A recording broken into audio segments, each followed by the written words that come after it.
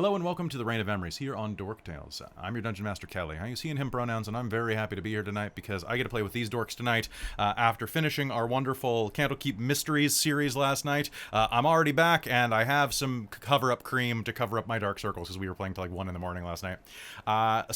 Very excited to be here with Reign of Emrys episode 14, if you can believe it, guys. This is 14.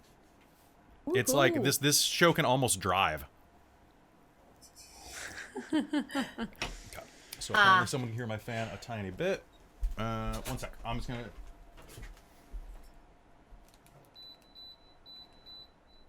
There we go.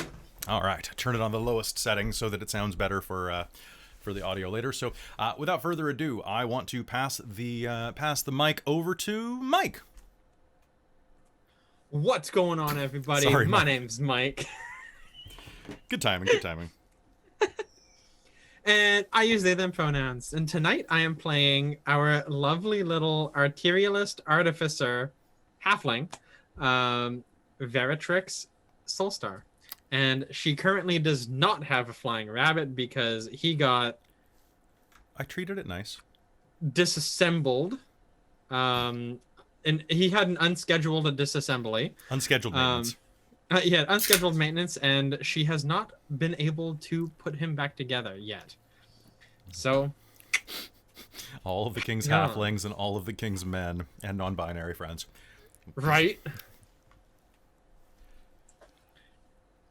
All right, why don't we pass it over to Caitlin? All right, hello, I'm Caitlin. I use she, her pronouns, and today I'll be playing Telfrin Pridery, our human barbarian of wild magic. And after having one night where I wasn't able to game yesterday, I am back and ready. And I have a lot of tea, so let's rock. We're ready to go. Fantastic. All right, pass it to Christine. I was gonna say, me too on the tea. T2, Judgment Day. T2, Judgment That reminds Day. me, I did back the Terminator role-playing game, so that's coming next year. Hello, I am Christine. I use she, her pronouns, and I am playing Claudette Belmont, our human wizard who does the blade singing. I am also back. I've been I wasn't in stuff anyways the last day, but I have not been online at all because I've been busy sleeping off my second shot. But that was the worst condition. That's the worst thing you've had, right? That's so good. Which I slept all this morning, which was great to be able to feel better for this. And I can actually move my arm again. I couldn't move it yesterday. It hurt so bad. All right. But yes, I do have the big T, the one that I can hide my face behind.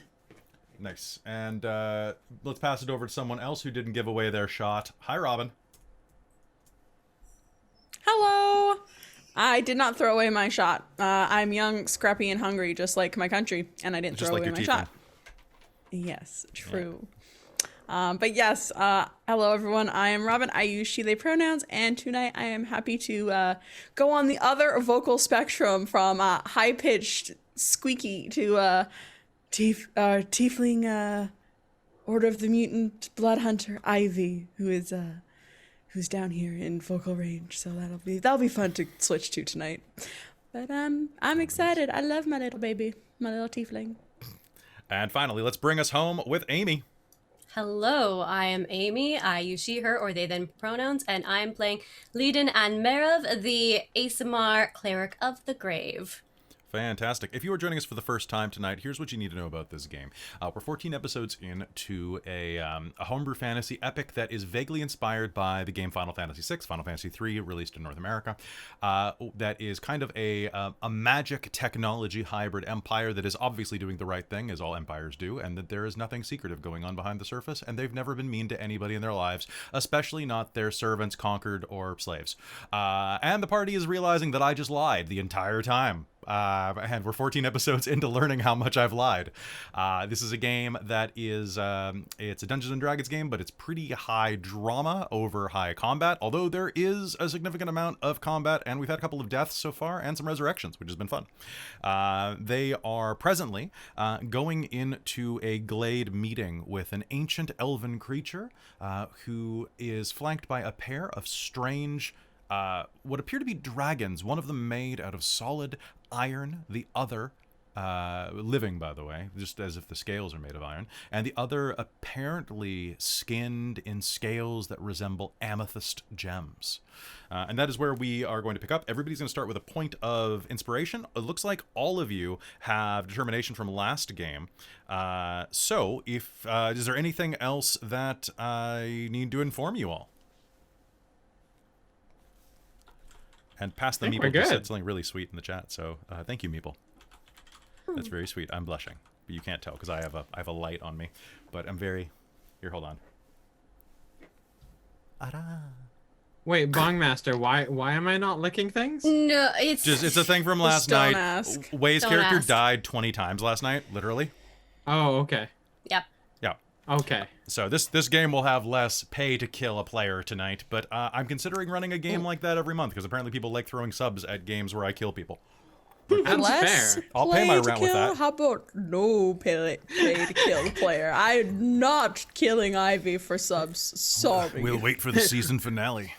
It would have to Yeah. be like a one shot or something. I don't know. Yeah. We Alright. may not have a paywall, but we have a kill wall. Everybody have like 3 or 4 characters lined up so you can just swap characters constantly. Yeah, we may not have a paywall, but we have a kill wall. I'm putting that on the list real quick. Like that God game we had where everyone started with like 4 characters. We were like, kids are like, yeah, they're gonna die. Oh yeah, that was ridiculous. Yeah. Okay. Yeah, MK, I did that for the Dragonborn makeup for one of the Candlekeep things. I used fishnet to do scales. It's great. We should do a makeup tutorial sometime soon. We should do more of those. But, all right. So, anyone have anything to say? Everybody has their inspiration. Everybody's logged into Roll20 so that you can have some music in the background. Although I don't see Christine in there. Oh, that's right. I forgot. You there were was something I hadn't done. touting up my DJing abilities, and then you didn't even show up to the party. Why? Why? All right. Don't diss me complimenting you. This is how you don't get compliments. Oh, that's fair. You make it sour. All right, let's start it off. The party finds themselves in the holy glade known as the Mara Kufen. It's ancient and beautiful. A copse of trees that looms overhead. Now, the trees inside of this part of Avulsini are immense. They reach upwards hundreds upon hundreds of feet like sequoia. However, this is not the only strange and unusual bit of natural geography here. For the trees also wind like bonsais, their roots wrapping like fingers around the sides and bases of immense crystalline formations that jut out of the ground like errant fingers, like splayed ribs from a dissected corpse. Like the fangs of an ancient underwater fish. All around you, the light reflects in glorious golds and purples and blues and reds as it hits and kaleidoscopes through the gems. The elf, old for an elf at least, walks in front of you. The dragons, now in humanoid form, flank you and walk further down the Woodgrove path. Now, the elf in front of you is wearing common clothing, a tunic belted, a pair of loose but comfortable but well-woven pants. Her feet are bare, and as she walks, I would like anybody who has a passive perception of 15 or more. Ooh, yes. Okay. I do. All right. If you have passive perception of 15 or more, looking down at the ground, you are going to see that as she walks, the ground is going to go from a verdant green to a rusty red, as if her footprints were aging the ground as she walks. She steps upon a bright green leaf, flat and wide, There's no sound as she puts the foot down, but as she lifts it up, you'll all hear the crinkle of dry leaves beneath it. And the leaf, as it lifts off of her heel, is brown and wilted and crackles to dust like deep autumn. All around her, as you walk, still some 20 feet behind her, there is a scent of rot and decay. The sweet scent of autumn follows her around like a mantle, as well as, despite the warmth of this region, her wake trails cool like the promise of coming winter. I would like anyone following in her wake to make me an Arcana roll if they would like. You may also make a nature roll. Yes, Ivy. I was wondering, because this is sounding a bit weird, but I was wondering if I could make potentially a wisdom survival check to track if she's fey, fiend, or undead. Yes, you may. Cool. That will also be So I acceptable. get advantage to recall information about it. 21 for Arcana for me. 21 for Arcana.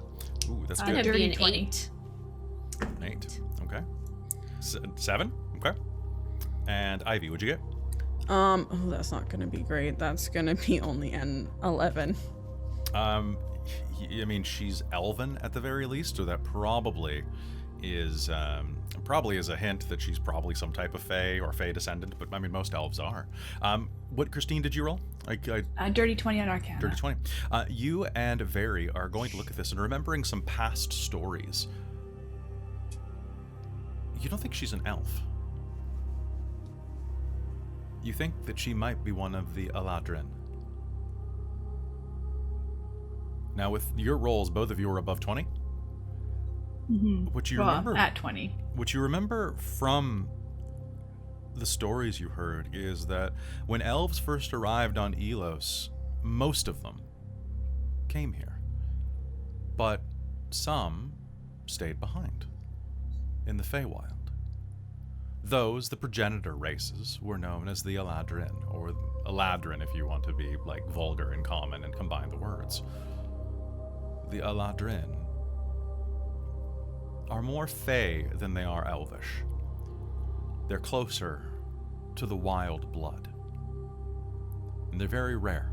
Very few of them stayed behind to follow whatever arcane elven god they had been sent by or left. The stories are muddled at this point, and neither of you are an elf, so they probably wouldn't have told you. However, Christine, you are specifically a blade singer, so if you would like to make me a history roll at disadvantage, you may. Okay.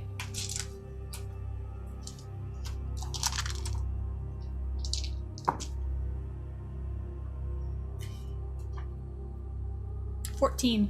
14. You think, as far as you understand, the elves, when they began their conquest spree of Elos, came here because they were fleeing something.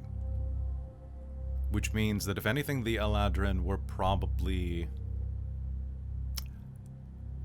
working for whoever they were fleeing. The elves and the Aladrin probably do not have a positive relationship. How do you spell that? Eladrin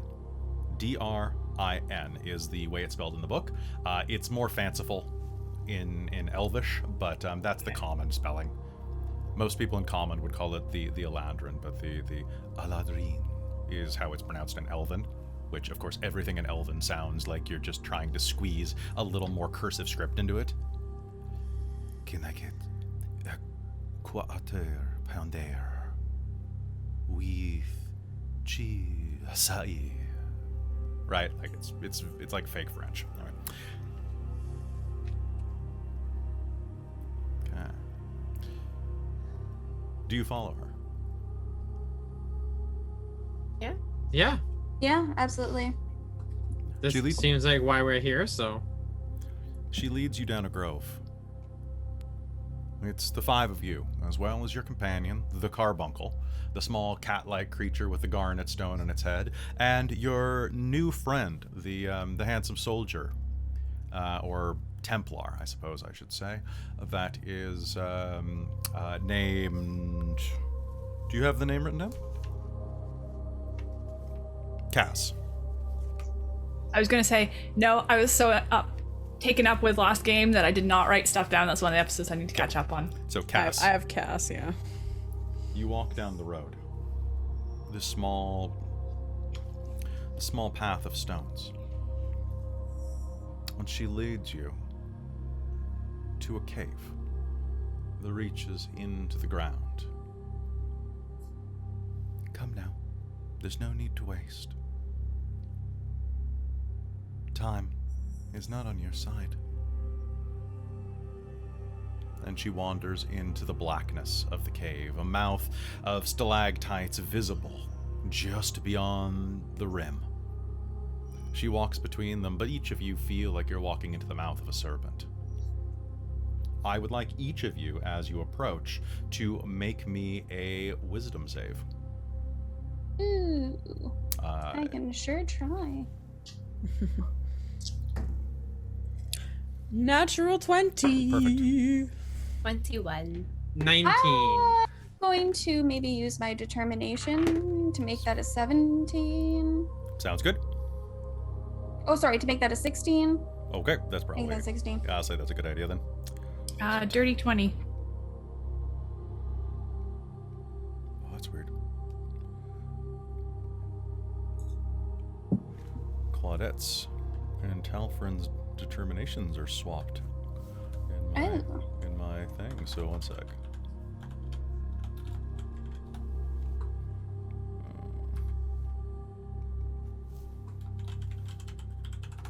Okay, that should be correct then. All right, so everybody got above a 14? Okay. You will briefly feel a moment of trepidation as you approach. Looking into the cave, you can see that the walls are slick with old running water. The walls undulate slightly in your vision as the light hits them, dying from how much tree it has to go in through. It looks just like looking down the throat of a snake. And as you approach, each of you will hear a whisper in your ear. Echo from somewhere deeper down the cave. Something that scares you that you won't quite remember once you shake it out.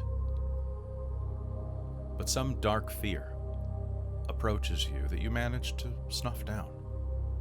It could be a parent. It could be a dear friend.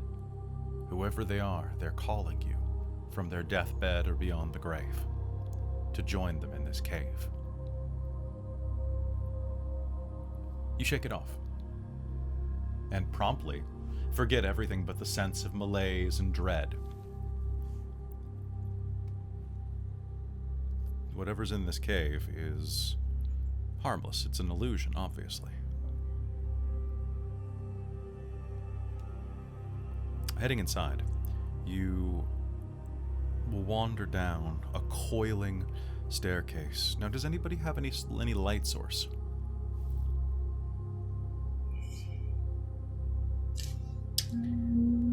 If it is it like pitch black in this cave? It is going to be very soon, yes. You make it about 20 feet before the light fades to the point where you're worried about slipping on the slow slope.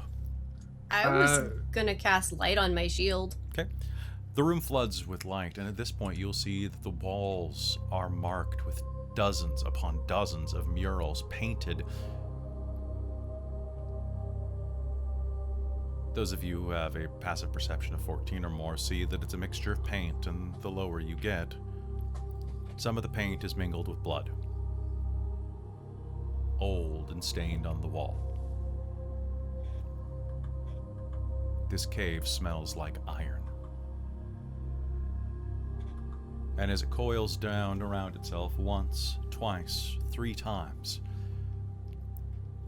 you will find that there is a chamber at the bottom. The dragons walk behind you, their footsteps mostly silent, although the female, whose feet are as heavy as the iron scales that she bore not so long ago, does make a bit more sound than her compatriot, the amethyst male.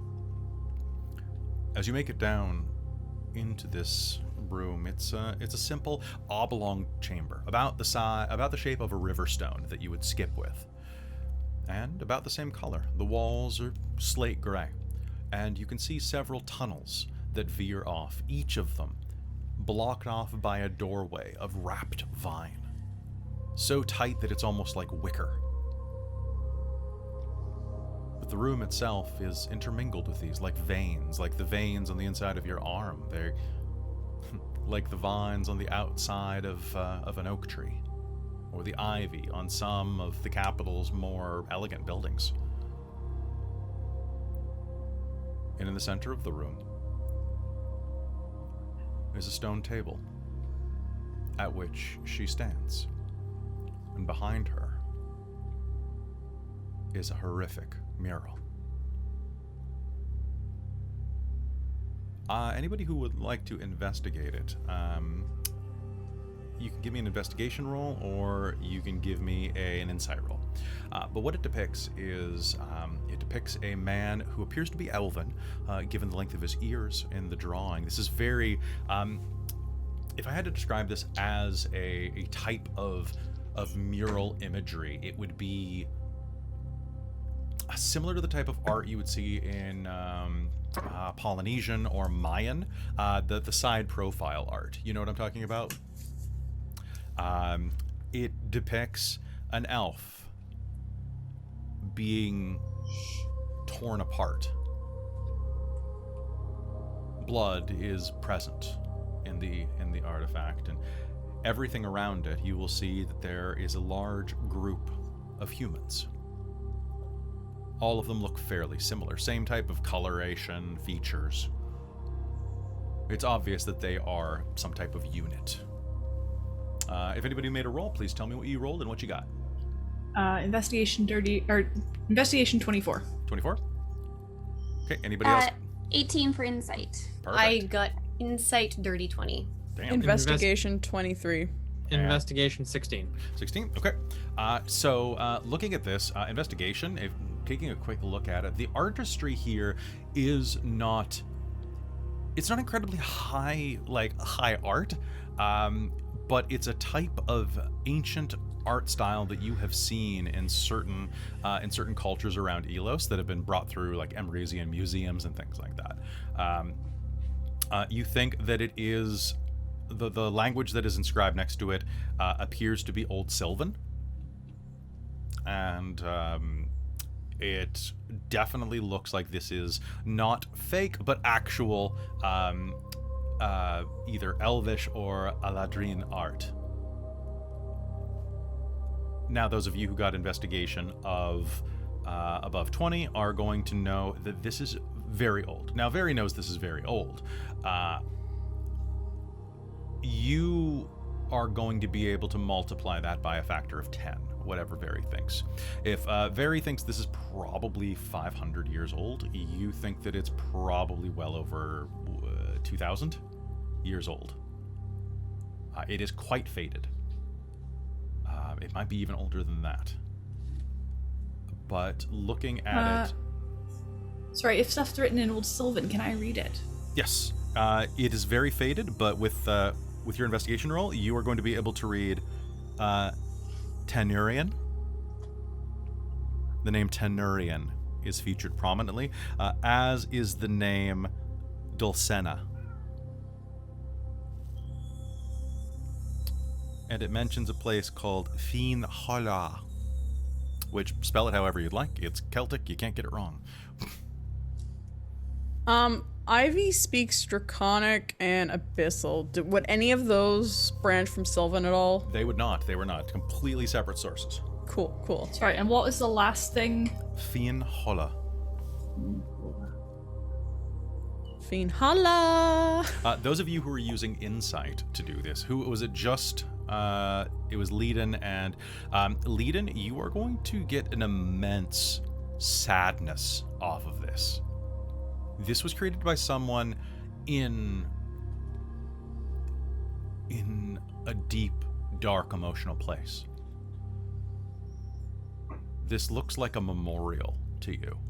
You've seen so many in your time as a grave cleric that this automatically speaks to you. And Talfrin, as you look at this, you are going to get the sense that this has something to do.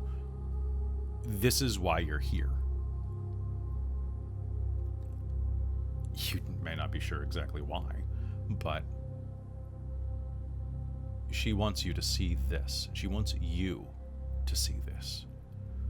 As you turn and absorb the message on there, what is obviously a scene of atrocity, you find that the old elf, and I say old in that she has the barest bit of crow's feet and fading around her eyes. She's old like a woman in her late 30s or early 40s is to humanity, but to her, she's probably 1,000 years old. Do you see?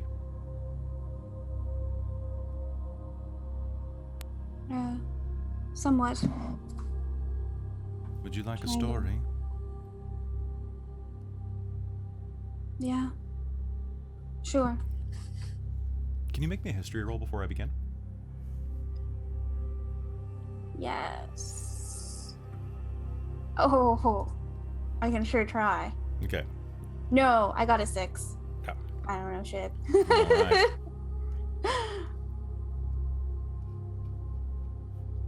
Alright. So you are not going to recognize this, but she will smile and raise a hand, and as she does, motes of light will appear in her hand and begin to float along the wall, telling a story for parts of the murals that have not caught your eye. You will see that there are more images along the wall covered in dust, and as these motes go by, the dust will blow away, revealing the old art, and tells a story. The first mural consists of a town, of the people that you see there. They look happy, industrious, dressed in, all of them, dresses, or you realize soon, kilts. In front of them is a strong and proud, what you would imagine as a woman, given the hair and basic shape of the eyes. Tends to be a slight difference in the art, or at least a feminine aspected person. Once there was a village called Finhola, where the most lovely and brave of all the Catogain, Dulcena, lived her life. The next mural depicts a fae, an elf perhaps, proud and beautiful. His hair is long and his aspects are powerful. Flowers bloom around his feet in the next mural. As well at this time, there was one of the Eladrin, Tanurian, Prince of Spring. He was righteous, and he was proud, and he was kind, but vain. One day, the next mural lights up, and you see the two figures meet at a babbling brook. Tenurian and Dulcena met near a stream. With his magic and charms, he wooed her. They spent the night together.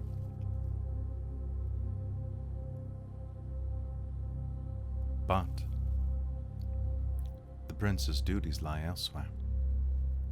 And so, when morning came, she discovered that he had returned to the wild. He had not intended to be gone for long. But things are different in the Feywild. The next mural shows her swollen and pregnant. Let it not be known for the Cadoganians to not take care of themselves and their loved ones. She was accepted back home without question. Her word was enough. But secretly, the others in her village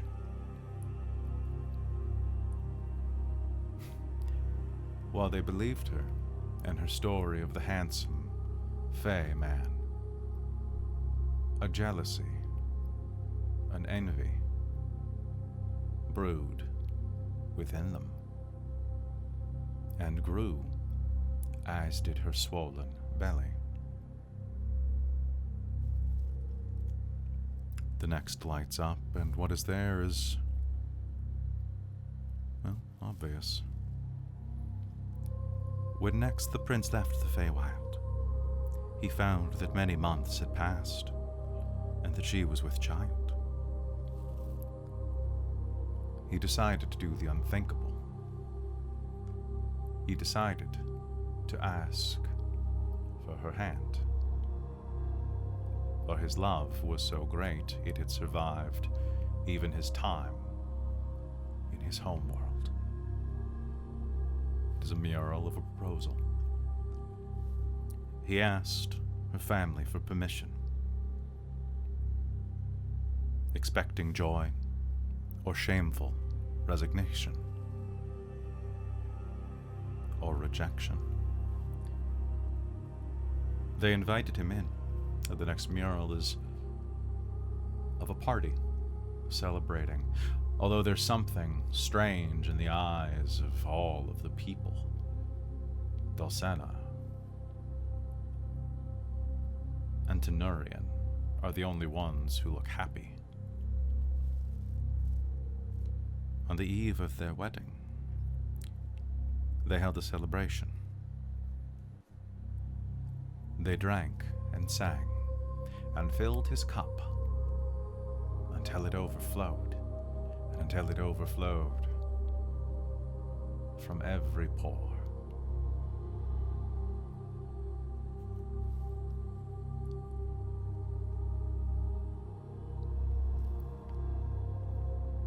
When he was too drunk to resist, each of them asked Dulcena, daughter, sister, neighbor, will you not share?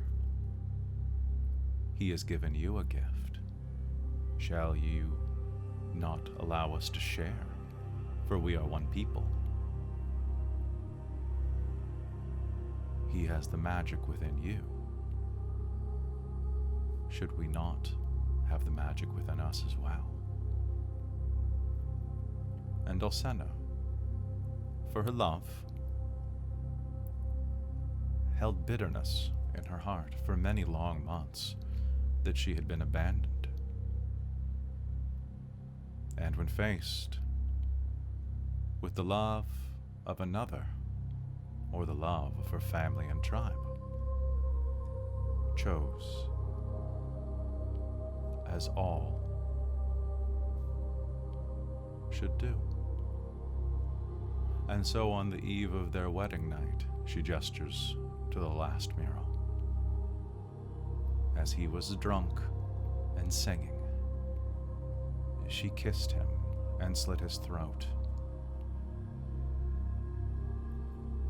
And the villagers tore him asunder and consumed the body, until not even the bones were left for supping on marrow.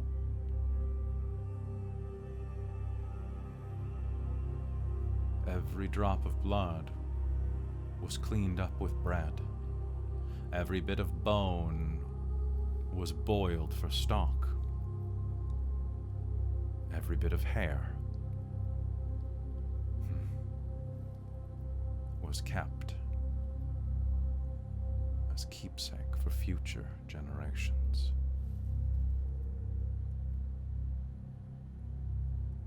And so, magic, passed into the blood of the village of Finhala, and their descendants carry it still, stolen from the bones of Tenurian.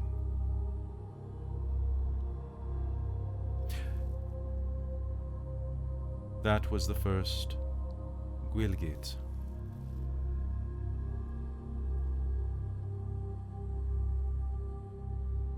The stolen magic. The magic you have within the magic that you have within your veins, Talfin.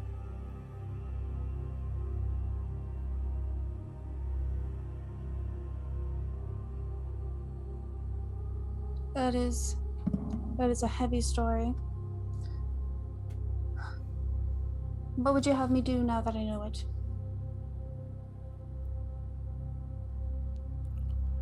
I believe that is entirely up to you.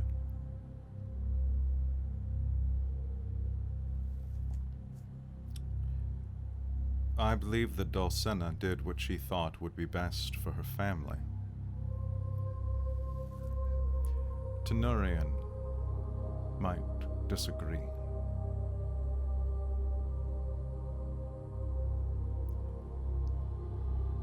The Empire has hunted your people, your bloodline, to extinction. Do you know why? No. I don't know a whole lot about my people. Enlighten me. The marking on your throat means that you are a battery.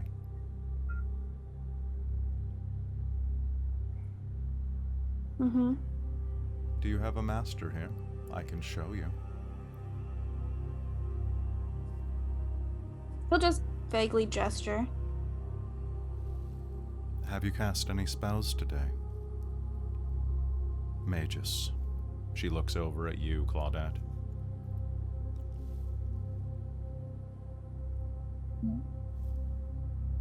Cast one, a small one. On the table. Perhaps. It absorbs magic. Spend one of your limited resources. Okay, so an actual spell slot. Yes, that is what she is implying. I guess magic missile. Sure. All right. You raise your hand and several magic missiles slam into the table, which seems to hum for a moment as it rocks back and forth, but it seems to absorb the most of the magic, although it is scuffed to hell now.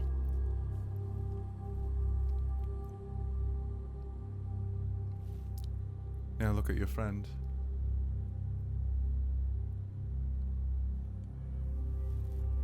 And say, Claudette, do you speak Draconic? Yes. Okay. Return to me what is mine, she says.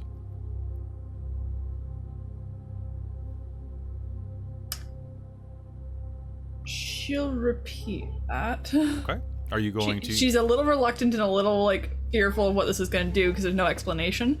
Are you going to activate your brand or your control mark? I don't want to. You don't have to. I don't want to use that on Talfrin. Sorry, the dog's barking. Will this negate the runes? No. It will show you what they've done to him and to his people. His pain will be clarity for you. I have seen what they have done to him. You have not. You have seen what they have done to the slaves.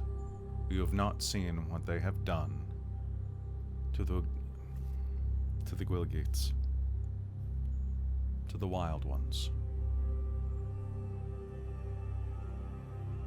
You can do it. It's fine. Are you sure? I promised I wouldn't. We're here.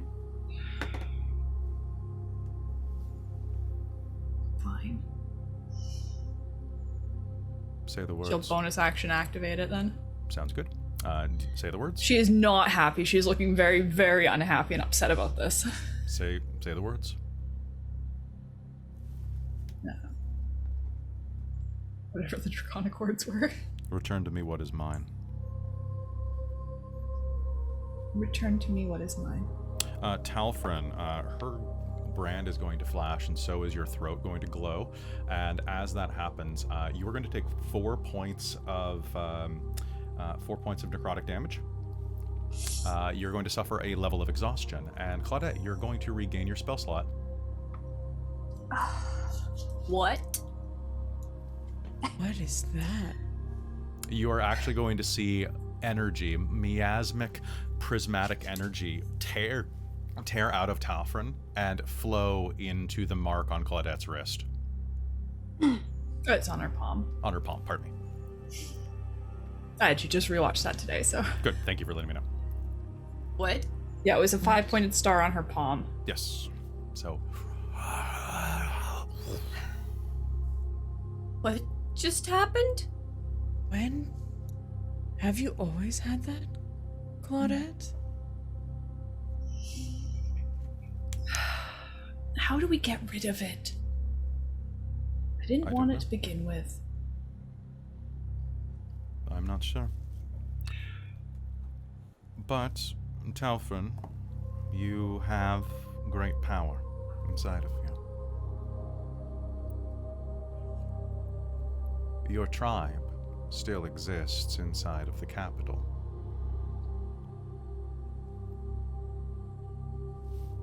Robin, are you asking me something, or? I was just wondering if at some point Ivy could make an insight check to see if she's getting the vibe that this elf is the baby from the mural. Sure, you can make me an insight roll.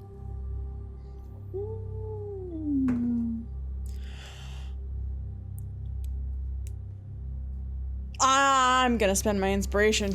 Okay, if you would wish, if you wish. Because I rolled a 5, so but that's better. That is much better. That's going to be a 17. A 17? No, you think there's something here to it, though. You think you're not sure. You're not sure. You think that there is something to this, though. You think there is definitely a connection.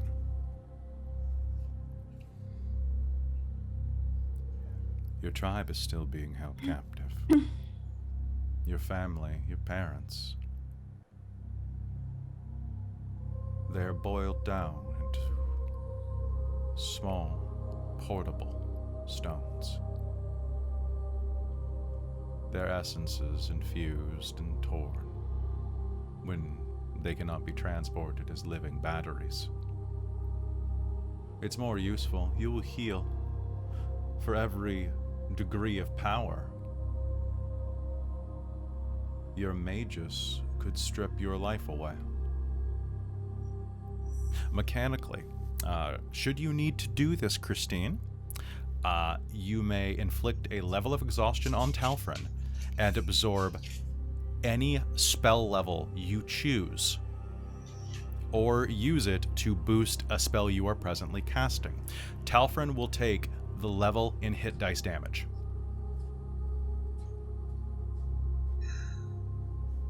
This is getting more disgustinger and disgustinger. Yes. So, for example, if you wanted to replenish a 3rd level spell, Talfrin would take 3d12 damage. Oh, is it a d12 damage every time? Oh, yeah, it's it's my your hit dice. hit dice. Yeah, it does Gotcha. It does not hurt. Your Constitution mod is not included because I don't hate you that much. Thank you. And the My con exhaustion. mod's pretty high. It's 1 exhaustion level per use, not per level though, because otherwise you would just die real quick. I just die. Yeah. Okay.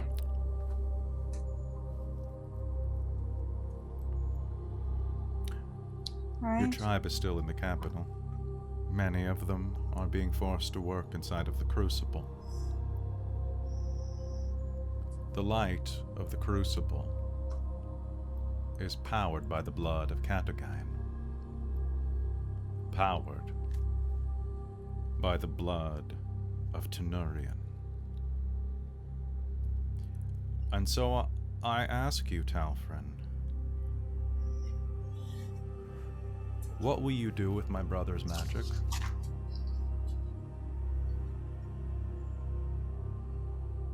Free my people. Free the people he gave his life for. I need more information. Your world is going to die. Free them all you can. I wanted At least to we'll meet... die free. I do think that in his heart, Tenurian would not have held it against your people for their evil ways.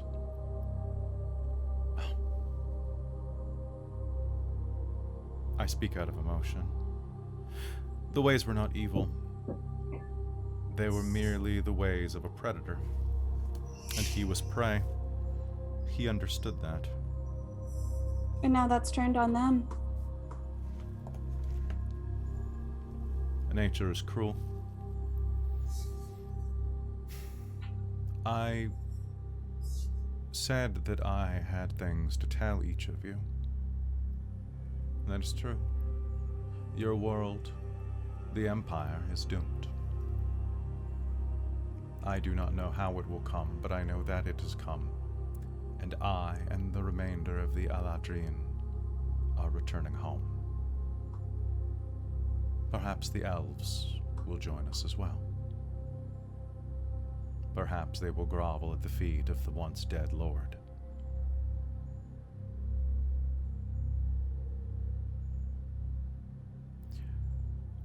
I do know that my auguries have shown that there is a place that you must go. To understand the future, one must understand the past, she says, looking at you and gesturing at the mural with her offhand. There is an ancient site to the north in Masolia, Vaxnagali.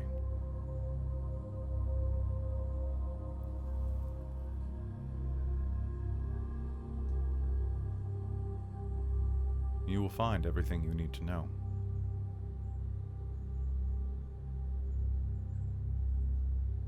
If you so choose. This empire, this world, is all gears and cogs oiled by the blood of the fallen and weak. It is a charnel furnace, and I can no longer stand the stench of it, or of any of you. Some of you smell more distinctly than others, she says. And when she says this, I imagine that my voice has far more intonation than hers, far more emotion. But as she looks around, as she says that, she looks at three of you in particular. First Ivy, then Claudette, and then Very. As if each of you represent a part of something she loathes dearly. Leiden, it's almost like she doesn't even notice you're there. You're so beyond her notice.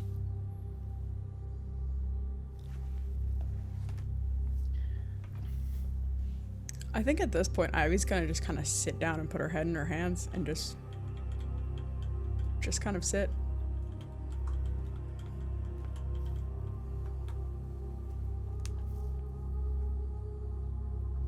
All right, so we have our destination when we have our reason for going. Is there anything else you can tell us?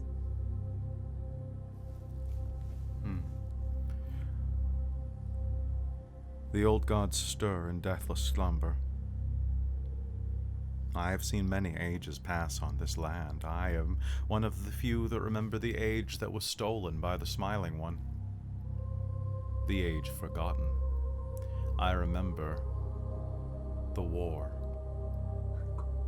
I remember the time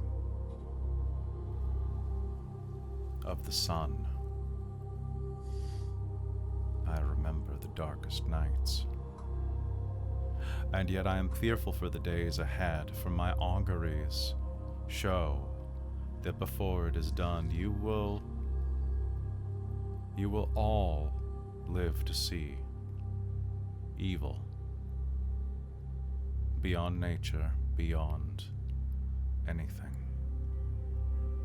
like you will ever experience again in your lifetime.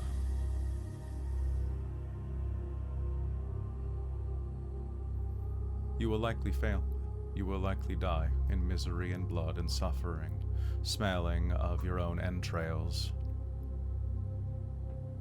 But you may not. You may succeed.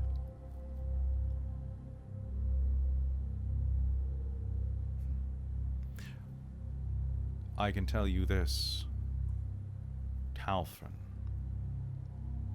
You are no prince. You are no mystic hero, born from a line of saviors. You are a slave whose ancestors ate my most beloved thing.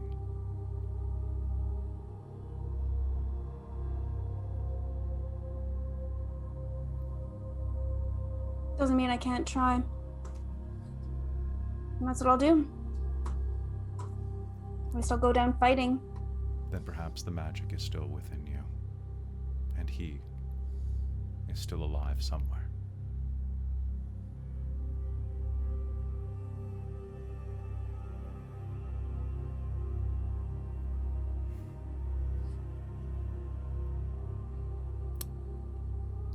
I've shown you what you need to see. I wish you well, and say that this may help you on your journey. She will turn around and walk over to the table. Opening it up, there is a compartment, and inside of there, she will hand something over to you, Talfrin. May this help you on your journey. It is a shimmering green cloak. It belonged to my brother. May it serve you well.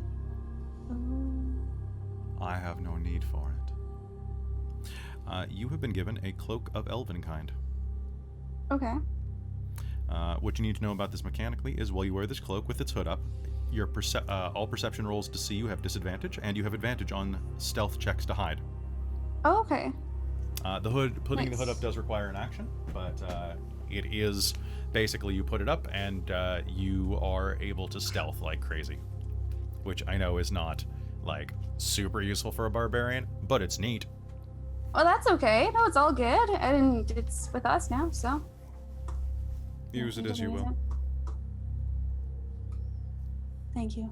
I'm sure this will be very useful. Appreciate that. My name is Emrys, and you go with my blessing.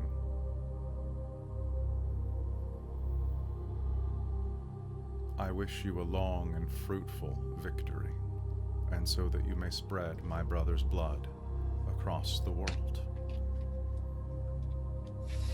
She will take a long glance down at your crotch as she says this.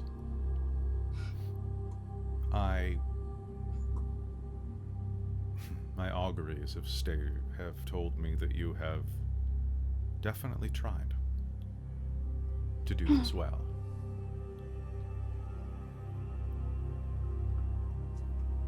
She will smile for the first time, actually, really, since you've ever met her. There will be a slight smile. It's a strangely motherly smile. Oh. Claudette will go slightly wide-eyed and blush heavily from the implication when she catches what she's saying. Talfrin has no idea how to react, so he's just gonna try to move on. Thank you. We appreciate your blessing. Come, we should leave. Unless you wish to go into the Underdark. Not today. Does anyone say anything as you're walked out of here?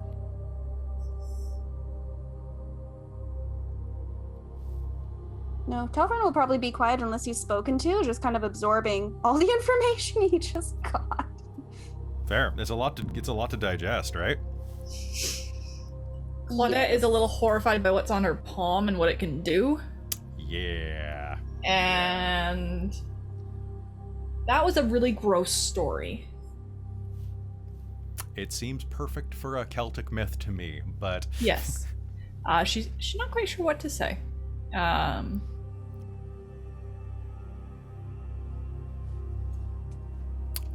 by the time you gain your senses about yourselves, you are once again in the glade above, and the captain is there waiting again. Captain Odalie Sturge, the Warforged, sits on a stump, somehow smoking a pipe as she waits for you. She turns, and as you approach, says, "Did you have a good time?" You could put it that way. We There's some had a information. time. No, that was eye-opening, but I wouldn't call it a good time. Yeah. It was something. Yeah.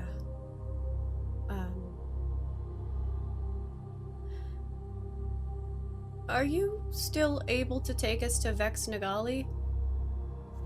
Or can we negotiate that? I think we have to go there. Sure. And she's just looking around at the other I wouldn't people in a- mind. Well, when a second person says that is something you have to do in order for success, that feels like a higher emphasis to the fact that maybe we should. I cannot go to Vex Nagali, Cass says, speaking up for the first time since hearing the story. Why not? I am needed back at the capital. Huh. If any of this is true, someone has to investigate this, and I have my duties there. Can I insight? Please, I would also like to. you may. It's totally acceptable. Ah, yikes. 21. 21. Yes, he seems sincere, although you're getting a sense that there might be something that he's omitting from it a bit. 13. 13, you have no. Yeah, he seems like super legit. Okay. Leiden. Tori, what roll could we make? Insight, if you'd like to. Sorry. 18? I rolled a 18? 15. Same thing as Claudette. You're gonna think okay. that he's telling the truth for the most part, although he might be withholding something from it. I suspect. If there's an air of something he's not saying. Sorry, Ivy, did you say something? Yes. This has been an eye-opening thing, and it's making me realize I need to maybe change my priorities of where my allegiances lie. But you're one of the only other spellcasters in this group. Do you happen to have a way to send messages? I could probably tomorrow might be able to come up with something. Okay. We can wait till the end of the day too, so you don't have to waste magic on something. But I need to desperately send a message. To who? I want to make sure Dork is okay. If the Empire catches and they find out that he's with us, the doctor will do absolutely horrible things to get back at me. And I don't want him. I want to make sure he's okay. I see.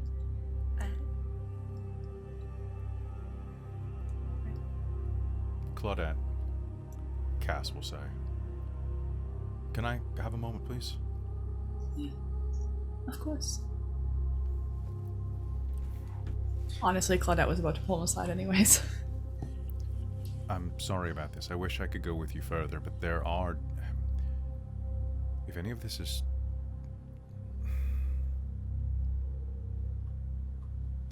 This is all troubling. Someone needs to be able to champion this back inside of the capital. I don't want you to think that I'm running away from this, but... That is true. I fear it's gonna get you killed, though. Here. I am more resourceful than many give me credit for. Well, if you're going to investigate it, let me tell you my suspicions. And she's gonna tell him what she thinks regarding her cousin and uncle, the order thing, all that. What Leodin kind of overheard about her brother, her brother possibly being dead, etc. You think that the Maraveks have something to do with a coup attempt? It was very convenient that my cousin was there in that moment, when being able to keep an eye on Kaslexia, we would have seen what was happening. I will do my best to take a look into these things and the Order of the Fallen Sky. It shouldn't be hard. My station is fairly close to the Maraveks. I should probably encounter them sooner rather than later. You may make me an insight roll personally as you hear that, if you'd like to. Yes. Claudette's gonna kind of give him a slightly narrowed eye, like, I know I should know who you are. Okay. Insight... dirty 20. Dirty 20. There's definitely something there he's not saying.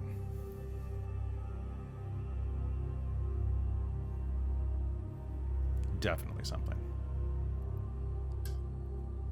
You feel like he's underplaying aces.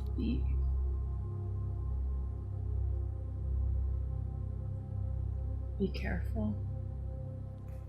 You should be the one who needs to be careful. Even for a Belmont, you are...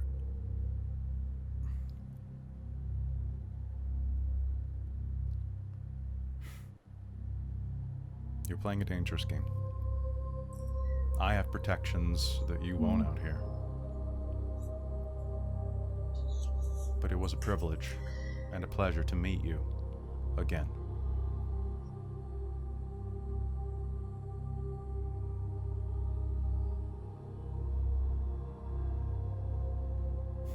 My brother did say take care in his last letter, but he's not here to enforce it. If your brother's alive, I'll find out. And we'll try to get word to you. Thank you.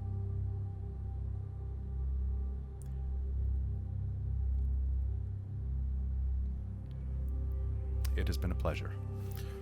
And he is going to offer a handout to you. She will take it. He will very gently lower one knee, raise it to his lips, brush them just very gently. And can you make me a perception roll?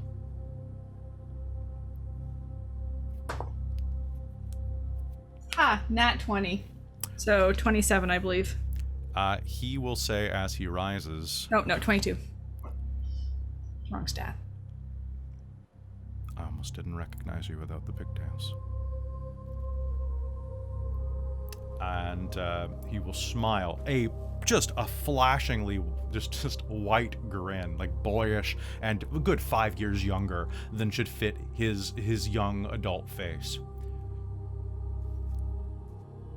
Is anyone a She's spellcaster? gonna give him a slightly irritated, like suspicious look of like. I would like you to make me an int check.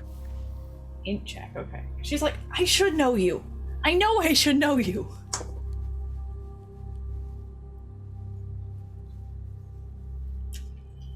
You may spend your inspiration on this. Sure. Okay. That's not bad, actually. That's better. 23. That will be enough to put you over the edge. Prepare for a PM, please. Okay. I have a personal guess on what this is. I see everybody else has guesses too.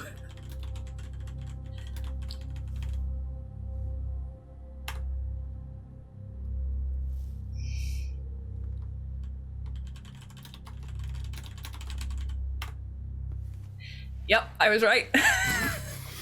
Knew it.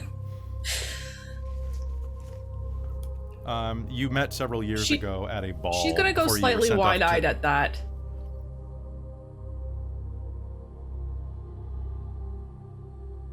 The son. Oh, I recognize you. I recognize him. And he'll. Is anyone here a wizard that can get me somewhere near a train station?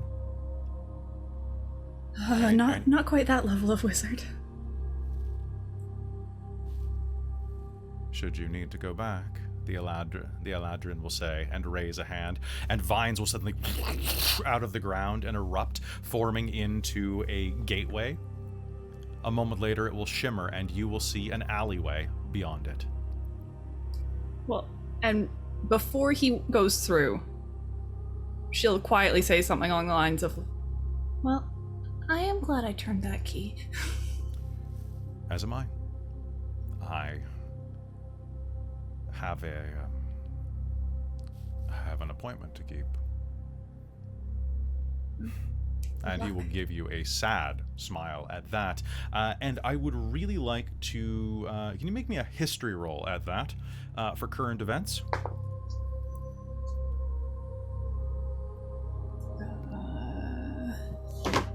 history. What was my history? 26. 26. So if you're going to put together a couple of clues as he smiles and thank you all and steps through the portal. Number one, he's going to be spending a bunch of time around the Maravix soon. Number two, you all overheard some things about certain plans. He's probably going to be spending a lot of time with your cousin very soon, if that plan is to go to fruition. Because you know that Lucia Maravec is intended as a potential suitor. Mm-hmm. As he steps through into the alley, there will be a slight splash as his foot hits a puddle. He casts a look over his shoulder that even the most awkward of you will catch a bit of teenage... The backward glance is enough to say enough. And then the portal evaporates, and the vines will fall to the ground as dead twigs. You should not travel to Vexnergali through portal. They will not risk coming to Avulsini for such a spell, but it will alert them to your presence should you reach there by gate. The captain leans forward and cracks her neck with a sound of, like, breaking glass at that point. I'll take you to Vexnergali, not a problem. And you said something about Kazluxia. If you want, it's not on the way, but I can swing wide enough that you can see with a telescope.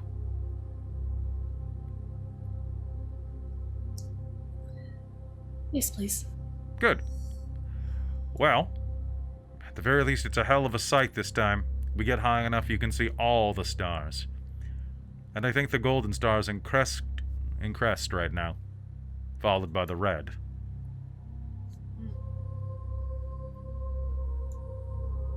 Quite a sight to see the two dance. Do I know what she's referencing there? Mm-hmm. Yep, a couple of astrological objects. The golden star and the red star are a constant dance through the sky. Sometimes they're friends, sometimes they're enemies. Both signs of gods of magic and power. Not if Claudette sorry, go ahead. I was going to say, if Claudette inquires further about it, Very will happily go on and on and on about astronomy and the star stuff because that's what her family does.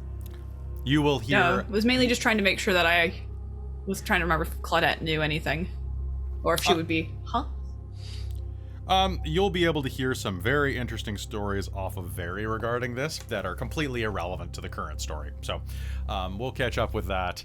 I don't want to ad hoc an entire astrology class right now, so we'll cover that later.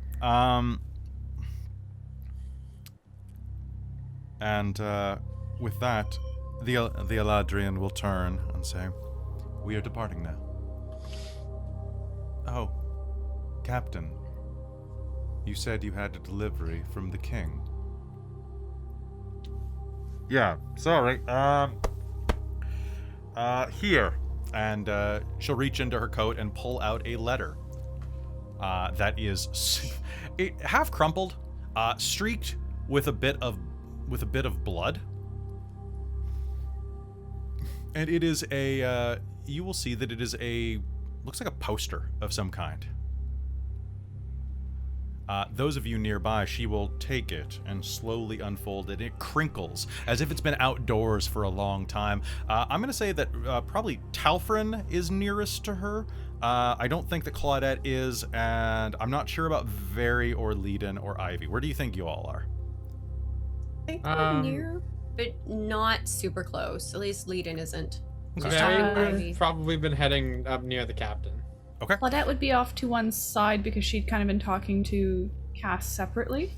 Okay, so why don't I say that that Ivy, that Leiden and Talfrin, both of you can see this, and you will see it close enough that you will see in very messy handwriting, in common, are the words, "No thanks."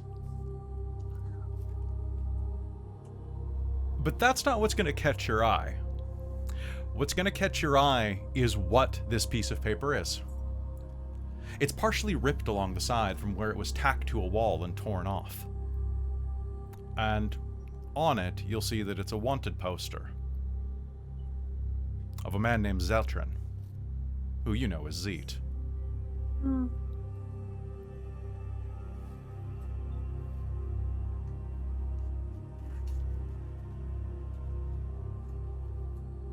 Pity.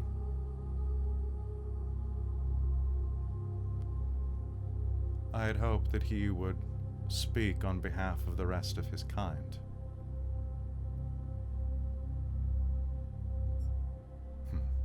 Not that his ancestors were any more reasonable. Be well. You as well. Safe travels on your journey as well. And she will turn, and her compatriots, who have been watching silently, will each raise a hand and wander off into the night. The captain will take one long drag off of her pipe. I don't know what I missed, but everybody here seems a little bummed out. The carbuncle will coo. Cannibalism. Only the people that finding out the people that raised you and, brought you up are complete and utter monsters. Than usual. Do you know who you're talking to? She says with a smile. Yes, I Warforged, baby. Warforged. My masters were monsters from the start. We should talk about it sometime. You'd love to hear it. The only difference? I bleed prettier stuff than you. Oh, and my monsters were a bit shorter. She says, looking at you with those steely, glowing blue eyes. I'd be down for a talk. How long is the journey to Vex Nogalia? It should take, if we bust it and do the wide shot, we should be there, by tomorrow night. About, what time is it right now? About 12 hours, probably? It'll take longer if we go a bit stealthier and higher, but this time of year it shouldn't be much of a problem. The grasshoppers from the plains can't quite reach us. Besides, most of them owe me money. Alright. Let's do that then. All right. Talbot's in front of everyone, it's fine. He's gonna turn to Claudette. He's gonna go, but I do not trust that guy. And if he raises a finger against us, I am not holding back. I don't trust he's not gonna betray us. Knowing what he knows now, I'm just saying. I think he's probably gonna walk off. Oh, cool. The captain is away from you at this moment, by the way. She has stood up and starts walking away. The only person that is not your core group around you is the carbuncle. Just let you know if you wanted to say anything freely or talk without having an eavesdropper. Claudette will catch Telfrin before he leaves and pull him in. And, well, what? I would trust that the Crown Prince would have concerns about the core of his empire. After seeing that and hearing our stories. That was the prince? Yes. Still a man, though. That is true. However, from all I've known of him, he is honorable. Right. And well known. How did he end up out here? Well, when your transport gets attacked, it is definitely in your best interest to pretend to be what you are not. Right. Yes. And besides, I believe they do a stint in the army anyways. Mm-hmm. Yep. Military tradition is huge. He might as well be a Templar. How? No, smart for survival, that is. I can't believe I didn't recognize him immediately, though. He did look pretty scruffy, and the way his hair was, it's... I've met him before. It was been a few stressful days. It was about I 6 mean, years. yes, I was much younger, but still. Can we Very go? frustrated. I'd like to get going. I agree. This place is unsettling. Yes, I feel quite sick to my stomach, honestly. Yes. Well, I'm sure a ship ride is just what the doctor ordered then. Or Yes. physician, whatever we said. Oh, I guess doctor. Claudette will kind of make a grimace at that. Alright, let's go. He's gonna try to walk off again. All Yeah, right. Leiden will go along. Yeah, very well go along. Let's go. Claudette will relatively reluctantly go along. She's not looking forward to this thing hitting the sea again. You won't have to worry about that, for soon after you arrive, the crates are unloaded for a few drow that have approached nearby after the message to the Underdark had been given. The ship, once again, takes to the sky, raising up, up, up, as the elemental engines drive northward. Which we will discover where they go, right after this break. Don't go anywhere, folks.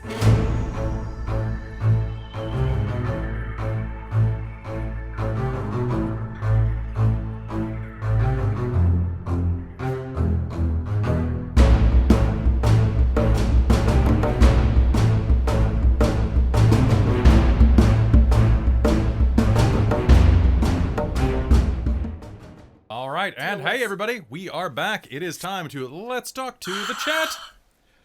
So there you go. You guys just saw That trailer is so good. and that so It is good. really good. Our Meet the Crew is starting tomorrow. So hey, hope everybody is enjoying this. So Meet the Ascension begins tomorrow. The Meet the Cast. So even if I know tomorrow's already July 24th. What the hell? What the hell? Yeah, right? It's crazy. Canada Day was 3.5 weeks ago. insane. So I am very excited for tomorrow. It's going to be mostly like a chat session and some logistics. It'll be good for y'all to see what goes on behind the screen, because it's basically going to be a glimpse at, like, we have a bunch of discussions where we're going to talk about the game and like what we want out of it, as well as consent and safety, because it is going to be a game that deals with some mature themes. I mean, hell, this game dealt with cannibalism, and this is what I consider a PG-13 game. So yeah, that's fun. But we're good to see you there. Good to see you there, guys. So yeah, that's gonna be tonight, or tomorrow night. That's gonna be fun. And then on Sunday we got Cyberpunk, so that should be red. That's gonna be a very good game. If you've never watched Cyberpunk, that's the game to tune into. Because I've been working on that one for quite a while.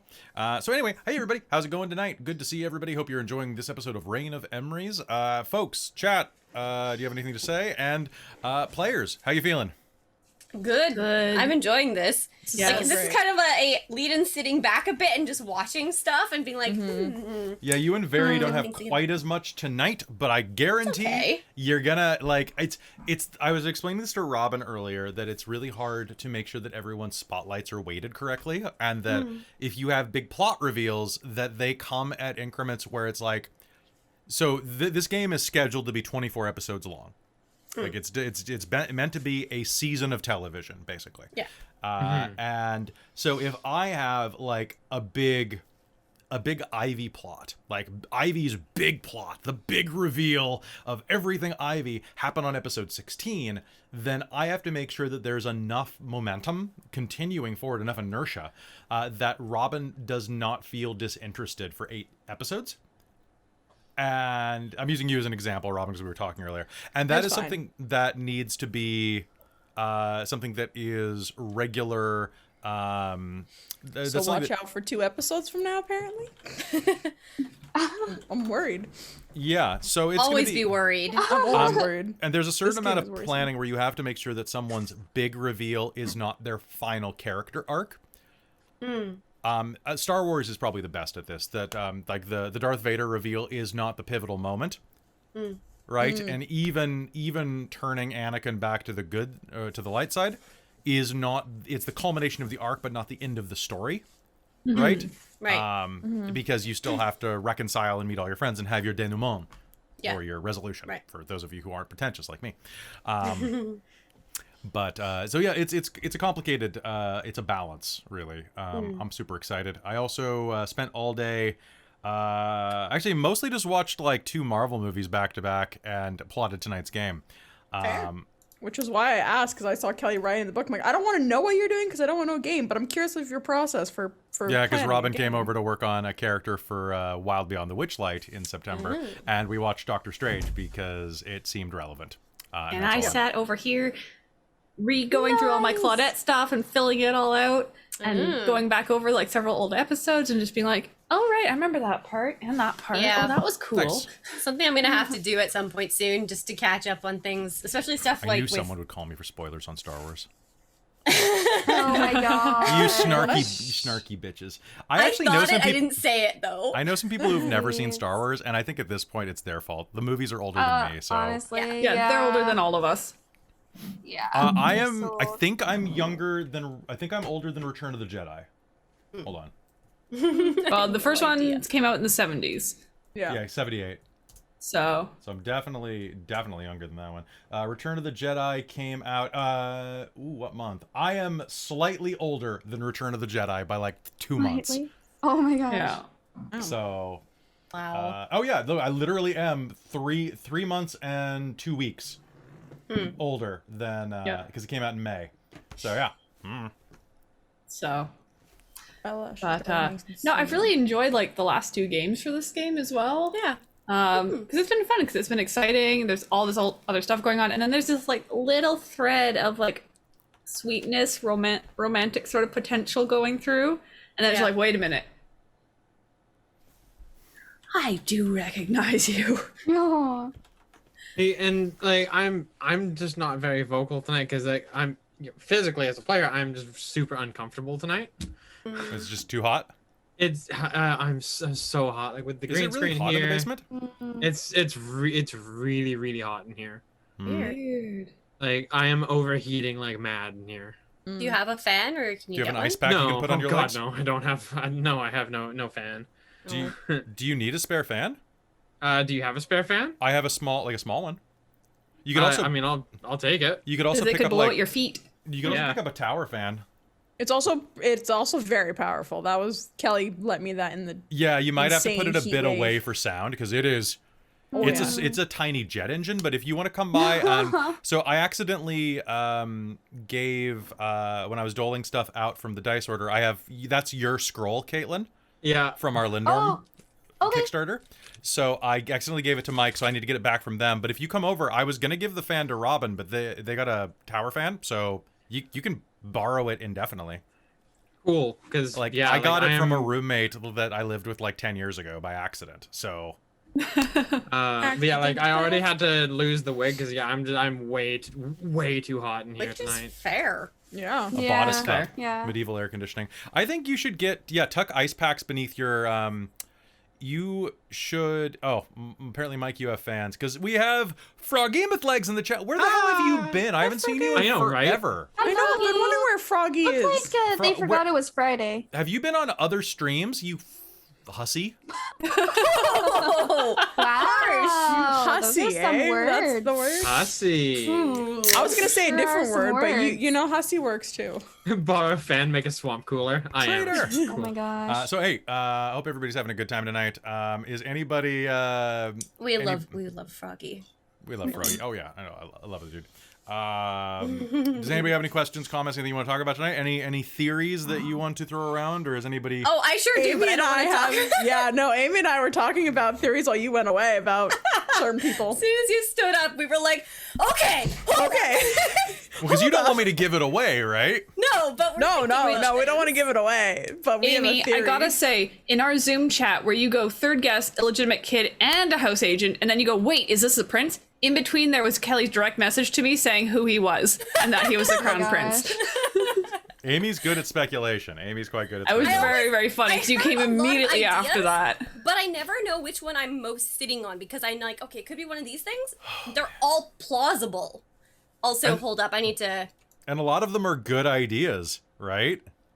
No, And the thank you whole all- time from when That's just a it was theory, like, a I Dork Tales recognized theory. him, I love that. but I couldn't figure out why I knew him.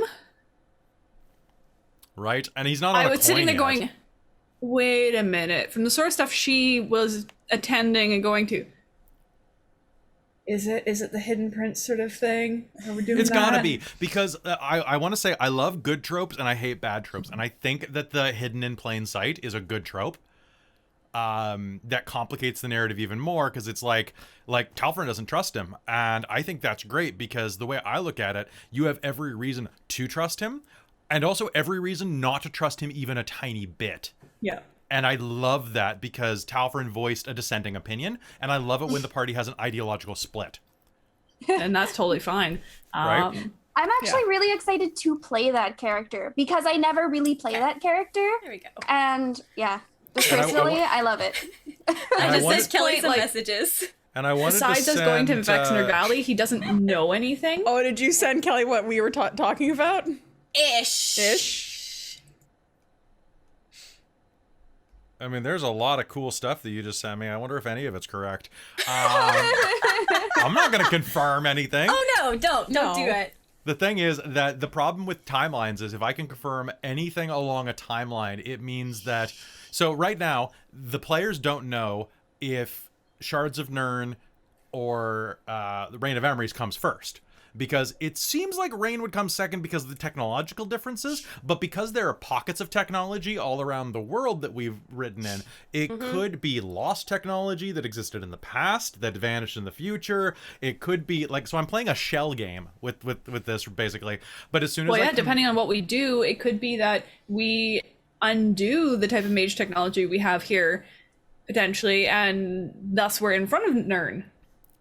And it's gone because it didn't work fully. It was a finite resource or something, right? Like there's Yep. so much ability to But also, if be I say anywhere. if I say something is concrete, that influences your choices in another game and takes away your agency. So I can nudge you into the lanes that I want you in as a dungeon master and storyteller. But the moment I say that something is a certain way, you will feel like you lost that choice. Whether or not I kind of nudged you that direction anyway through events and story, you'd be much more happy because then it's a collaborative thing rather than me telling you. So Yeah, fair enough. because manipulating you into doing something, because let's be honest, it's manipulation, is way different than commanding you. Everybody wants to be manipulated into doing something fun. Yeah. And I As did long want as to it's say, fun. I did want to say real quick, little baby rant, in a good way. So, Caitlin, I hope you're okay with the backstory for the wild magic that I came up with. Oh, yeah, absolutely. Because I, for the longest time, was like, is Talfrin like a missing prince? Is that, and the more I thought of that, the more I'm like, okay, that seems like the easy, obvious option, is that Talfrin is the Prince of Catagan. He's a Celtic prince who has like this legendary backstory and will come back into the crown and will gain control. And then I was thinking about this and like the Cataganian people being sold into slavery and basically being like Celtic slaves. For the quick, easy comparison is like, if Talfrin becomes instrumental in freeing or at least fighting for the freedom of his people, only because he is a royal of that is less powerful and important than if he is just a normal man or a slightly above average man who is willing to risk his life for everyone else. Right? It is our freedom, not my freedom type of thing. And I think that's more poignant. And I know someone's going to call me on being Ryan Johnson for that. That Who's I'm Ryan like Johnson? the director know who that of is. Last Jedi, who said, "By the way, you have no history. You're just a nobody." Yeah. Type of thing. Oh, gotcha. Because I think that sometimes that's valid. Like sometimes Yeah. Yeah, because I like that. the slavery, escaping slavery, servitude, and that type of situation is not something that what. Frog! Frog, that's one! Oh my god. Oh Wow. Where have you Those of been? you in YouTube All right, land, you may read it. one of our commenters on the Twitch chat said that obviously the Shards game is building a new pantheon so the Shards group can bless the rain down in Emrys. Yeah. Oh my. Frog. That Oh happened. jeez. That happened. We've missed you, buddy. We've really missed you, especially Yeah. with comments like that. We've really missed you. All right. And by the way, everybody, switch to a boat. Oh, okay. Oh, Oh, okay. yes. Boat time. Time to Dude. boat on a boat. Time to vote. Oh, Oh, oops. Mike, Bye, That was Mike. the wrong button. that was the wrong button. I went to go I- hit relatable. the arrow, but I hit the Okay. thing right. instead. Have you Um, remembered that I had a boat last time, Zoom? No, Zoom didn't remember I had a boat. No, it also doesn't remember that for Zoom's me like, either. nah, no boats for you guys. Yeah, you booch. thought. It's I a mean, boot. if, I mean, I if, could if- I was like, I was Ocean. gonna say beer, but I'd like a night what? shot if you wouldn't mind. Oh, damn it. Okay. I'll find one. All right, I'm gonna go. I just scroll don't back love in. this boat, but That's fine. You can use any night shot. There we go. I have Here we I'm go. gonna use that one. Here, hold see, on. The funny thing for me is, you know, I have a like, stormy shot. There we go. You don't want to, like, have anything set in stone for different games. And for most people, yeah, that makes perfect sense. For someone like me, I am so awful have at it. extrapolating data and like, points that actually coincide with each other. That, like, for me, like, even major plot points, I'm just like, how did that relate to something that happened 25 games ago? And then it, like, for me, like, just the way my brain works, like, it has to be like spelled out for me how it works. So it's like when we get things like, oh yeah, we like keeping Reign and Shards as like separate entities that have no like clear thing to them. Like, for me, that's really easy to do because you just have to run them. Because I don't get they don't. Nothing in my brain connects the two, other than it's the same world. Because I my Come up with so many I theories. just don't like I You're not a lore I've- person. yeah, like, I've tried to come up with theories on these things, and I can't. I have several absolutely brewing can't. theories, and all of Like- them are great. Like, Yeah. I love There the we go. lore. I really love the lore. You can do a starry Like- night as well, by the way. The 'cause stars you're are very Um, pretty. Yeah. But like, for actually, like that's really my pretty. my yeah, my brain just doesn't Oh, I like connect the that. dots. So Settings, why are you taking forever? There we go. I really like the ship picture. I think I'm gonna keep that if that's You can if keep the that's ship okay. picture. That's fine. Yeah, do it. You That's feel cool. free to use any open source images for Knight or the ships or anything. So, I'm gonna just we'll keep this down here. So Before we go back in, I just Yep. wanted to say, because chat might appreciate this mug I'm sipping my lovely tea out of. That my lovely Ha! oh, nice. Ha! says, I That's don't know, amazing. am I too flipped or no? No, it's that's you're no, flipped. You're good. You can No, read it's it. good. So It's good. actually, one of my friends actually drew this picture. So it is actually an actual legit drawing of Mr. Victor Harvey amazing. with his red eyes lit up. Yes. That's amazing. awesome. Yeah. I oh, love Mr. it. Victor Harvey. Nice. Thank you. Thank you. There is yeah, I love that the chat's speculating right now. So good. Yeah. So going forward, I'm excited for this game, guys. If you like what we do here on Dork Tales and you're enjoying this game, if you're not already following, please follow. If you're not subscribed over on YouTube, please subscribe on YouTube. If you're not on our podcast, please visit the podcast, give it 5-star reviews, tell all of your friends about it. I promise I will update it more than once every 4 months. It is going to be updated hella next week, which is a promise I always make, but I don't have 3 episodes of Candlekeep in 1 week next week, so I feel like I get off easy occasionally. Don't no one clip that. Now I'm blushing. So looking at what we have ahead of ourselves, so here is. Sorry, someone said something in the chat that froze me for a moment. And, wow. You're new here, but I like you. But I'm stunned, but I like you. So everybody should join our Discord if you're not already on it. And that includes you, YouTube, or you, podcast, if you're listening right now. Actually, podcast not, because I cut this out of the podcast.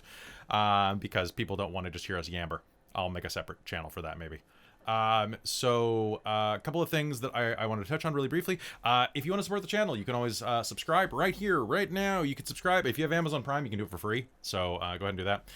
You can also find us at dorktales.com/Patreon if you want to give a monthly donation to the channel that I will use to do things like buy music or pay rent or eat.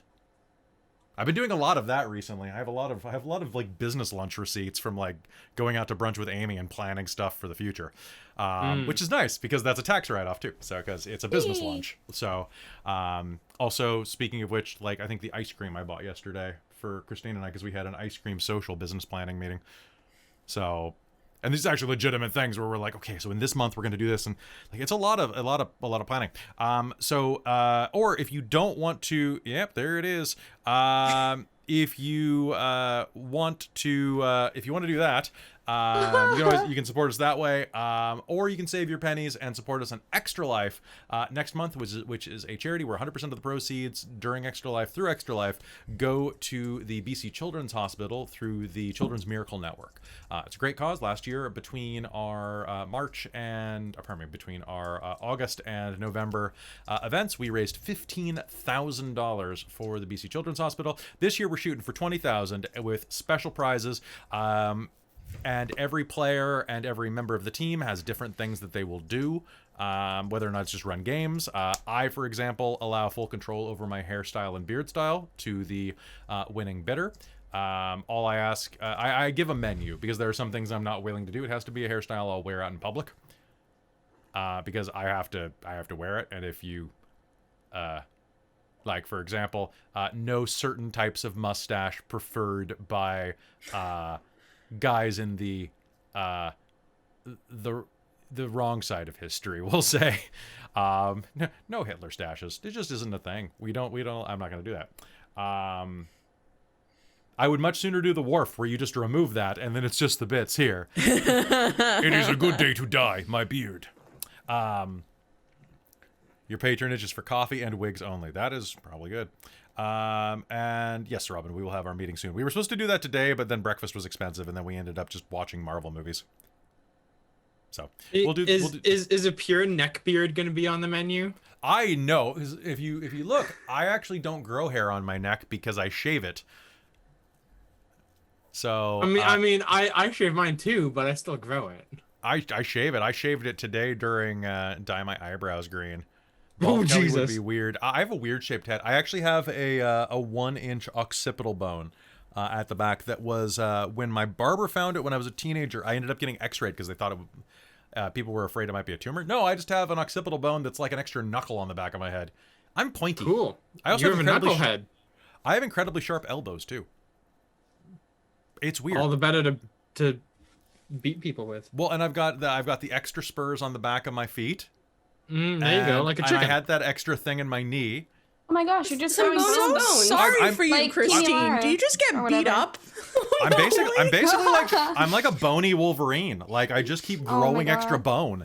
Bonarine. Maybe I'm a rooster. I have been called a cock before. I will not apologize for things said. Oh. Bonarine.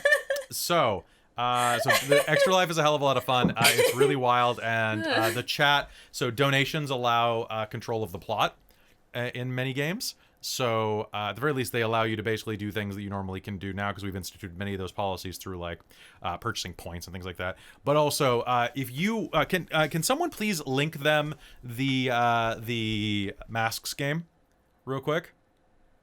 So On it, I'll do it. I'm just extra, man. There isn't even a Dork Tales After Dark. Oh, it's true, Caitlin. Although we need to do After Dark again. We do. Yeah. Those are fun. Well, I also like was just thinking like that when not yesterday's game, but the game before Campbell Keep went Yeah. really, really, really late, and we were all yeah.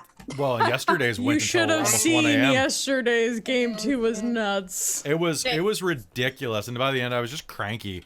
I was so cranky at the end of yesterday because the module was so railroady at the end, and I was just like, Oh, really? like I had to break character, be like, guys, the module says you can only beat it by doing this. I'm sorry, it's stupid. It's 1 a.m. Oh Can my we just go gosh. with this? Yeah. Can we just do this and move on? Can we just go to At that bed? point. It was Yeah. awesome until that 5-minute chunk. I felt kind of bad about that, but I was so tired because I didn't sleep the night before. I crapped on the module. I like that part. I agree. I thought the module was okay. I thought the module was okay, but I think that like that type of railroading is bad in these type of modules. Like it should be a suggested feature, not a bug. Wade died at least 20. I got a lot of subs for that. It was It was good. very funny. It was very funny. So I've dropped Oh my God. masks in the Twitch chat. everybody go and check that link that Paradox of Ghoul just posted. If you're- you ever have a bad day, go watch that. It I've is- also just dropped it in Dork Tales Games as a reminder in It is- Discord. 3 days into Extra Life, it is the final game of Extra Life when I am exhausted. And Oh, so tired. This is what we're doing. Yes. Caitlin, you were in that game, weren't When you? you was started putting absolutely the part of black this. hole and Yes. what's his face? I do. It was and and the Glorp Corp. goose. Glorp Corp. Glorp Corp. Thank you for your suffering. What did Thank you you. have to say about my father? Whack. Oh my gosh. Do you want me to play Toccata and Fugue again? It was so freaking funny. In Luella which my got characters. Luella Yeah. killed the boss last night with a call to Thank Strahd, you, and Soul I made Gritty, her thank call you. to It was very Strahd, funny. and as she did, I played Toccata and Fugue. It was very good. But also in masks, yeah, minor spoiler for masks. I was Gritty, playing that a was dollar store version of Raven from Teen Titans. And her father may or may not have been Darth Honk or Darth Goose. Unsure what you call Darth him. Honkius. Yeah. Darth Honkius. Have you heard the tale of Darth Honkus?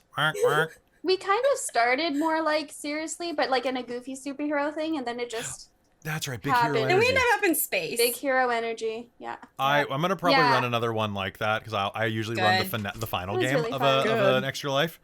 I always run the first one and I always run the last one because Oh yes, and and Glorp Corp exists because of that game. I am taking the day off after Extra Life, so I can either stay up to watch it or stay up and play it, depending on which one. Because there's no way I'm not watching that last Henry game. the So it's gonna Honk. be bonkers. Oh, I Yep. wonder if Millie's gonna run that because then it'd be Henry the Honk again. Oh yeah, the animal one. That was so Henry the fun. Honk. Our group was pretty fun. I smell I like so being a bad bee. after that. Because the little outfit has so much Oh, latex gosh. and rubber. Oh, God. And sure. it's the August, I smell quite rough. Quite rough. Something I noticed. I've been looking at the TeePublic again. None of the individual characters from this game are on wall art. I don't have a big enough size for it. Yeah. No? Mm-mm. Aw, No, that's sad. I have. It has to be 10,000 pixels or more. Yeah. Oh, that's frustrating. Yeah, it's because it has to be like super high DPI Yeah. to do that. So, okay, so quick run through of what is coming up in the very near future, folks, just so that you are aware of it. So it's been announced here. Tomorrow is Mage the Ascension, the Victorian Era. Come and chat with us and learn about what we're doing with the campaign chronicle. It's going to be really good. I'm not sure how long the episodes are going to be when we start playing it. I'm thinking they might be slightly shorter than the D&D ones because they're going to be a little more intense, but we'll see. You can get a little more out of them, I think, on a role-playing level, even though we do kind of push D&D to its role-playing limits, I think, a lot of the time. Sunday is Cyberpunk. Monday is Rime of the Frostmane, where we are on our final episode sprint. Only a few more weeks left of Rime, and that's going to be good. Then, just to give you a preview of what's coming after that, Tuesday is nothing because Candlekeep's done. Wednesday is I am guest starring over on Blackwater D&D for a special Roundtable Dungeons and Dragons game where the DM and players switch seats every 10 minutes.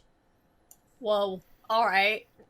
Chaos. I was recommended. They're What a friend time of is their. this? So that is at 7 o'clock, and it's good because it's a 1 week before generic Shards of Nirn goes back into rotation again. So and then Thursday there's nothing because I don't have Candlekeep. It's so good, which means I can get caught up on my work. And then Friday is Reign of Emrys.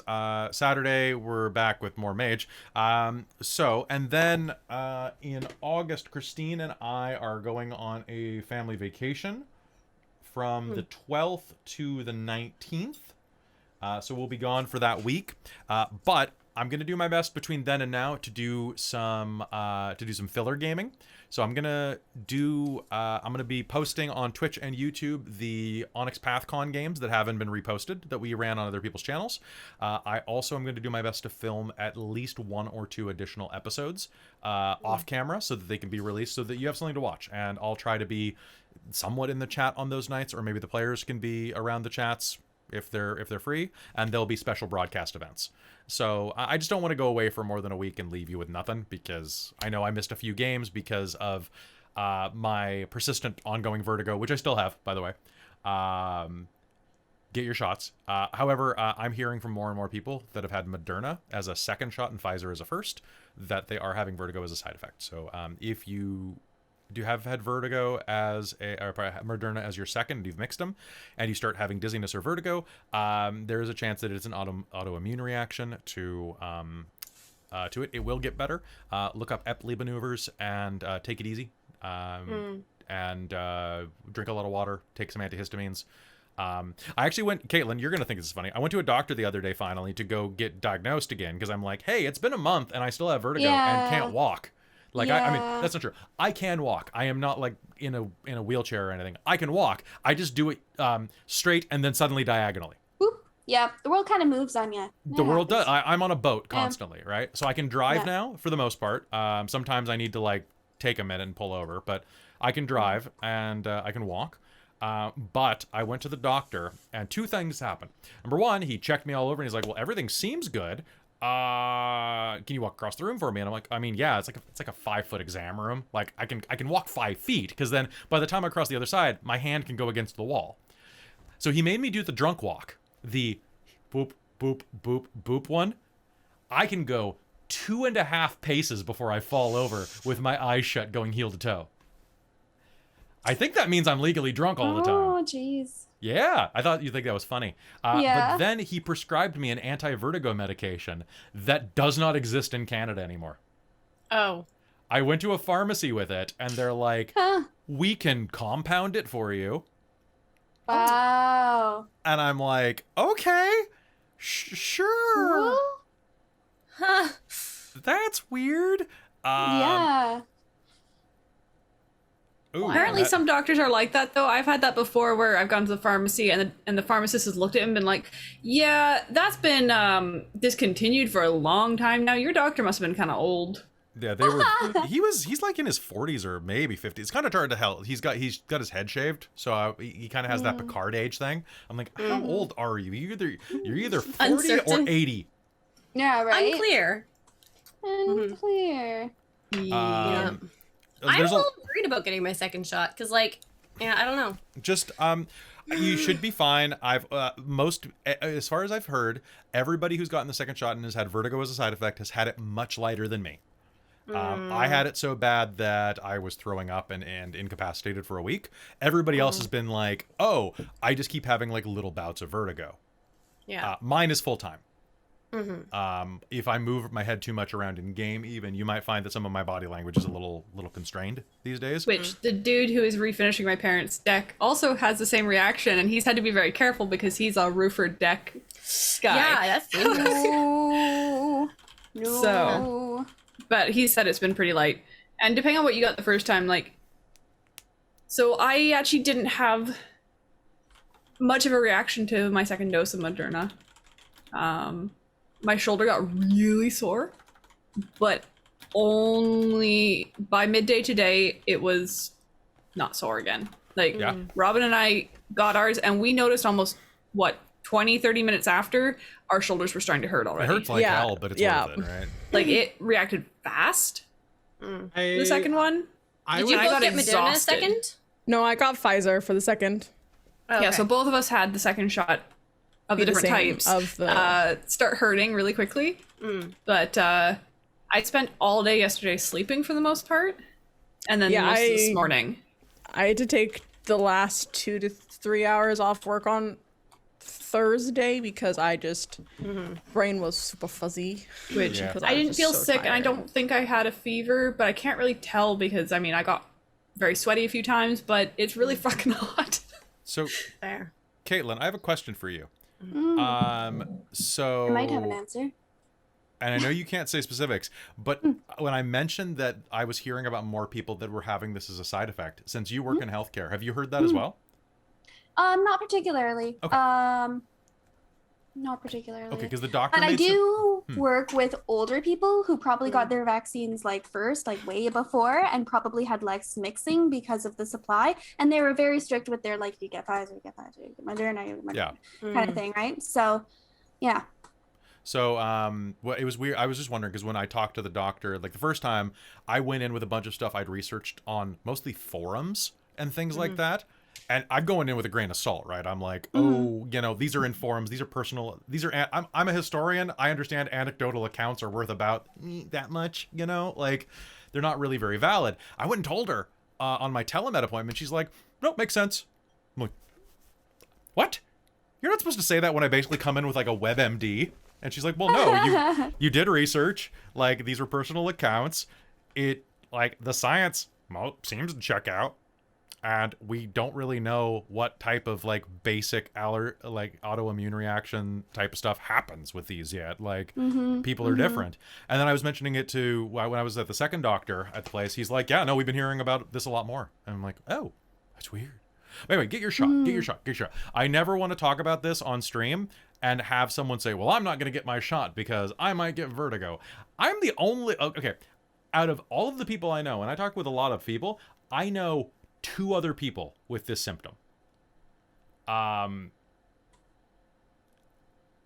That's it. Everybody else seems fine. It's worth it because and honestly, vertigo is better than having permanent lung damage, heart damage, brain damage, etc. that All you the might other get from things COVID. that they, and it shrinks your all wiener. the organs it seems to chew on. It's like, what the fuck? Yeah. or killing you know, killing family members and stuff like that. That too. Yep. All that. Also, apparently, better than death. It shrinks your genitals, is what I have heard. I don't know if that was just an encouragement. Well, because it can cause a permanent impotence as well, like COVID. Sorry, Can. COVID, not the COVID can. vaccine. No, I've heard not the so vaccine. many things about the vaccine. Like No, the vaccine, like, honestly, the vaccine hurts like hell in your arm for a couple of days. But you know what? If you ever been punched, it's about the same. It's a good punch. Don't get me wrong. This is like your older brother is mad at you punch. That didn't never really happen to me. Exactly, for Wonka. I me- had the best sleep yesterday. Like, I slept so solidly. So I did passed Wonka, out and yeah. they were hammering on the deck, and I just was sleeping right through it. It was great. For me, the second shot, like my arm was sore the next day, but I kept moving it, and it was fine. The day after, I had no side effects at all. Then the next day, I was tired, like more tired than usual. Yeah, you're always tired. Because I'm always tired. You're less tired than you used to be. I'm way less tired than I used to be because I actually, thanks, having a good job. But like the third day, I was tired. But then the fourth day, I was fine. That was my only side effect, was I was tired for one day.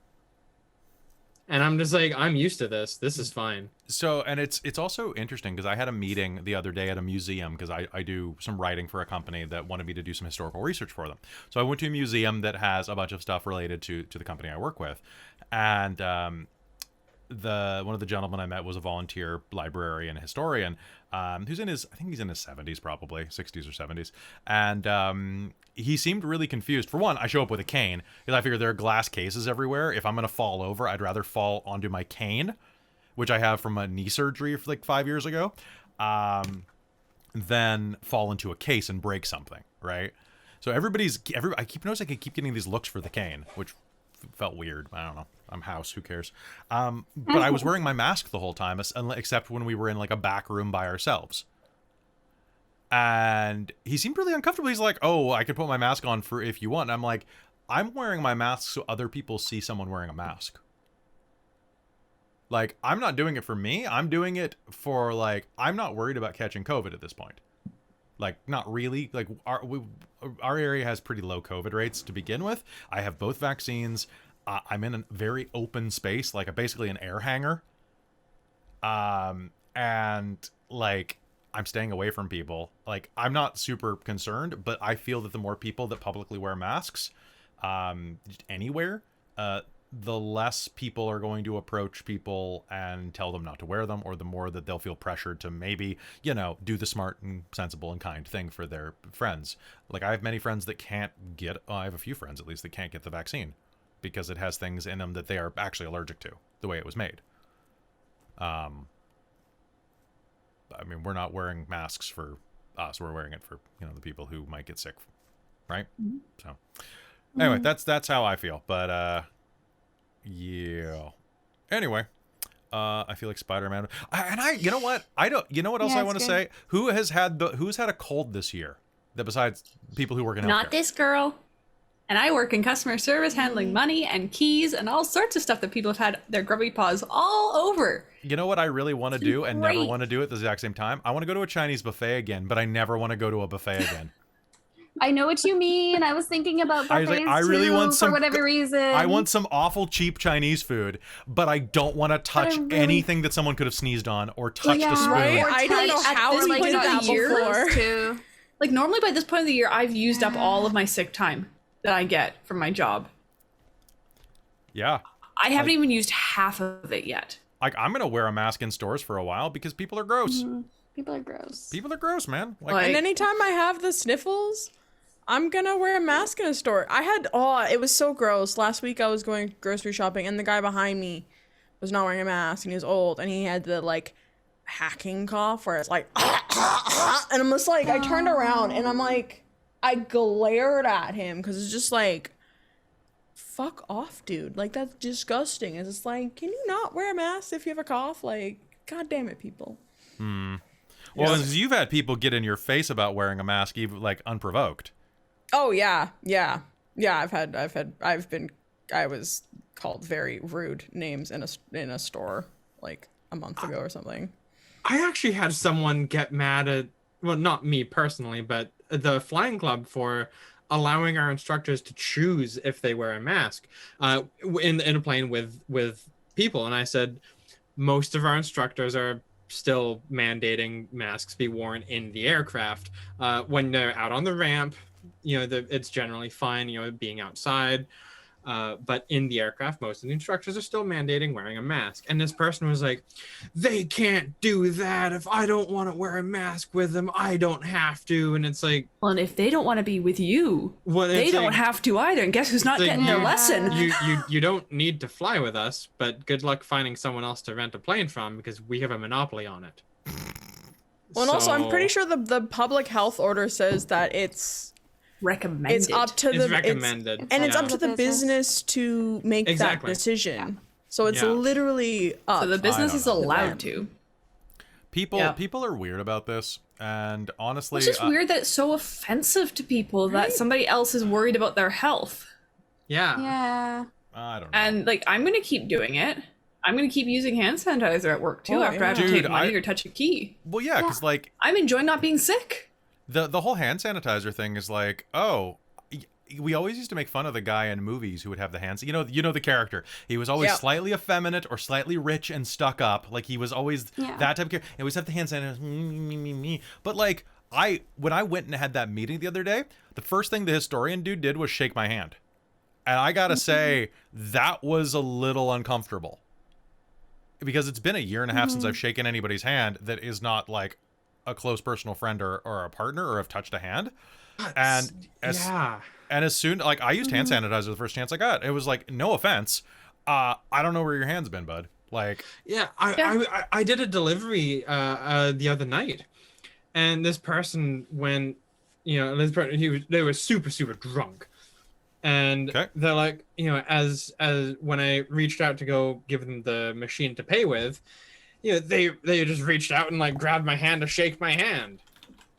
And I ended up having to drive back the entire way to Pizza Hut, holding my hand out the window of the car, because I'm like, I don't want to touch anything until I get back to the store so I can wash my damn hand, because I can't use hand sanitizer. Oh, can you not? I cannot. It burns. It burns my skin,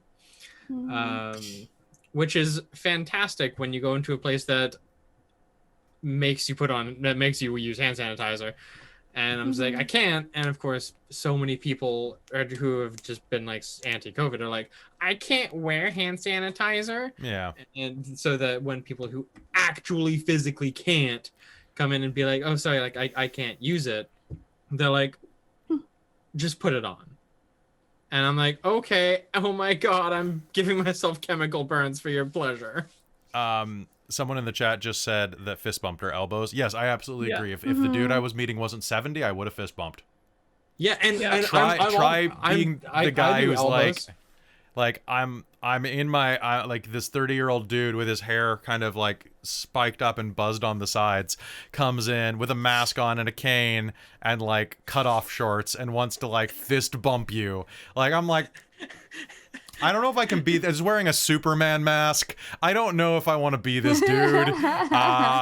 So I'm gonna continue like bump the using my elbow to update. pick floors on an elevator, like all that sort of thing. I use my elbow for elevators all the time. I now. hip check the handicap buttons to open the doors. Like I don't touch them. Well, and I took the wipes to like rub down the like baskets, and I was like, how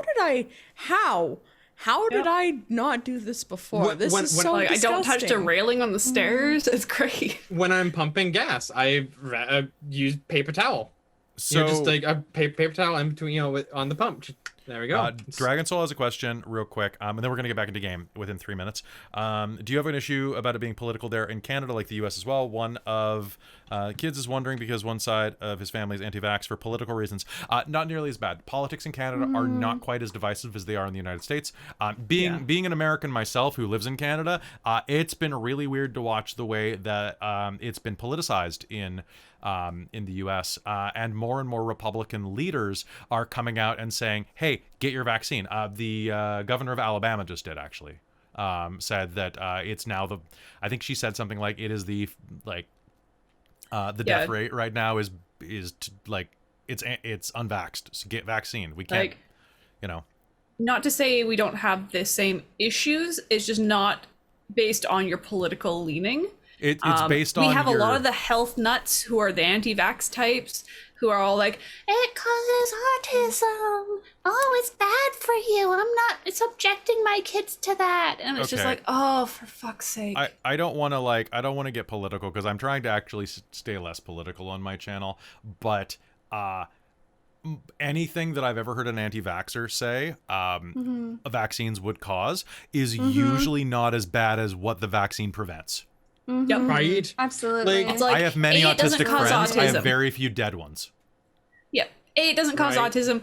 B, autism isn't a bad thing. Yeah. Raise your hand if you're on the autism spectrum somewhere. I mean, Sure, probably. it makes Never me tick like diagnosed, crazy but probably. sometimes. ADHD is on the autism spectrum by Yeah. a lot of people's charts, and I think the DSM-5 or 6. Are we on 6 yet? I think we're still on the DSM-5. don't I don't think think they're on so. this. There's a lot of overlap. There's but they're overlap, not- but There's a lot of overlapping symptoms that seem to be rooted in different right. things. And I'm guessing a lot of people who are watching this are probably on the spectrum or spectrum adjacent as well, because we like role-playing games. I'm very glad that my parents have never been that way because, I mean, they grew up in a time where polio was a thing and they were lucky not to catch it. Yeah, that's ridiculous. So right? they're like, oh, hell yes, we're vaccinating you. They were Yeah. really upset that actually the HPV vaccine came out just at the point where I was slightly too old to actually start getting it. Right? Yeah, I mean, Because No, by the time- I've heard things about that aren't. My parents are being like, you may want to look into that because I got the HPV vaccine and they're saying there might be some long-term Yeah, effects on that. Cancer. Yeah, I know. A lot of Yeah, the I cancers know. they cause. is- I'm super glad that Julia was able to get her It's- HPV.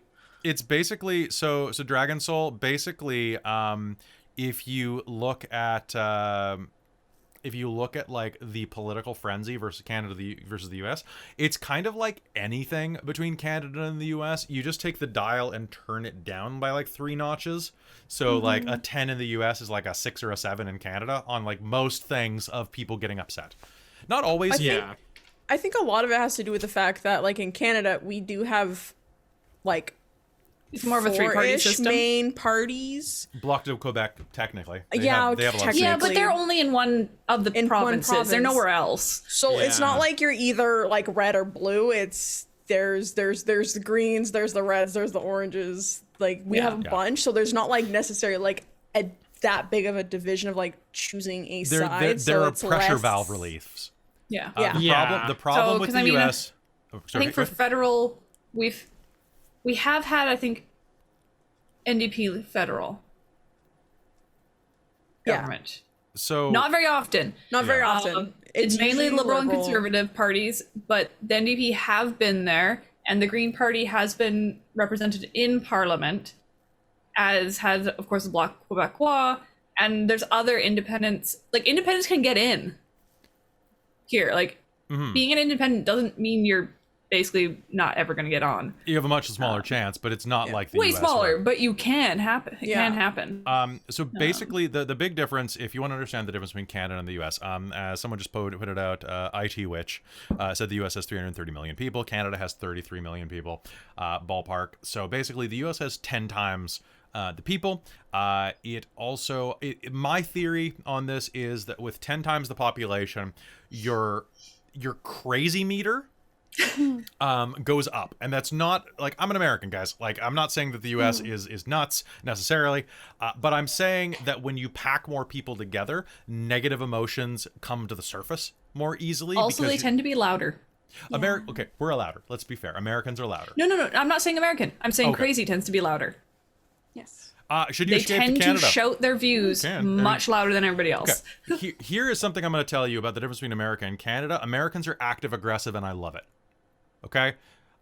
Canadians are passive aggressive as hell, and it can be very difficult when you move here at first. It was very difficult and I had a really rough adaptation period for the first 2 or 3 years I lived here, especially because the Pacific Northwest is incredibly, like, kind of chilly. Like, people are like, oh yeah, let's totally yeah. get coffee, fucking idiot, type of thing, right? Like, behind your, like, they're very kind of like Two-faced? Yeah, two-faced and passive-aggressive at the same time. Well, Whereas there's that Yeah. politeness versus then there's that animosity of that, like, rivalry where we're like, oh yes, we don't like, we're Canadians and Americans look down on us. We obviously don't like Americans from that. So there's like that kind of passive aggressiveness. I grew up like, in we're the being Midwest, polite, right? but fuck you kind of thing. where people are polite to you, they're like, they're often quite polite, that whole like, oh bless your heart type of thing. And then in the next like breath, they'll be like, hey, you're an asshole and I don't like you. And you're like, well, at least I know where I stand. Yeah, I don't Right? when someone does something nice, I don't trust strangers to be genuine. No. The thing is, there's polite nice versus actual genuine kindness. Yeah. I It's hard to figure out which is which. it is very different. Like, I grew up in Missouri, right? And I think that I still have this compulsion up here, and it is like if you see someone pulled over on the side of the road with a car trouble, I feel that it might just be a small town thing, but you're more likely to get help where I grew up. Someone willing to give you a jump start or something like that. Like, I've given strangers jump starts probably about 5 times in my life. I'd say we're not necessarily the right group to ask. Yeah. Because as women, there's no fucking way. There's no fucking way I'm pulling over because to that's help a exactly how stranger. Bundy used to catch people. Yeah. Yeah. That sort of bullshit, That's all right? I've been told growing up is never pick up someone from the side of the road. Missouri and As a Kansas woman, are in the never do Midwest. it. Fight me. Okay. So, and lack of healthcare. Yeah, it's this big quagmire.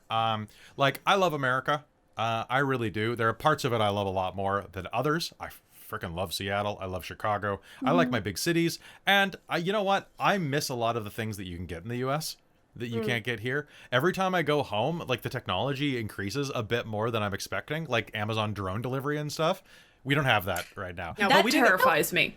We didn't Kind have. of concerning. We didn't I don't have. really want them to be able to drone deliver something to my house. Yeah, I it's kind of like the kinda- old-fashioned somebody actually putting it on my doorstep. Yep. I like that Kywin is saying that Missouri and Kansas aren't Midwest, when they're literally the Midwest, and Minnesota is Canada, like, diet caffeine-free edition. That's what I've heard. I've got some friends in Minnesota, eh? Land of 10,000 lakes and 10 fish, eh? Don't Yeah, you know? basically. Don't you know? We all escaped from Scandinavia and got stuck here. Now we're the Scandahuvians. Yeah. Unfollow. Bye. Oh my god. Where does Critical Michigan? tanking. Where does Michigan fall? Usually into a pothole. Oh. Oh yeah, we love the Oh. moose. You love the moose, eh? Oh, yeah. Michigan. Anyway, Michigan Oh falls. yeah, north. but Actually, I think it's don't know any of Boy, these moose. things. Oh, I've never wow. been to any of those places. Michigan has neither. Detroit, so Michigan has Detroit. So anything, Yeah. Detroit is a interesting place. Oh Moose are wait, awesome. is Goose is terrifying. Michigan that's below Ontario? Yeah. Yeah. Michigan borders Okay. one of the Great Lakes. So I've been to Michigan because Michigan. we'd go over to the mall, we'd take the Blue Bridge over into US when you could have Yeah. a driver's license to go across with my parents. I mean, stay in Texas if you want, Fenny. It's your call, man. I like the hot dish. So anyway, we are going to hop back into game in a sec. I do want to say real quick though that do get your vaccine. Please, Yeah. and wash your hands. Honestly, this is not a political statement. Wash your hands. Wash your damn Your hands. grandparents would be proud of you. yeah. Yeah. If someone makes that political, political, I just don't like. Just wash your hands. This is not a political Yes. statement. Wash your hands. Wash all your of you. hands. At Yeah. least That too. once every Hygiene. 2 days. Like, Hygiene's good. Hygiene's good. Yeah. don't be the stinky person. Don't. Yeah. Don't be sick. You know. And this is Don't and get if you sick. don't get sick. Don't get COVID. Don't get a cold. Don't get the flu. Don't get syphilis. Don't Yep. get any of these things if you can help it. We're too young to have like lung damage, unknown brain damage, liver damage, heart damage, etc. Yeah. I mean, a lot of us have already not given want. ourselves liver damage as it is. And I'm pretty sure I've already got permanently damaged lungs from like multiple bouts of bronchitis as a kid. So woo, Yeah. So I already have asthma. That's nice. that too. yeah. Sorry, I was thinking about this report I read about the link between asthma and apple juice, which is weird. I don't like What? apple juice. Yeah, I don't There's really a drink link apple juice. between childhood apple juice consumption and asthma. But Interesting, because my sister liked apple juice. I didn't, and my So, sister had exercise-induced asthma, and I didn't. This is from a YouTube video that I ridiculous. watched, so like, grain of salt. Maybe don't. Yeah. But I it was gonna say I drank gallons of apple juice as a child. it's not always, but it's the level of fructose because they're comparing the rise of high fructose corn syrup with the rise of asthma, and apple juice has a similar level of high fructose I see. concentration. Can you link me that video? I'm curious. I'm very curious. Ask me afterwards. It's an Adam yeah, Orgosia yeah. video, so I don't know how legit it is. He presents it very legitimately, but compelling arguments. compelling arguments, right? I take everything with a grain of salt, but hey, I'm like, oh, could be interesting, right? What if? Yeah. Consume media No, I'm critically. curious. My scientist Yes. brain's like, yes, I will analyze this. So all of the people consume media. Did they also mention alien abductions? No, that was the pyramids video that I watched in that? research for Shards of Nirn season 2, where they calculated pyramids and aliens using 4 different mathematical formulas that didn't actually work because they actually it was weird. Anyway, don't worry about it. Anyway, folks, Oh, you remember that one, right? That I remember linked that you. one. I Yeah, sent it to you, and I it was do. like, So the weird. pyramids were created by aliens because Yeah. they're if you check the corners, they're pi put through Pythagorean theorem, put through Euclidean geometry, and it was like 4 different math steps to equal this number. That they're like, this number repeats all the time, and it's like that. All the time. That number is like a part of a triangle that would be part of this type of thing anyway. I just remember the first time trying to watch History Channel thinking, oh, history, awesome.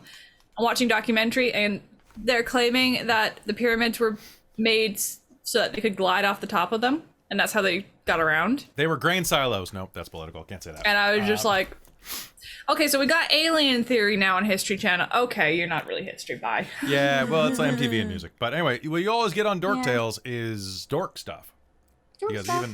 Anyway, so wash your hands. Let's anyway, do Dork. Let's so Back to the rain. Back to rain. Let's crack our necks. I can't. I've got a wig on. I know. If I do that, my wig's gonna come off. Oh man, this thing is so safe. Mine is very bobby secure. pinned, and it's got. I have not bobby pinned face mine at all. glue. It's just a wig grip holding it. Space. You know what? Space Kitty Face is absolutely correct. The pyramids were built to be Space tourist glue. That's attractions. a great name. Oh, Space Kitty Face is an Space Kitty amazing Face. name. Would Yeah, you that's like? very You cute. should spend time with my friend Captain Starbun. yeah. I feel like that's a cartoon show that I would watch. Space Kitty Face. Space Kitty, Captain Starbun. Space Kitty Face and Captain Starbun. Rocking Yeah. out to a new. Do I not have any s- sassy cat? Flying through space. Well, whatever. Cool cat's having fine. Space fun. Kitty Face. We all know that the pyramids were designed as landing pads for gold motherships. This is not right. This is not wrong. But we're going to head back into the Reign of Emrys. All right. Let us go. All right, folks. Go You all watch some ready for this? actually historic documentaries soon. All right. So, we're going to head back into game in a 3, a 2, a 1. Hello and welcome back to the Reign of Emrys here on Dork Tales. The travel is comfortable. You spend a good amount of time lounging around, getting to meet some of the crew. Such wonderful people as Quarlin Shortdust, Alton Buckley, Ormo Broadhand, of course Claxon Boartusk, who you've already met, and who is presently sitting around a table with Very right now. Very, I'd like you to do me a favor. that's accurate. Are you proficient with gambling sets? I don't think she is, but she's gonna try. All right, make me a wisdom check. Yeah, no, she's not proficient with gambling. Okay. That's a wisdom check. That is, you add wisdom to this, yes. All right, so that's gonna be a 19. 19. You sit across the table from Boartusk. Of course, a broad, stout halfling with an eye patch and many a scar. He looks across the table at you, your tiny halfling frame, and... What do you got?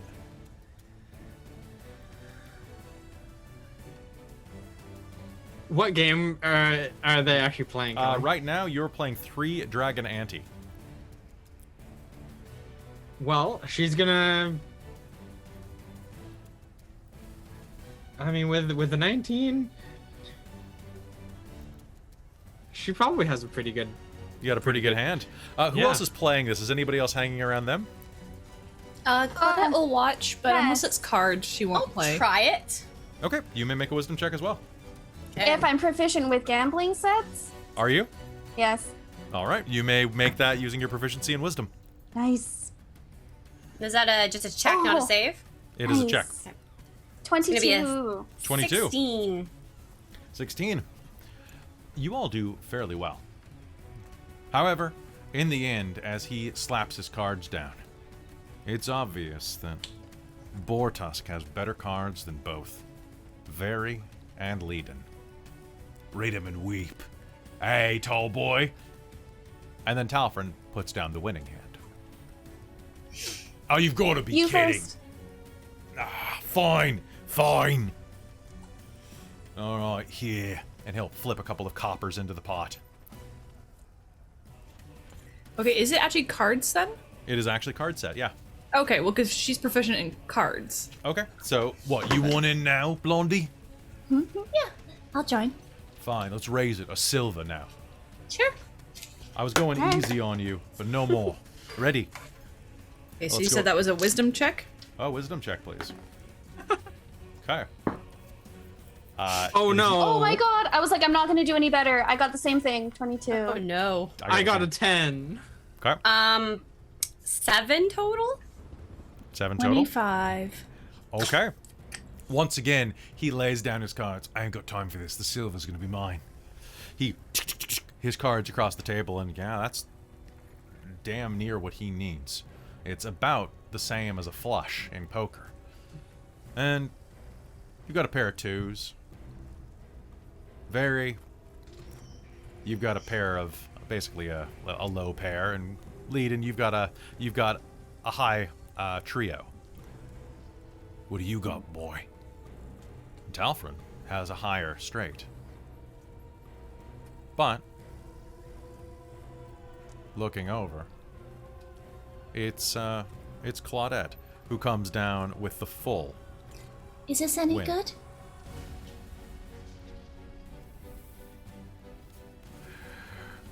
Which, by the way, perfect. I want to do like perfect, like innocent poker face. Sounds good. Yes, Claudette, you are going to net 5 silver pieces. Oh, lovely. All right, fine. A gold. Okay. Who's in? Sure. Sure. Yes, I'm in. Nearby, you're going to hear the sound of a little bit of laughter as a pair of other pirates look over and kind of mutter under their breaths at you. Most of you can hear what they're saying, though. One of them is Zin Ironlegs, the Tian woman with the mechanical legs from at least the knees down. She leans over to another one. Look at that, he's getting fleeced. The fool. What'd you say? I said you're a fool. Oh, so the usual. You're just jealous. Jealous that you're losing your money? Less weight for me to keep on my legs. One way to look at it. Let's go.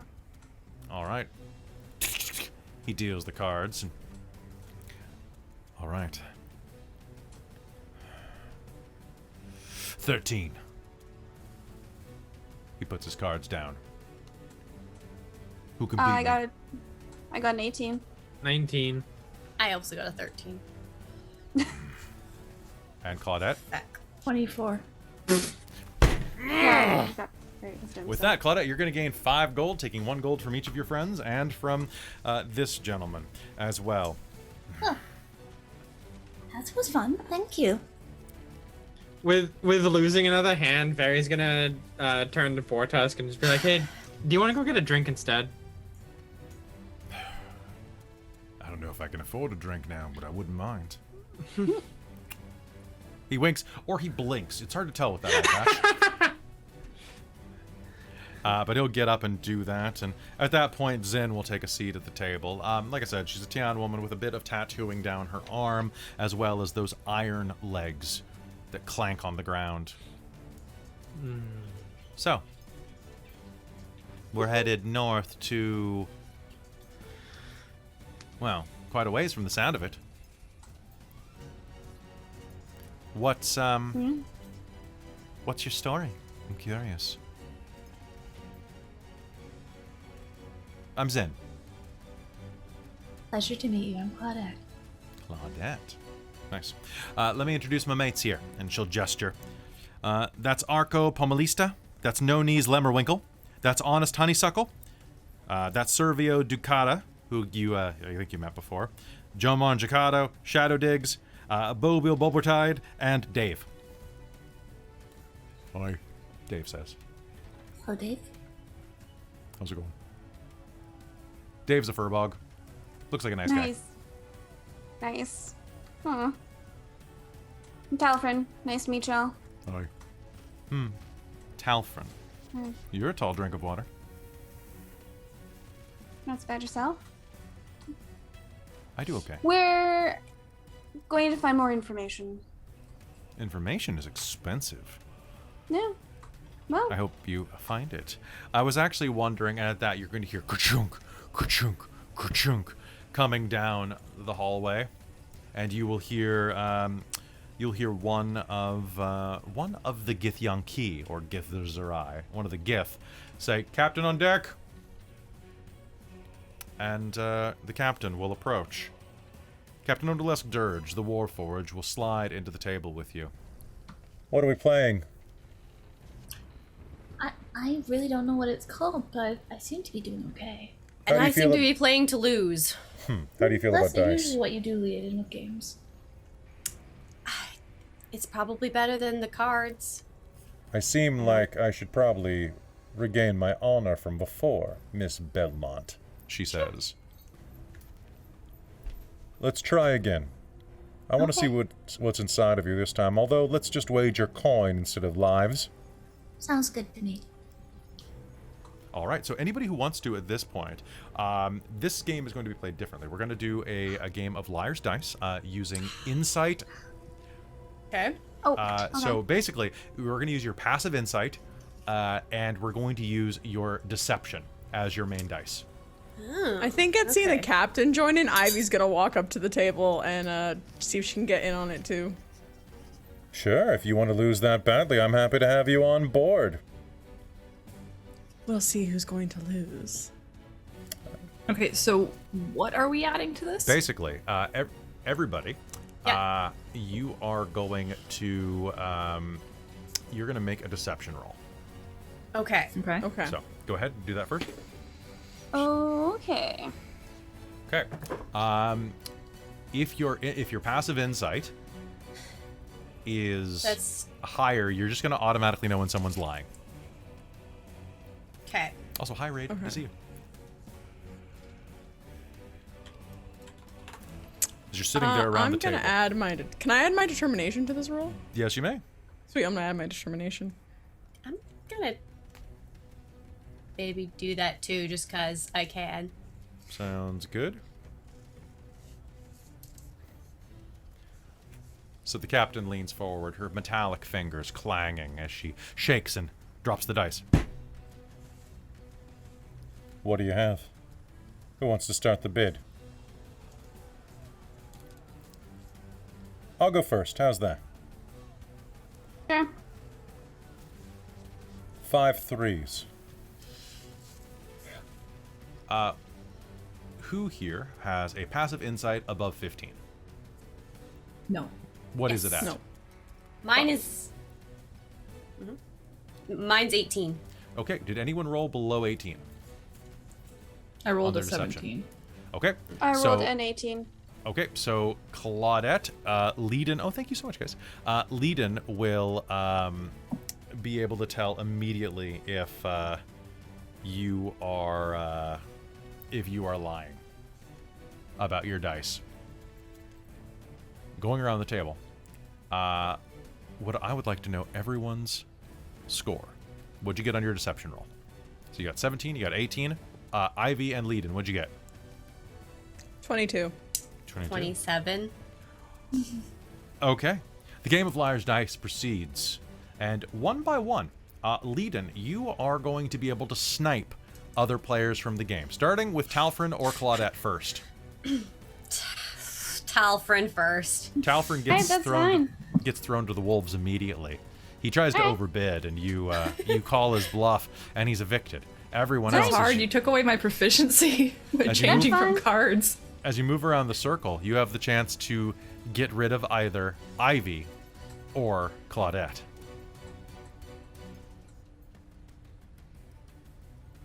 Claudette, because Claudette's dangerous at chance games. And The I know captain this. will eliminate Ivy. Until it's just the two of you. 4 6s.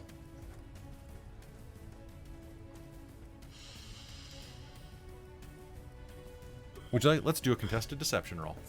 Yes, please. And someone just got me determination again, so I'm gonna spend that immediately. Good.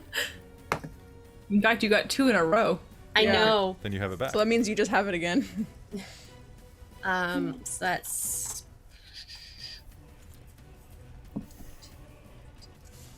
My No, brain's obviously, not we're mapping playing today. we're playing a slightly modified version of Liar's Dice because normally you would stop and redo when someone's voted out, but I want to do it like this. 25 this time. Yes, dog, I can hear you. They do have a dog on board, so the dog is in character, barking in the hold. You hear that? Oh, sorry, pardon me. You hear that? Scruffles is calling your bluff.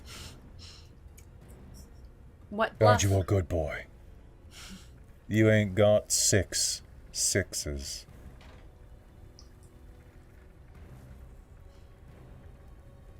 Because there are 7 on the table. She says, raising the pot again. She seems to have matched you. You're not sure if she's lying. She's not sure if you're lying. What do you do? Do you call liar or not? Or do you raise again?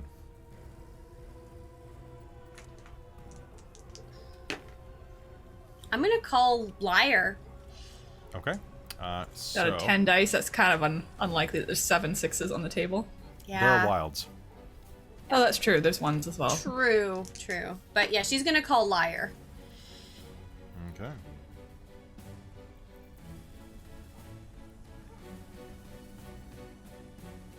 Sorry, the dog is annoying me. Okay, hold on a sec. I'm just gonna shut the window. Okay. Charlie, shut up. I'm back. There we go. Pardon that. I'll leave a note to remove that from the YouTube version.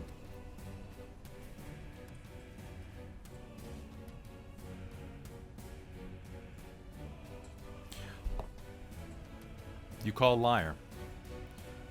And you win. By a rough margin. Congratulations. Well done, Leiden. Thanks. You end up netting 2 platinum coins from this. Nice. Oh. Am. Meanwhile, over at the bar. And that's when I wrestled a grey render to the ground. Bit out my eye, but I beat it. That thing was a puppy, says the bartender, her drow fingers working the bar and the old wood with a wet, oiled cloth. Aye, but it was a grey render puppy. They're big. Claudette. I just wanted to check, how long is it until we get to like the Kazluxia? Do I have an hour? At the most, yes. Okay. Because she would like to re-summon her familiar in a different form. And that means you have to do it again. And Sure, sounds good. You can go ahead and do so that. she'd have the materials in her bag. She had a couple sets of it. Okay. Probably had it all wrapped up to keep it safe, so it probably survived the dunking. Sure, that sounds good. Yeah, it'll be with you, so. Okay.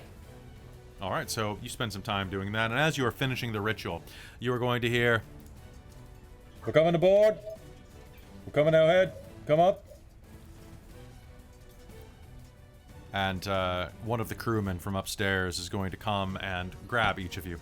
You wanted to see what was going on. Come on, at the very least, it's a good night out for stargazing. All right.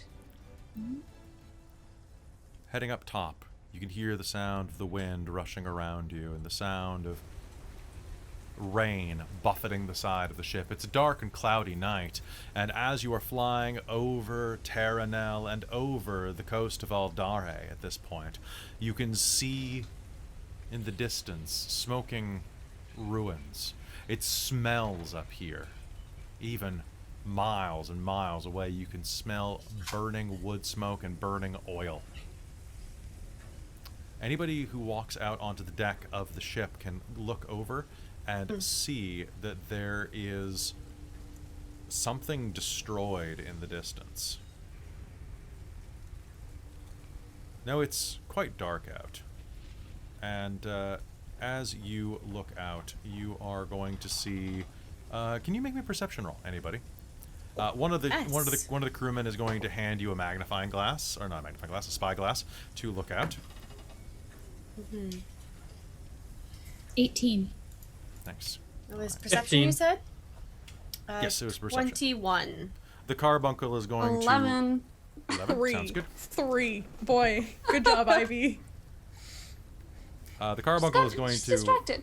come outdoors she's and hang out with very you as well. Distracted right now. What did I miss? And Claudia, what kind of familiar do you have? A little You have a hawk. cat. Oh, you have a cat. Yeah, it was a falcon, and that's why I could have just brought that one back, but I wanted to change the form, and that means you have to redo the ritual. Okay, 1 second. It's the same familiar, just in a different form. Okay, and you now have a cat that is under your control. Don't forget that it gets its own actions as well, and can do things. So like... that is still Aurora. Okay, and you can see it on the screen. Okay. Oh, up there. Okay. So there, your cat is right there. There are several of the crewmen on the bridge, including a kobold that is polishing one of the cannons down to the south. As you are looking at the south here, you can see that the smoke is rising from down beneath here. And let me check your perception rolls. All right, so can I get a perception roll off of anybody who's trying to get a sense of things? If you are using the spyglass, you may roll with advantage. Oh, okay. Is this a different roll from what we just did? I didn't. So what are the rolls for that? I didn't have them in the chat, so I didn't know what they were. Oh. Okay. Oh, with advantage, I just rolled a nat 20. So it'd be With 23. advantage, yeah, still 21. Okay. So 21. Okay. Thank you very much for putting that in there. So Talfrin, looking through the spyglass, you are going to see the ruins of the edge of not only Kasluxia, the Fortress of Light, but the train lines leading to it as well. It looks like this entire area has been completely decimated. Not only that, you and Leiden, as you are looking around, are going to notice, as is Christine, and actually I'll say that everybody but Ivy is going to be able to see this just kind of distantly. There are several lights burning in the night. They look like large campfires or bonfires that you can see from miles away. Each one of these bonfires must be the size of a carriage or greater. Looking through the spyglass, Talfrin, you can see that it looks like some Cataganian camps. That they've not only made it across the water and sacked Kasluxia, but they've set up something of a vanguard.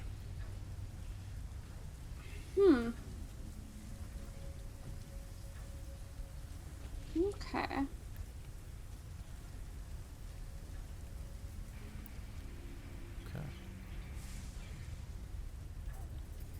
And as you are looking around, is anybody doing anything fun or special? Like on the trip in general after Kasluxia? Like right now. Oh no. No, I think Claudette's just trying to look to see anything she can see. Any hint that maybe there's prisoners or... It's hard to tell from this angle, but it does look like it's absolutely been demolished. The top of the tower lies in waste at the ground, and it looks like it has been sieged by ballista. Several dilapidated mechs are smoking in the ruins, which is just part of the smell. That is something that Very is actually going to be able to smell, is the burning scent of oil and magitech. It smells like synthetic burn. It's just bad news. Like rubber. You will bring that specific point up. You said it's raining, right? It is raining, yes. All right.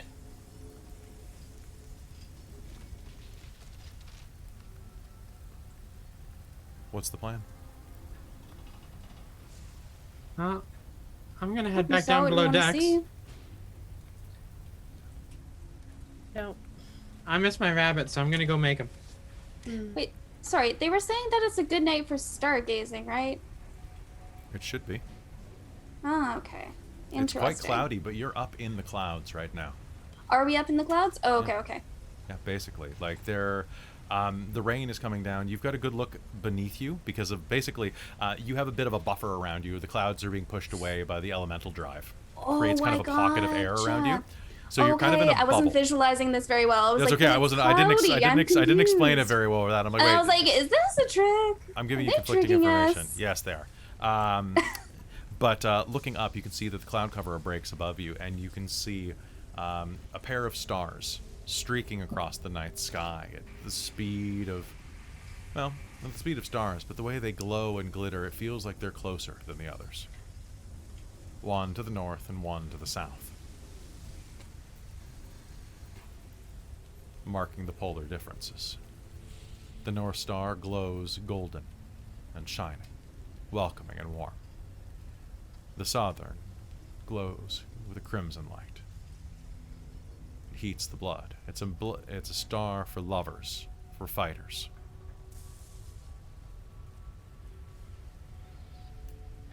Below you, clinging one of the cannons, you can hear the sound of one of the goblins muttering. Sorry, it's been a long night. You can hear the sound of one of the kobold that's cleaning the cannon, muttering to himself in Draconic. Praise be to you, and praise be to all of your doings, great worm. I give this offering to you. And holds up a bit of fruit and tosses it over the side of the Duchess. Or probably the Duchess. What am I saying? The side of the Maiden's Lament. The bit of eaten fruit falls down, down, down.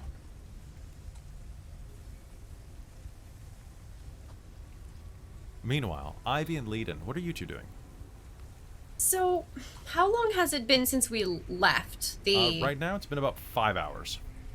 Okay, because I need to... if I want to do the sending for Ivy, I need to prepare it. I don't have it prepared. Mm-hmm. So that would be need 8 hours of rest, I believe, to Okay. prepare it. So you can do it probably in the morning. Yeah, I just wasn't sure when that would be feasible, if we would make it to Kaz or Vexner The Galley long before way, I then. said 12 hours is probably a bit of an exaggeration. It'll take a little bit longer than that. Okay. So in that case, Leiden will be asking Ivy what she wants sent, and we'll get it written down so she can send it in the morning. Yeah, and Ivy will write it down, making several different drafts. So that might take a tossing little things while. out. Yeah, she's doesn't know, she's never felt this before, and she is just she's freaking out now As- that the kind of Telfrin stuff is there. She's just like freaking out. Sounds Hardcore. good. As you're spending some time on the bow, on the top deck of the ship, Veri, are you doing any stargazing, or are you just going under to rebuild your rabbit? She's going down to rebuild the rabbit. Yeah, so you're heading toward the stairs at this point, and as you do, I'd like everyone to make me a dex save. Good. Oh no. Turbulence, moderate Which- to severe. If it's been like raining and whatnot, like on the ship, so that you're standing out in the Oh, open and that's getting rocks. wet, Yeah. Claudette will have let herself cry a little bit. Okay. Not like anything really obvious, but stuff that would hide in the rain. Okay, so dex save, you said 18. 19. 19? 19. Also an 18. Okay, sounds good. You are all going to manage to maintain your footing a bit. Sorry, Carbuncle. Carbuncle got a nat 20, so the Carbuncle... Oh, nice. Do not like the wet. Now, the elemental drive is pushing a bit of the rain, so it's coming down, not in sheets at this level, but is more coming down in more of like a mist than anything. You'll still get a bit wet up here, but it's not going to be sheets and sheets of rain coming down at you. As you are headed down there, however, the ship is going to suddenly lurch as it hits a bit of turbulence. "We're fine," says the Goliath at the wheel at the front. Everything's fine. Just got a little bit of turbulence. Everything should be fine. Which is a famous last word. Nothing is fine. You hear called from overhead, and I need an initiative roll. Oh shit. Because I have a surprise round. Oh, sheet. Oh sheet. So we'd say we're below decks for like leading knife or. You came out on deck to look overboard, from what I understand. Yeah, we're probably on the deck. Oh, Yeah. okay. So this is okay. This I was trying to figure out where The the map's up right narrative now, was. guys. So I've got you in where I've Yeah. got you. Okay. So, let's see, and that means that the rest are going there. Okay, so we. Well, then I think Claudette would probably be over here. If she was right at the edge looking over. Please put your initiatives in the chat. Yeah. Okay.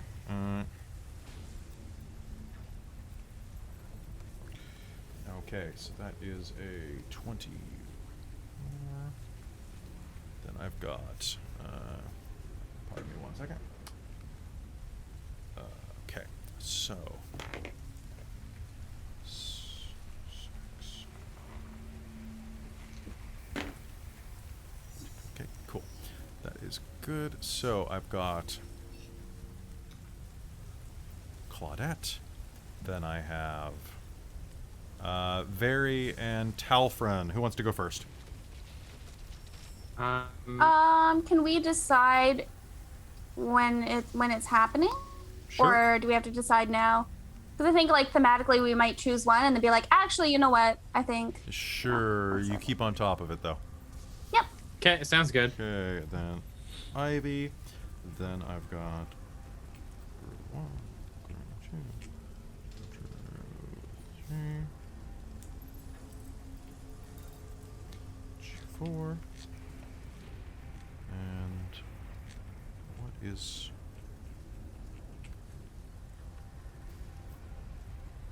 I've got one beard hair that's slightly longer and keeps tickling like a patch of empty skin, and it's killing me.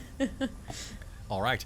There is going to be a sudden wrench again as the deck of the ship pivots slightly as 3, 4, so many bodies suddenly slam down on the deck. And a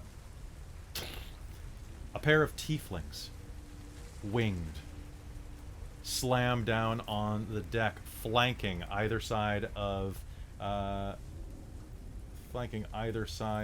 Leda and Ivy. And as they do, 6 creatures are going to hop off of their backs and expand in the wet. These are small black creatures, lipless, with ringed teeth that are oozing this viscous black bile off of them. You are going to see this explode next to you as there's "Hello, sister," says iteration 3. "Hello, sister," says iteration 4. And I am going to need, well, I think I'm going to need this song.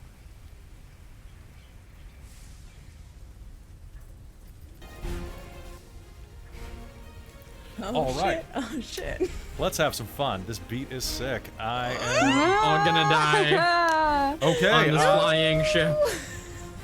Round 1. "Good to see you, sister," says number 3. One of the older ones. Her wings are long, her horns are curled. It is not good to see her. They brought you out of retirement old. I see. And I need Talfrin. Okay. Ooh, actually, Very, you have also been. Let me see. I'm gonna use. Yeah. Cool. She is going to surge forward and is going to. If I can move. Oop, there we go. She is going to move forward and take a swipe at Talfrin. As Okay. she does, her she's going to come at you barehanded, and is going to say, "Just die quickly and make this easy on yourself." All right, Talfrin, I have a 27, an 11, and a 19 to hit you. Okay, 2 of them hit. 2 of them hit. Okay. Yeah. She is going to rush forward, and is going to deal 11 points of damage. Pardon me, 15 points of damage on the first one, followed by that is 12 points of psychic damage. The second one is not going to be nearly as good. That is going to be 8 points of bludgeoning damage. And then, ooh, that's going to be a lot of psychic damage. That is going to be 19 psychic. Okay. All right, she's just going to slam, slam, slam. And as she does, she is going to use her haste action to do a lengthy kick at Very. Oh no, not the little one. Okay, Very, I have 29 to hit you. No, that misses actually. Cool. Very, you are going to take 5 points of bludgeoning damage as you are hurled into the side of the highest deck. And Okay. as you slam into the wall, I need you to do me a favor. Make me a wisdom save. Coming up. Little traitors are the worst. That's a really good roll. That's a dirty 20. Cool. All right. So you feel time compress around you, but it doesn't actually knock you forward into the future. However, I'm sorry about this. You're going to take... How many hit points do you have? After being kicked, 50. Cool. You take 67 points of psychic damage. What the shit? You slam into the wall and just collapse on the ground. What the hell? All right. Let's see. Okay. Okay, the surprise round is rough. The Gru, his turn is here. And, ooh, actually, sorry, I have a couple too many Grus on the field. I should only have 4. Bruh. There we go. These small, snarling creatures start making this noise and charge everyone around them. The first is going to charge Leiden. The second is going to charge Carbuncle. The third is going to charge Claudette. Actually, the third is going to charge Claudette's cat. And the fourth is going to charge Claudette. Because that's the way Grus roll. You all are surprised. Also, the moment they land, you all feel unsettled. Everyone inside of 20 feet of these guys have disadvantage on saving throws. Does that include death saves? Yes, it does. Do I still have points of levels of exhaustion? I believe you don't. I think you've rested. Okay. Okay, so number 1, Leiden, I have a 17 to hit you. That's a miss. Okay, one of them goes and launches it at you. I actually don't have a photo of these things. These things are known as Starspawn Grus. But you probably don't know what that means. Next, one of them is going to launch at Claudette's cat. Claudette's cat, what is Claudette's cat's armor class? I don't actually know because I don't have the bestiary open. Cat, 5e. Probably not much.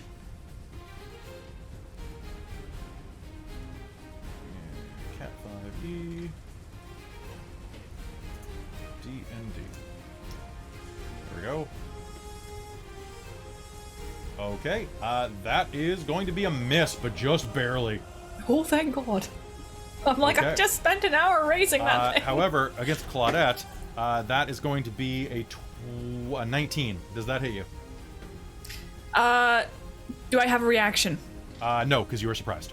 Damn it. Then yes, it does. Okay, so that is going to hit you. So here is what's going to happen. Leiden, you're going to take 5 points of piercing damage. Mm-hmm. And Claudette, you're going to take 6 points of piercing damage. I need both of you to make me a wisdom save right now. And Carbuncle. And you just said all saves are at disadvantage? Yes, they are. Fuck. 5 Fuck. points of damage. 14. Dirty 20. Dirty 20. No, I lost a nat 20 on that too.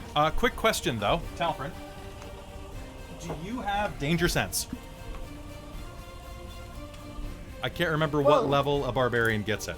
Whoa. 2. Yeah, I do, but Okay. that's only to dex saves. I don't think that does anything with a surprise round. What's the you cannot be surprised that barbarians get? What level is that? 7th or 8th level. It's Oh, damn it. a few no, levels. this is just when you get an advantage on dexterity saving throws. All right, so Yeah. Carbuncle. Yeah, the Something you no can surprise see. comes soon. The no surprise Yeah. comes soon. I mean, well, if I make it. Okay, if we so make it. Carbuncle is going to get scratched a bit. These things are going to. Pitches. It's fine. These things blur around you and begin scratching up your legs. What'd you get on your wisdom saves? Dirty 20. Okay, I got a 19, and what'd you get, Leiden? That was a 12. 12. All right, so you are still fine. Oh, 14, sorry. 14. Okay, so moving into that, then we are down one grew, 2 grew, 4 grew, and the other one, number 4, looks at you, Ivy. Are you with us or against us?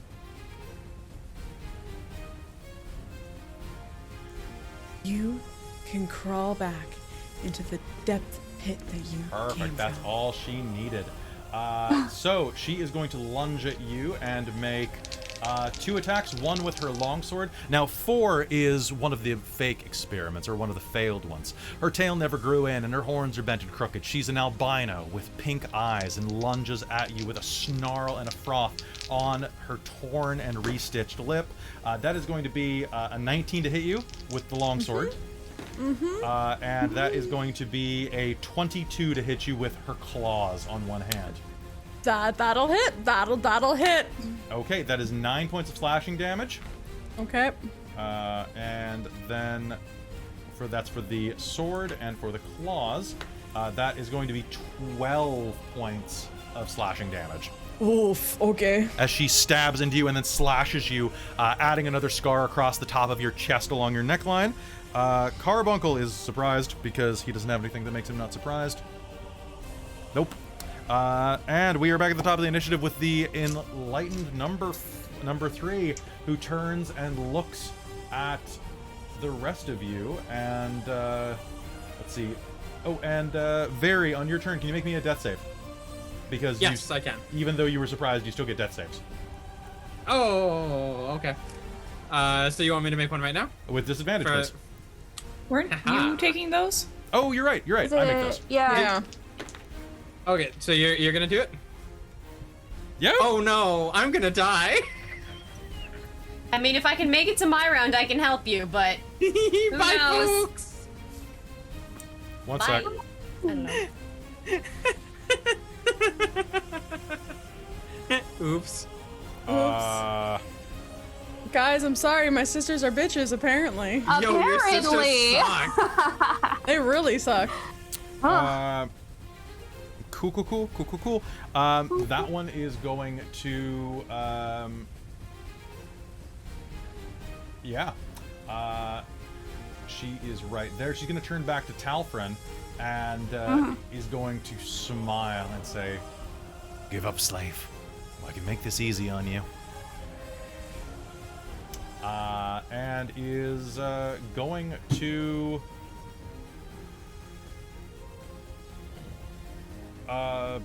you know what?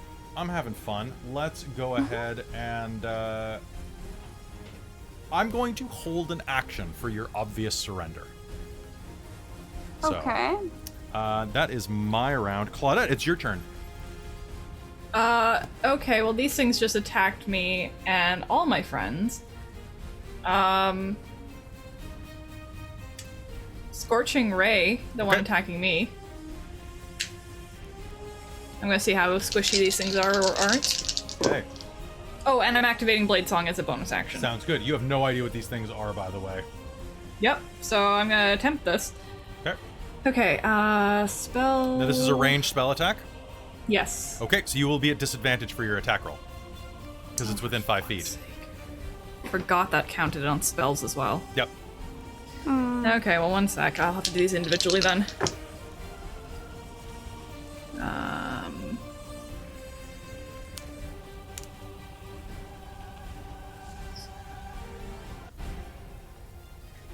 Okay, so that's 22 on the first one. That's a hit. On disadvantage. Damn. Yeah, 17 on the next.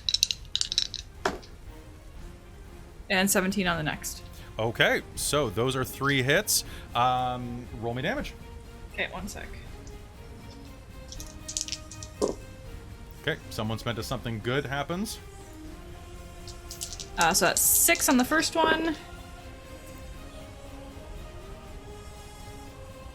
8 on the next.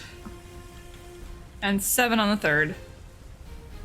And those are fire attacks. 3 fire bolts slam into this strange, corrosive little creature, and it's going to go as the fire bolts hit it, and it's going to scream and explode. Okay. And as it does, Did it explode before any of them hit? Because they're all separate attacks. So you did how much damage? It was 8, 7, and no, all 3 of them hit. The last one exploded it. Okay, cool. So 3 of them smash. Just because, yeah, it's 3 separate attacks. Okay. We do it all at once, but I just wanted to check.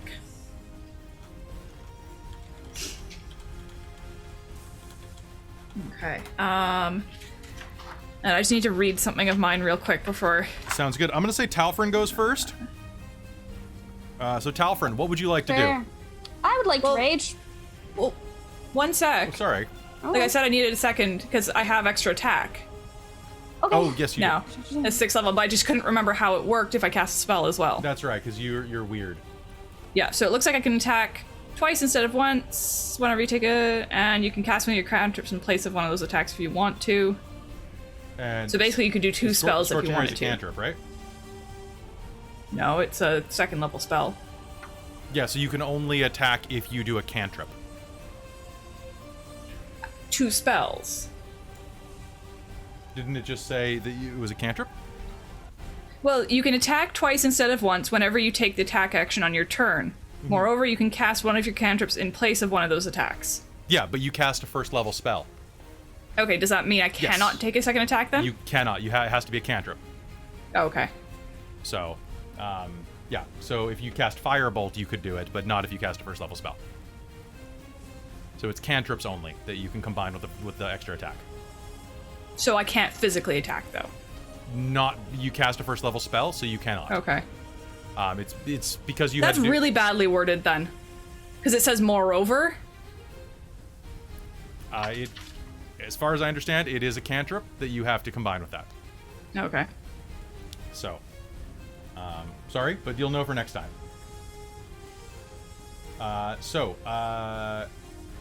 Would you like to do any movement? No, there's no point. Not if I can't attack. So. Okay.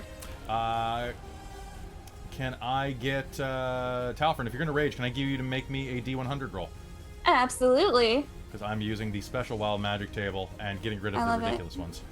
I love it. Roll 53. Oh, where's my cursor? Oh, there it is. Okay. So that or... Oh, that's hilarious. Okay, so I need...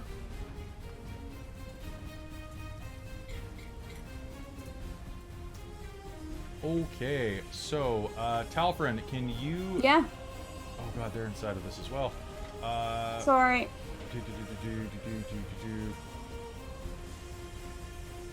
Okay, can you make me a wisdom save, please? You can sure try. Okay, with disadvantage. Yep. Can I just roll straight if I do lucky?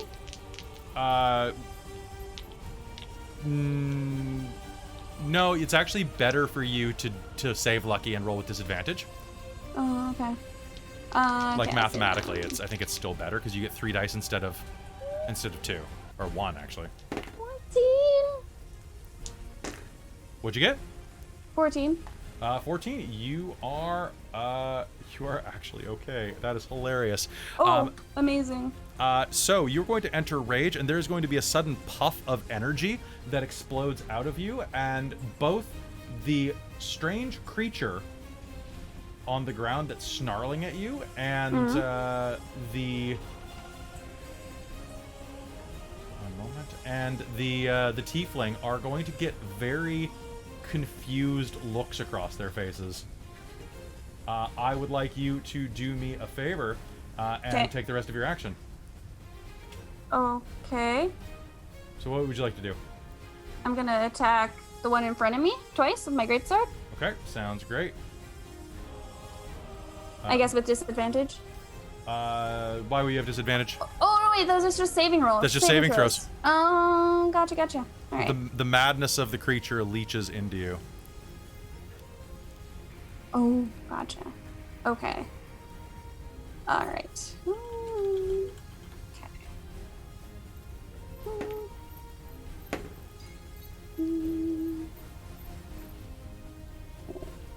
Sorry, I just have to remember what I add. My bad. Oh, okay. So 18 and 15. 18 and 15. Yeah. All right, that is going to be...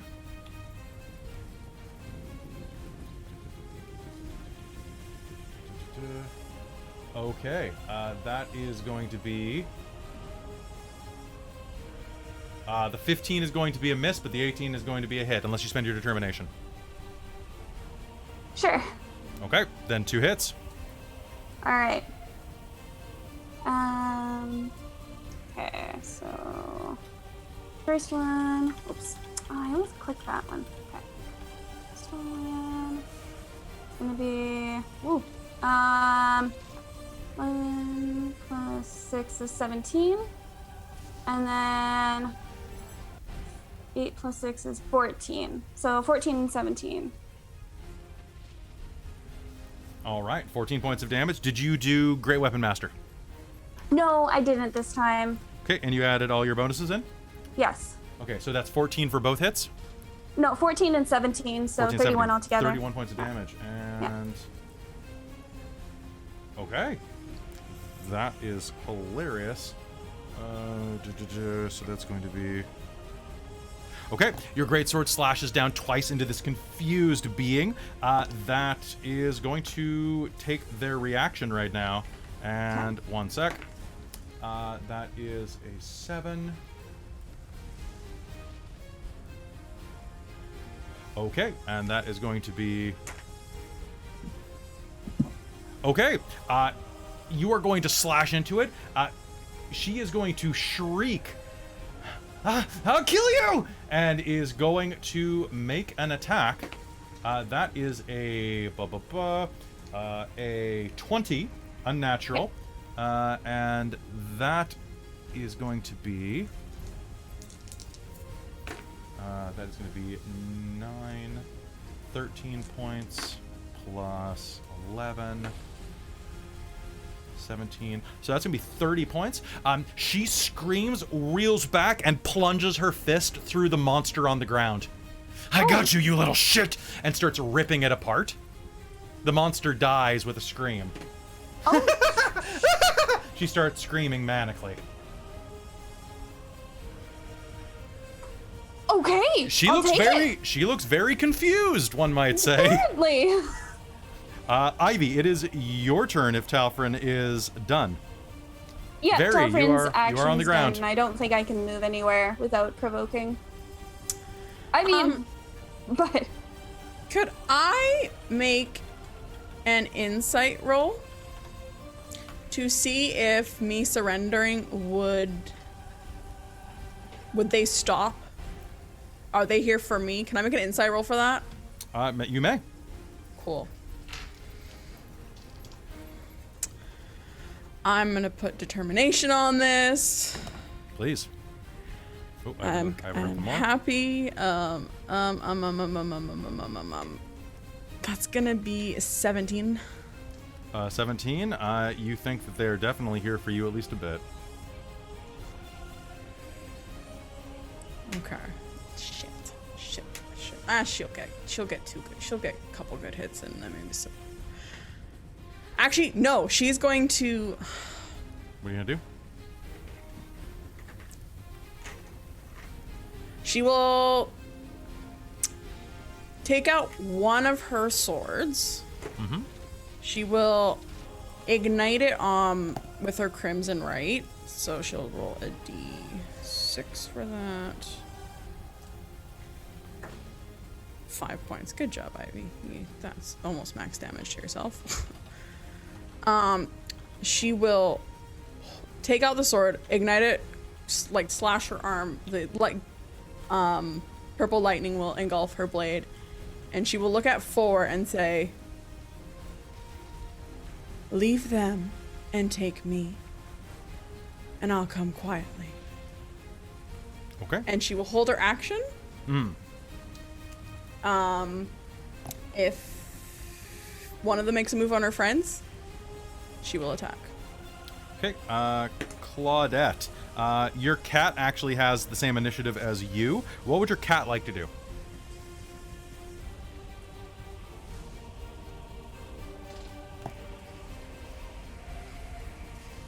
I don't think they can do much. They can assist. They can disengage and run.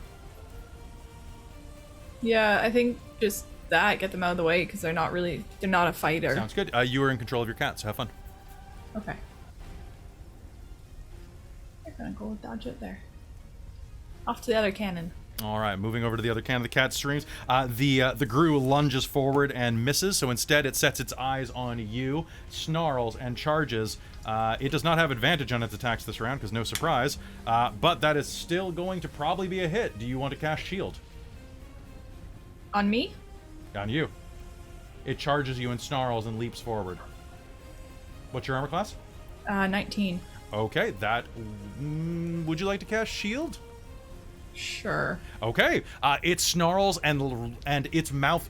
This thing is about the size of, like, two volleyballs glued together. It snarls, its mouth opens 3 feet wide and wraps around your shield and gets stuck. The shield actually opens inside of its mouth rather than hitting you. It is not having a good day. The other one is going to attack Leiden again, because Leiden's right here. Leiden, do you have shield? No, but is it a critical hit? Because I have a thing that can do that. It is not a critical hit. It is just a 21. No, I don't have anything for that, Okay, I don't think. it is going to bite you again, and that is going to be 6 points of piercing damage, and give me a wisdom save, please. And that's with disadvantage still? Yes, it is. On saves? Okay. As you are near these things, each of you is going to hear thank goodness. the sound of screaming, and things beyond the stars are going to be worming their way into your head as a low feedback Yeesh. noise. That is what is causing your fails. Oh boy. Well, that's a 27. Okay. I rolled a 19 and a 20. You are fine. Leiden, it is your turn. Okay. Looking around, okay. She's gonna take a 5-foot step and attempt to cast Spare the Dying on Very. Okay. So she's gonna... Oh, that's not the thing to move. That's the thing to move. That should be in range because she can do that as a bonus action. Yep. So that's her bonus action. And then... she's gonna try and smack the thing next to her. Sounds good. You raise your hand, call the orphan, call Spare the Dying down, and go to smack this thing. Make me an attack roll. Mm-hmm. Our attack rolls are not disadvantage. It's just the They are saves, not. you said? Just saves. Okay. Doesn't matter. What'd you Does a 7 hit? No, it does not. Do you have inspiration?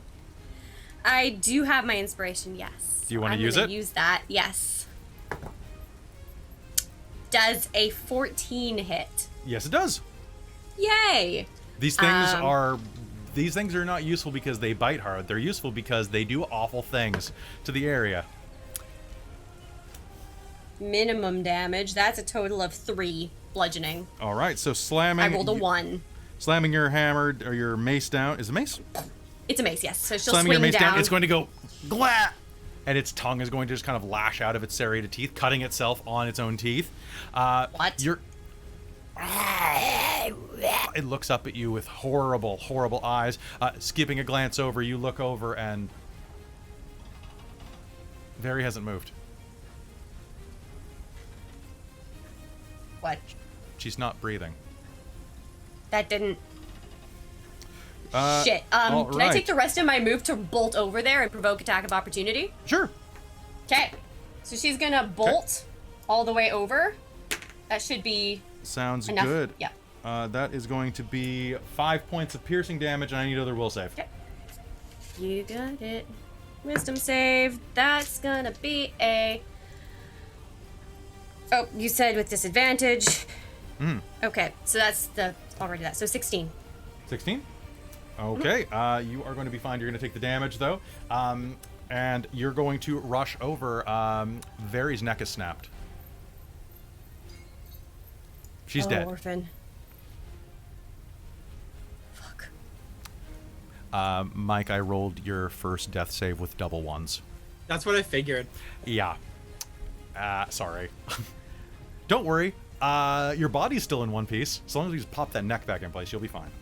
That's what I figure. I mean, it's pretty easy. All right. Number 4 is going to snarl. Who wants you to come quietly? And is going to attack you, Ivy. So can I take my reaction? Your reaction Was for friends. Shit. Yes. All right, so she is going to lunge at you. She's going to grab her greatsword, or pardon me, her longsword, and make 2 attacks. That first one is a critical hit. Ouchies. So do me a favor, and that is almost max damage. You're going to take 21 points of slashing damage from the first one. Okay. As she brings the greatsword down, slashing across your lip so that it looks like hers. And I would like you to do me a favor. You can make me an attack roll if you'd like. Oh, did she botch on? I got a nat 20 and a 1. Okay, Ivy, let's go. Let's go.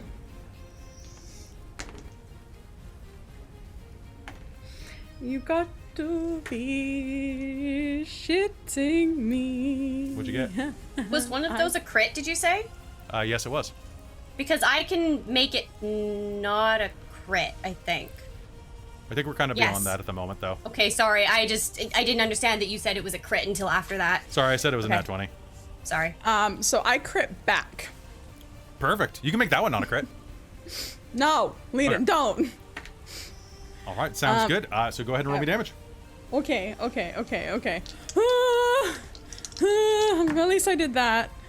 Okay. And So leave and that's save going it for to- the other one. Like, please save it for the other one. Oh. That's gonna be 11 piercing and only 2 lightning.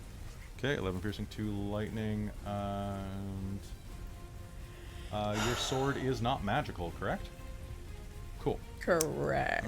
Okay. I don't think the lightning makes it magical. Nope, the lightning is its own thing. So you're Yeah. going to stab into her. She is going to snarl, lean forward, and is going to bite you on the lip and rip part of your lip off for 2 points of damage. Thanks to her vicious reprisal.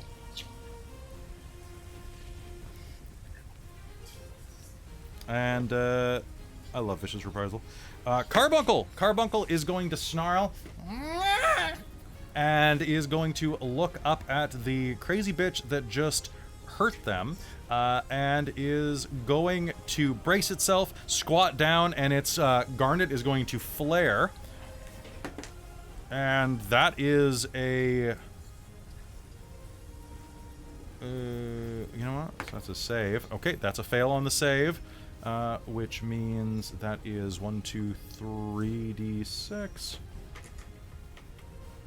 Actually, Carbuncle is going to, because it is smart, is going to move through your squares around here and is going to fire a radiant bolt of energy through you and that little piece of shit over there. That is going to deal 10 points of damage to both the tiefling and the grue. That means that that grue is in bad shape and that tiefling is not in awful shape, but number 3 could be in better shape as this beam of pure light goes and follows through that way. All right, and that is going to be the end of that. The crew is going to act at this point. The kobold. Let's see. I'm just gonna do some rolls and narrate. Okay, that is... Okay, holy shit. Wow. Okay. Ivy, the one that you are facing, so like this one rushed up and attacked you. Number 4 is suddenly going to get pelted by 3 hand crossbow bolts from crewmates. Nobody attacks our ship, bitch! And while they don't go as deep as they could, that is going to be 12 points of damage. She'll spit her own blood from her lip back in her sister's face. The kobold that was cleaning the side of the cannon is going to rush forward at this Gru with a scream and launch itself on top. Claudette, you are my ally, so I have pack tactics. That didn't help. I got a 4. Aww. Wait, hold on. I have class levels. That's a hit. Okay, that Gru is going to take 6 points of slashing damage as this thing, as the kobold lunges forward, goes and slashes down into it. That is going to be okay. That is some damage left. All right, top of the initiative. I need to make a D10 roll. Okay, that is a 2. What happens here?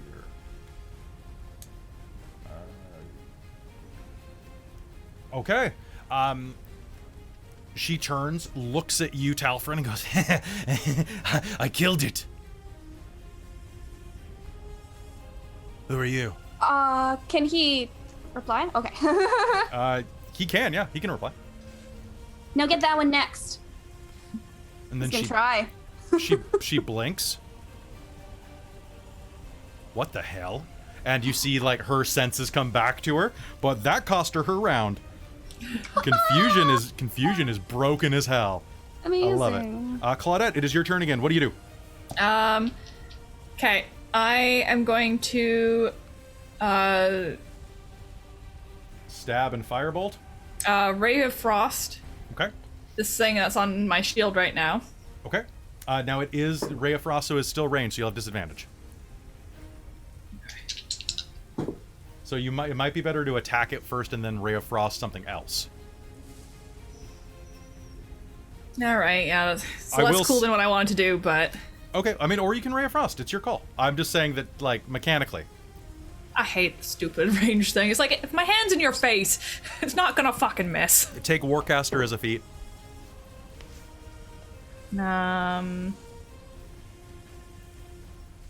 What's that do?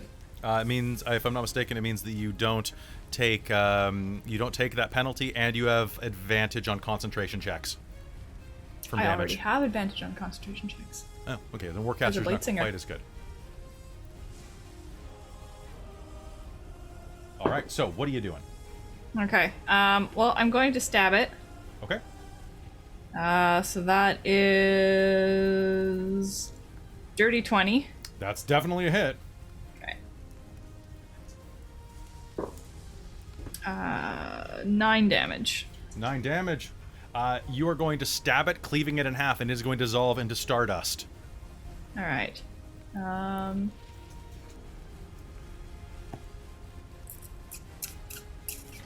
then I'll still do Ray of Frost. I guess whatever's directly threatening Ivy right now. Sounds good. That is a tiefling. Okay, well that is a ranged spell attack. Okay.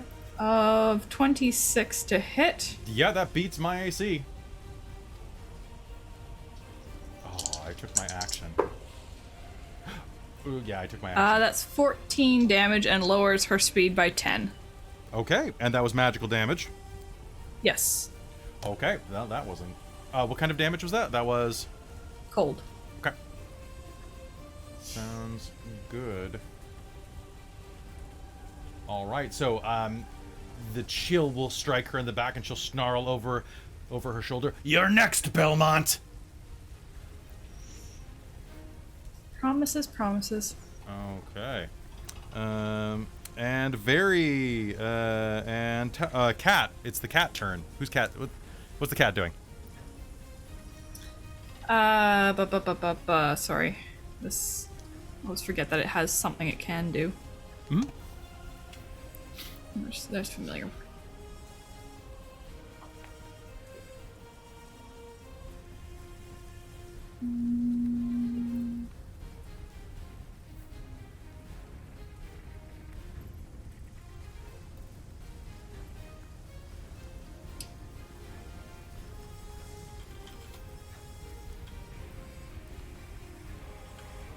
Okay, at the moment it really can't do anything.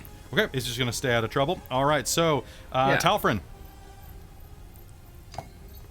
I'm gonna keep slashing. Okay, you're gonna keep slashing. Go ahead and make me some slashes. All right, I'm going to do Great Weapon Master this time. Whoop. Okay. Okay. And I'm gonna roll lucky. Okay. 23. Oh wait. Yeah, cause it's. Oh wait. 18 and 17. Yeah. 18 and 17. That is going Yes. to. Okay. Would you like to use your determination on either of these? Absolutely. Okay. One of them hits. Okay. Oh, actually, Perfect. hold on one What? moment. I was confused, so I need to. Never mind. Both of them hit because my. Okay. I thought my 17 did. Your 17. If you spend your Before. determination, it will. Okay. My Yeah. other one did? Already? Did you already hit once with the 17? I thought so, but maybe not. That's Because okay. you had to spend your determination last round to do it, Oh. and then Okay, you well, had then that determination bought for you again. Oh, I gotcha. Okay. All right. It's Well, because then I'll do that again. she had Let's haste go. on her. Oh. So, but then she got gotcha. confused by your rage, and then her haste dropped. Gotcha. So, Okay. so yeah. All right. So please, Let's rock. Then that's doubled. Give me double.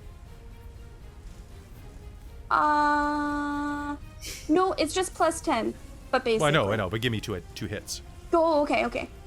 Okay.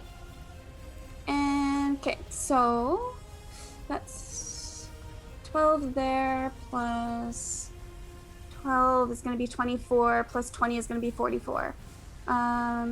Just so I'm doing my math properly. So it's 2d6 plus 6 generally. So my 2d6 were 12 plus the 2 6s is 12 plus Great Weapon Master twice is going to be plus 20. So that's going to be 44. Points of slashing damage. Okay. One moment while I calculate. Okay. Oh, that actually makes my math really easy. Okay. So that is going to just completely slam into her twice. Blood is going to be streaking down her chest for the first one. She is going to bring her hand up to block the second one to try to snap out of the way, but you're going to twist at the right second, and you are going to remove her arm at the elbow. Ooh. She is going to shriek, and I'm going to spend a hurt them more to make an attack roll against you. Sure. Does a 17 hit you? Yes. Okay. How many hit points do you have left? 31. Okay. 31. 31. You're going to take 12 points of bludgeoning damage, turns into 6. And here we go. Okay. You are going to cut her arm off, and as you do, she's going to strike you. I need you to make me a will save. Okay. Wisdom save, pardon me. My Pathfinder's okay. talking.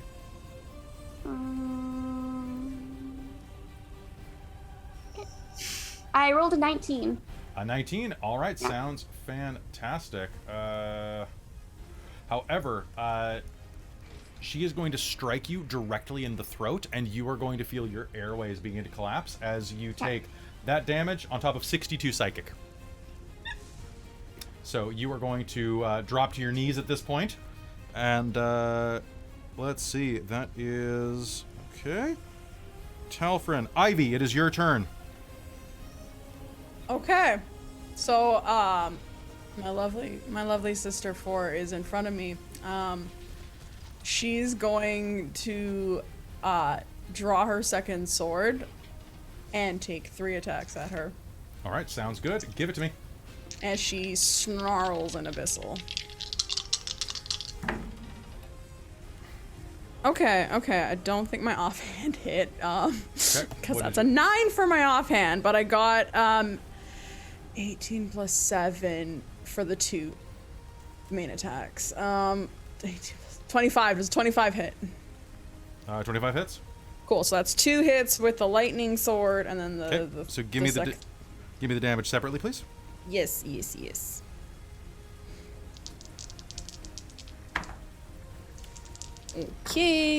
Okay. So that's going to be 11 points of piercing. Okay. Is that And total that- The piercing for the 2 attacks, yeah. Okay. Oh wait, no, just kidding, I forgot to add 8 to that because I forgot to add my modifier.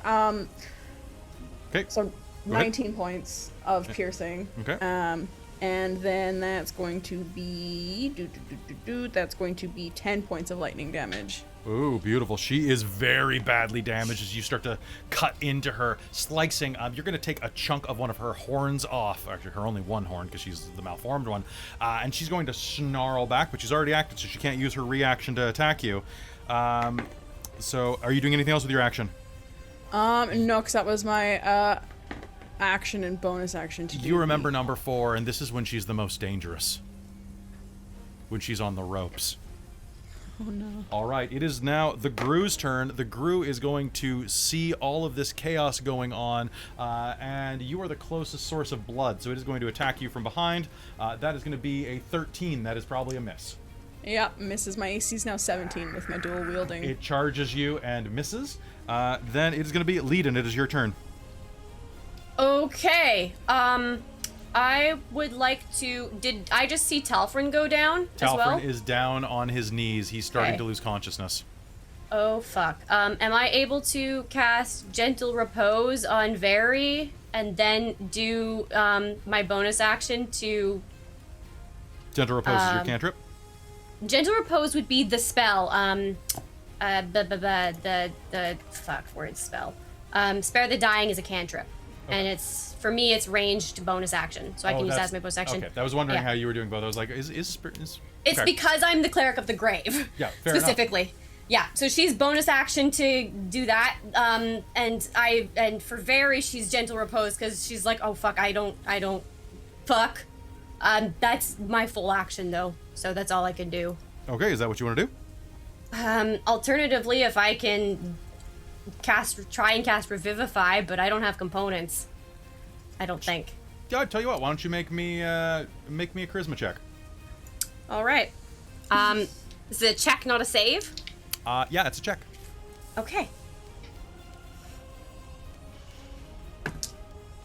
Nat 20, baby! All right. You do not have the components. I'd like you to take 1 level of exhaustion, please. Just one? Okay. Just 1 level of exhaustion, and Okay. you are going to mark that much gold off your character sheet. If you Okay, do not I'm have in that the much gold negatives. off your character sheet, then it's going to bleed over to your friends, and that gold is going to vanish from them as well. Please distribute it All right. evenly among them.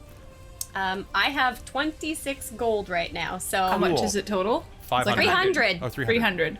300. So everybody else, please lose a minimum of 60 gold pieces each. I have only 14. Then, okay, everybody else Claudette's take... gonna lose it all. Telfrin's broke as shit. I'm pretty Alright, sure. Telfrin. That's everything. We all are broke. There as goes shit. your source of money, knows. guys. It's all gone from Claudette. Okay. You have nothing Claudette, now. Claudette, Yeah. your money is gone. We didn't do it, so sorry. I have 116 left then if I'm losing 300. Okay.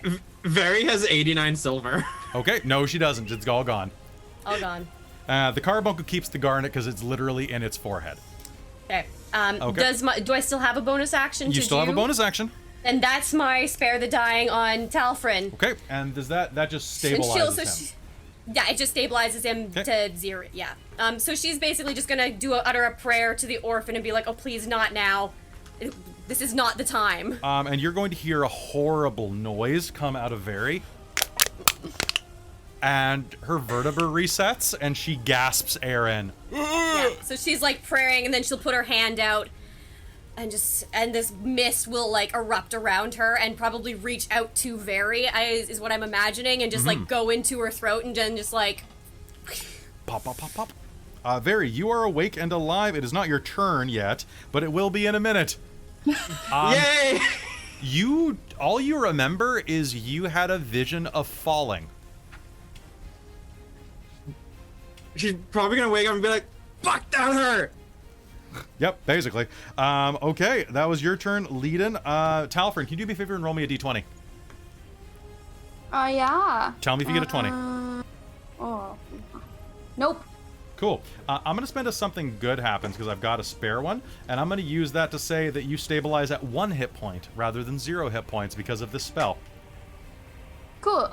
So you can still act at 1 hit point. Oh, okay. It basically means you're still conscious. Gotcha. The spare of the dying is going to go. And for those of you who are like, "What the hell?" Trust me, I got this. Rules are meant to be broken in service of fun and the plot. We've learned to trust Kelly. Oh yeah, absolutely. All the trust. All right, it is number 4's turn. I am going to reckless attack 3 times. Goodbye, guys. Let's see if she goes through my max hit point. All right, kills me. I have 26 points, 26 to hit on the first one. That'll do it. I have 23 to hit on the second one. That'll do it. 17 is the number you're looking for. I have, okay, well, that is 3 hits as she snarls and dives at you. This is going to be... Let me know if you get 67 damage or not. 67? Yeah, that will outright kill me. Otherwise, I'm just rolling death saves at this point. Okay, so she's going to slash into you, and it's going to be for a total of... well, actually, no. The first one would probably drop me down to 0, so I'm probably losing death saves. Okay, so that's going to be... how many hit points do you have left? I have 9 currently. The first one will not. The first one is going to be just 6. So it's going to slash you across the stomach. The next one, though, is going to drop you as she plunges it into your upper right chest. Okay. And the last one, as you sink down to the ground, she's going to smile, kneel on your gut, and bury the sword in your belly. And start to twist it in your innards. So that's failed, right? That's 2 failed death saves. Awesome. All right, it is going to be Carbuncle's turn. Carbuncle is going to try to recharge that gem. That's a 5-6. That is a 4, unfortunately, but I have something good happen, so I'm going to reroll that, and that is a 5. So that means that I need 2 saves. That is a fail and a success, which means that as the Gru snarls down at you, as one of the last things you see, a bolt of light is going to fire out of Carbuncle's head and is going to just eviscerate it. Everyone no longer has saves as the sound of screaming star spawn escapes your ears for good. And it is crew turn. The crew is going to make 5 crossbow attacks. And they are going to target 3 of you there. That's only 1 hit, and 2 of them there. And that is only 1 hit, so that is going to be 2 more points of damage to... Oh no, that's bad. The crew is going to aim and fire, firing crossbow bolt after crossbow bolt into the 2 tieflings. One of them is going to strike into number 4, and she is going to turn, snarl, and use her vicious reaction to charge the Goliath that shot her, who is at the wheel. That is going to be a 25 to hit. She is going to snarl, bury her teeth in his throat for 6 points of damage. And I need everybody to make me a dex save. Okay. Hey, I can make a save. What happens if I'm, unconscious? You're fine. You'll slide across the bow. Okay, cool. Whee! Okay. 18. All right. So you're looking for a 15 here, everybody? I pass. I got an 18. 18? Sounds good. Oh. All right. If you fail, you are prone and move 10 feet toward the back of the ship as it begins to plummet downwards. Mm-hmm. Okay. Do I run into the wall? You will hit the wall and proceed no further. Okay. Am I on Well, at top least of Barry? I probably wouldn't move too much because there's stuff right next to me here. And cannons are generally kind of wedged into place so they don't roll around. That is true. So you'll slam into that. In that case, you're going to do me a favor and you're going to take 4 points of bludgeoning damage instead. Actually, even with a successful dex? Oh, you succeeded. Sorry. Yeah, I failed. You failed, so you're going to take 4 points of bludgeoning damage as you slam into the wall. Okay. You are going to be moved. Most of the crew is going to be pitched. Carbuncle's not going to be. And the kobold is going to spend half of its movement to get up. And is going to... that is too far for it to reach, but it's going to start moving toward this... toward the tiefling with a feral look in its eyes. That is... I like this one. What's this one's name? Did I name this one? Oh, yeah, that's Exer. Exer's great. All right, top of the initiative, Leiden, the tiefling that has only one arm and down Talfrin, has hit the side of the wall. Ooh, that reminds me. That means I took 2 points of damage. Is going to turn to you. Say your prayers, little one. And is going to make... That does not refresh, thank you. Is going to try to hit you 3 times. Oh. And now I'm Question. prone, right? You are... Oh, yes, you are prone. You knocked me prone. Okay. So... hold on, what are you asking, Christine? Oh, no, it's as an action. Sorry. Okay. So what are you saying, Amy? was the tiefling also prone? She's going to spend half of her action to get up, or half of her move to Okay, get up. and then has advantage against me. Yep. Yeah. Okay. Actually, it's so not as an action. If my familiar is basically next to Leiden from, I figure it got flung over that way anyways. Yeah. Shield is a self reaction. I can deliver a spell that has touch to another through my familiar if they're touching. You can't cast shield on another person. Okay, it is just that. It is just that. Yeah, I know. That would be nice, though, wouldn't it? However, you could choose to have the cat interact to deny me advantage on one of my attacks. How do I do that? You just have the cat interfere. Grant the help action to Claudette or to Leiden.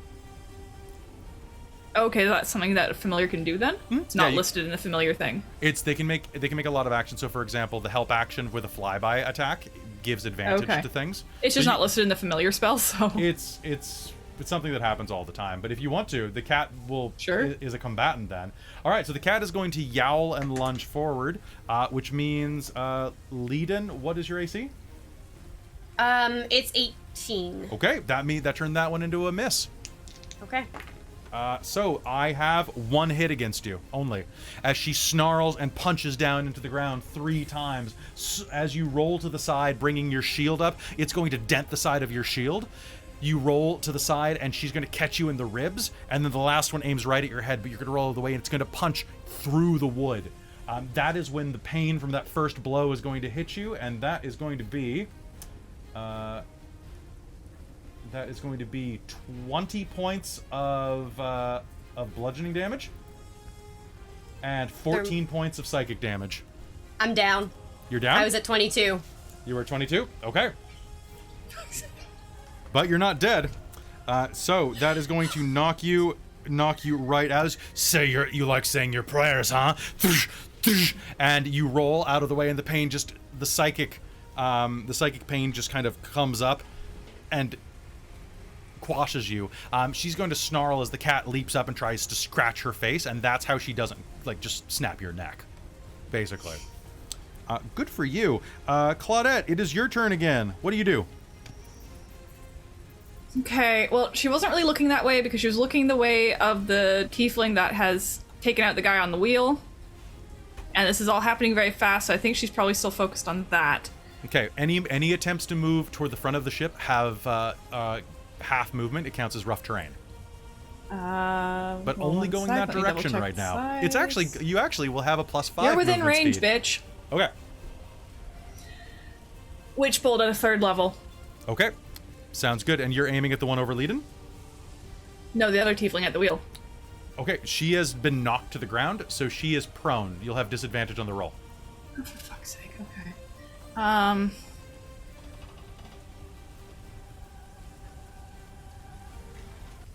right, I'm gonna retcon all of my exposition of why I was going for her, and I will go for the one over Leiden then. Sounds good. Well, I mean, you were going to, and then you just saw your best friend killed. I just figured that I Presumably. probably wouldn't see that because it's happening in seconds. You probably heard Leiden shriek as she went limp. All right. Well, she'll shriek just Leiden's name. Sounds good. And this is gonna be Witch Bolt at 3rd level. Okay, what's your attack roll? Nat fucking 20, bitch. Okay, roll me damage. Drop this bitch. 60-12. Oh! That's why I cast it at a 3rd level. And what type of damage is it? This is lightning. Yes, yes, yes. Let the hate flow through you.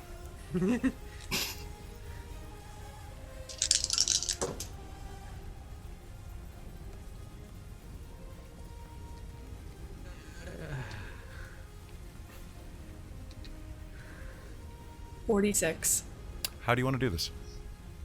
Claudette is gonna kind of just react with a look at hearing Leiden, like a shriek Leiden's name, and just snap the arm out that's not holding her sword, and just lightning bursts from her hand, connecting to this tiefling.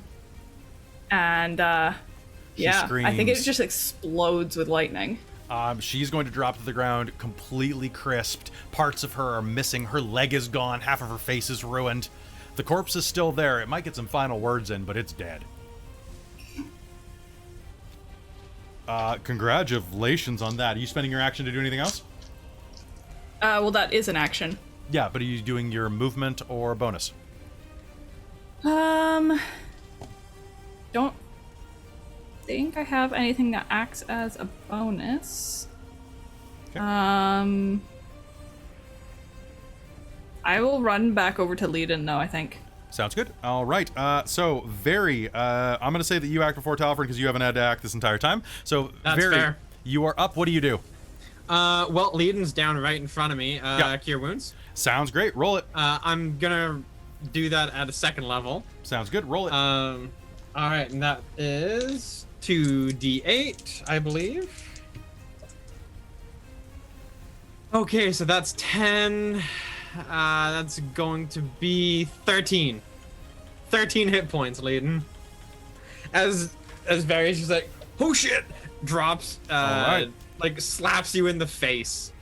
Leiden, you're going to come to with the worst smell in your nose. It is crisped tiefling. Yuck. And then Vary's gonna take her movement and yeet the hell up to the top deck. Okay, sounds great.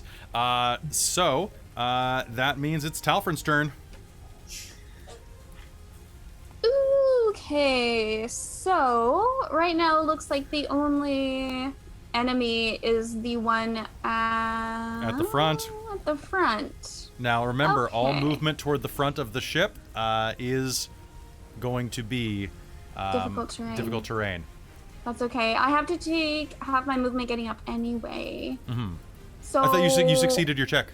No, I didn't. did? That's You why I you pushed fell? myself back. Oh, okay. Yeah, Fair, I fair. fell. So no, I got like 13. So he's going to walk down to just walk a little bit closer and just hurl a javelin. Sounds good. You Because can I hurl 2 of them. can't get there. Oh, sure. I mean, you That can sounds like a make 2 plan. attacks on your turn, can't you? This is true. This is Yeah. true. I forgot that it counted for ranged attacks, because when do I actually use this javelin in my character art? It's been a while. It's been a long time. Okay, let's go. I got 20 That's a hit. and 20. That's 13 a and hit. 13 plus 7. Okay. Alright. So roll me your damage twice. So that's 2d6 plus your strength plus your strength plus your rage plus your rage. I'm not raging anymore. Oh, are you not? No, Oh, yeah, because I got 'cause- knocked out. That's And true. he's a little bit discombobulated with 1 hit point. That's fair, He's that's fair. just gonna toss a javelin. Okay, so 8 plus strength is going to be 14. 14 damage? Yep. Okay. Piercing. Two javelins slam into her back from where she is on the ground. Ooh, I forgot to say, she is prone right now. Mm-hmm. So, did you roll with disadvantage?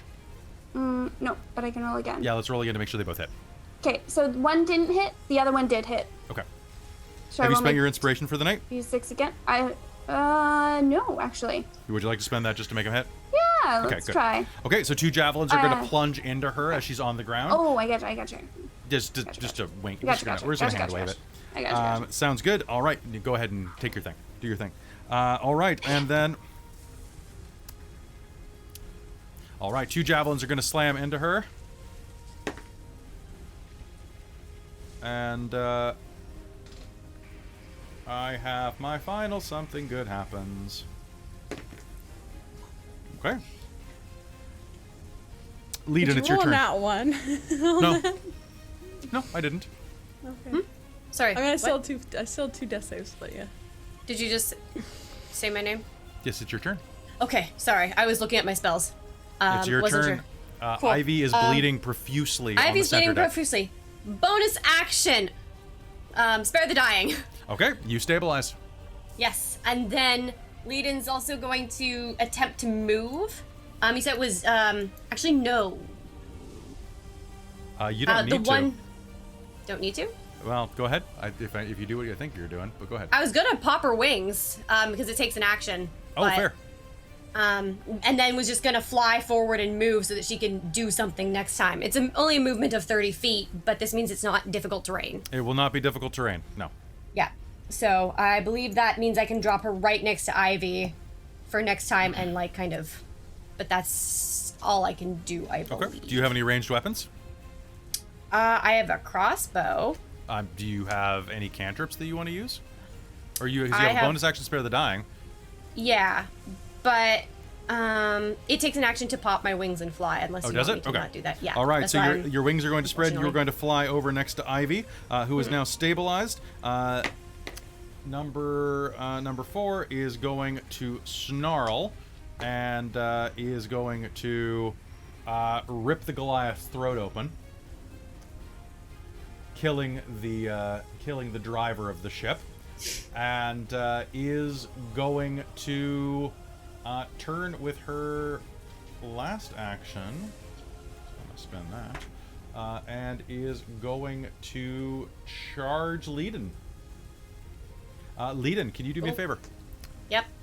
Can you make me? Mm-hmm. Oh, that was okay. She is going to charge at you, her wings spread, and is going to slam a blade down next to your foot, where it catches in the ground. And she's going to snarl up at you with all of the rage. I'll see you in the house. All right, with that, it is down and the Carbuncle's turn. Carbuncle is going to... does not have the speed to do that. Carbuncle is going to climb up there and is going to pray for... it works! Okay. Oh my god, Carbuncle, you are the best. How many hit points do you have left? Not many. Okay, Carbuncle is going to crawl forward. You're going to see another beam of pink begin to form in the center of his forehead. He's going to brace down, his claws scraping the deck, and is going to fire a bolt into this thing, into her for 10 points of radiant damage as it shears part of her face off. She is very injured right now. The crew's turn. They are all prone. What I'm going to do is... I'm going to roll 5 dice if any of them are above an 18. Nope. And nope. Okay, so they're all just going to be trying to keep themselves in check, except for Kobold Boy, who is going to 5, 10, 15, 20, who is going to charge forward and is going to dive forward and is going to lunge forward, clamping his claws onto number 4's leg and you will see that this kobold is not wearing shoes. Instead, he wraps his draconic claws around the grating in the floor. They're not going anywhere. And is grappling her. I love this kobold. He's my favorite. The Enlightened Wood is dead. Claudette, it's your turn. Okay, she's not fucking prone anymore, right? She is not. She is standing up, and she cannot move. Okay, well, you know what? I really want to make sure that she doesn't get away, because I really don't like this, so Witch Bolt at a 3rd level again. Okay, make me an attack roll. Oh, nice. Thank you, thank you, thank you. Lovely dice. That is going to be 25 to hit. Okay, roll me damage.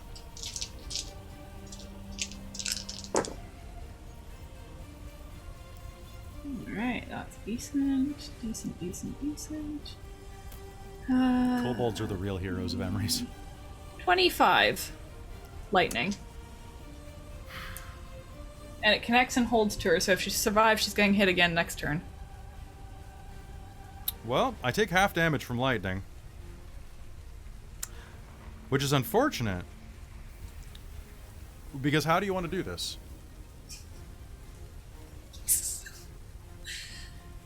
I think lightning is gonna like crackle beside Leiden and latch onto it. It's like this. It's like the string lightning that you see hitting the ground. All the various little offshoots, and all latches onto her and holds on, and connects a continuous bolt between her and Claudette. Okay, it's going to strike her, and just what happens to the body? Is there a body? Parts? Like, I think maybe the leg that the kobold was holding onto is still there. Sounds good. Huh? What? The kobold is going to shout. What? Yeah, she is dead. Claudette's gonna say something along the lines of, "Don't you dare touch Leiden." Okay, it is, were you doing any movement or anything?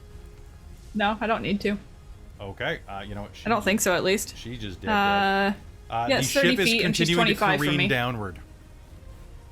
Just ashes floating around in the air. Not for long at the speed you're falling. That's true. It's easy, please. All right, so if you're not moving or anything, then it's Very's turn. Very. Can I try and control the ship? Sure. Yeah, you can. I'm gonna try that. All right. Because I'm right beside the wheel at the top there, so... You're behind the rear wheel. Yeah, there's 2 wheels, so that works out. So Very is gonna try and control the ship. So what roll do I make for that? I would like you to make me a pilot check. I don't believe you have that skill, so this is going to be a dexterity check. Okay, I'm gonna use my inspiration and determination on this. Do.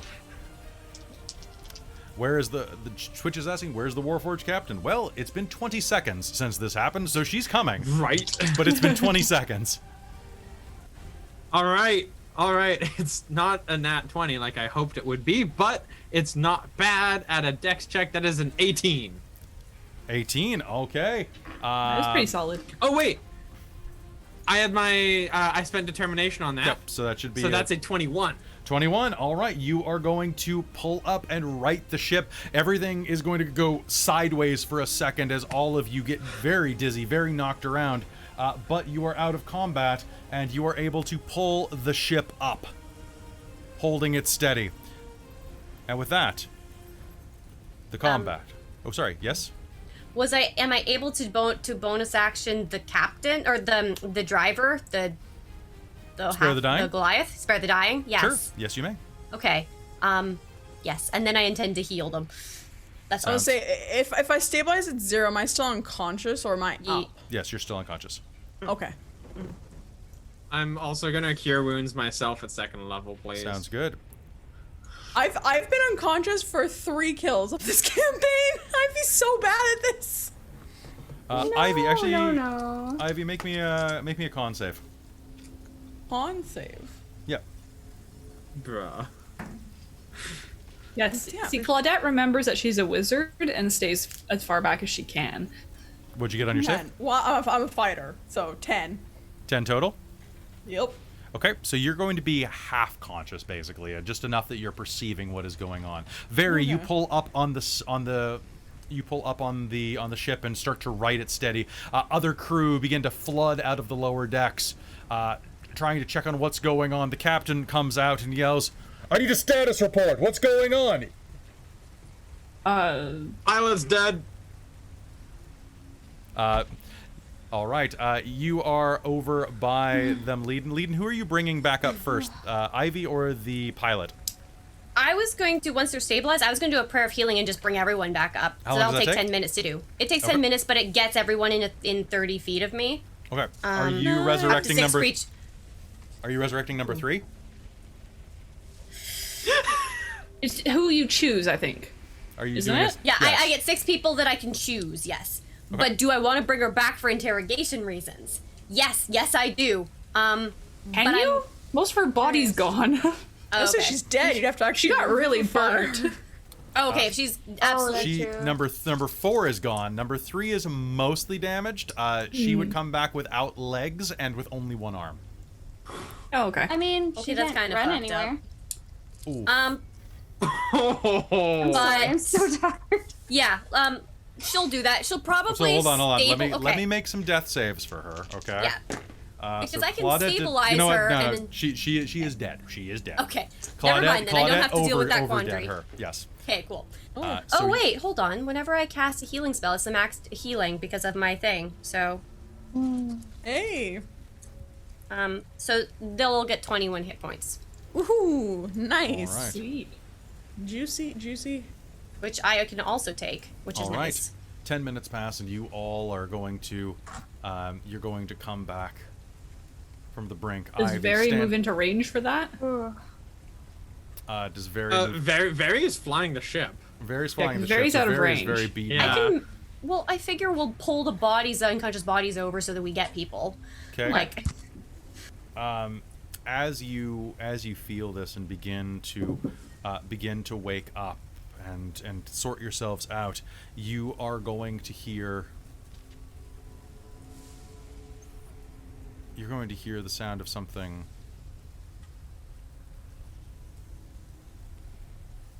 groaning next to you, Ivy, as you stand up, and a hand is going to grab onto your ankle.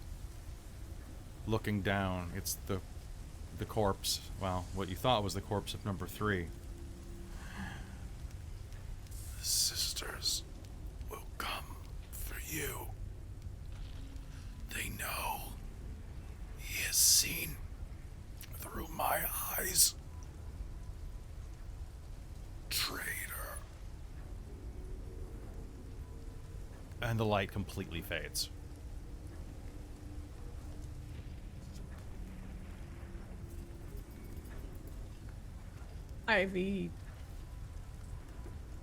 Ivy starts crying. She just starts openly weeping on the deck, and she falls to her knees and kind of. Is the body there? Like, is it intact or is it like obliterated? It is basically, to put it in an easy way, it's Anakin Skywalkered. Okay, so it's still It there. is She'll like, kind of. it is burnt and crisped and barely even recognizable as a body. So it looks honestly more like a shop mannequin that someone let their teenage kids play with. I mean, she'll still kind of. If there's some sort of body, she's still gonna like fall to her knees and kind of.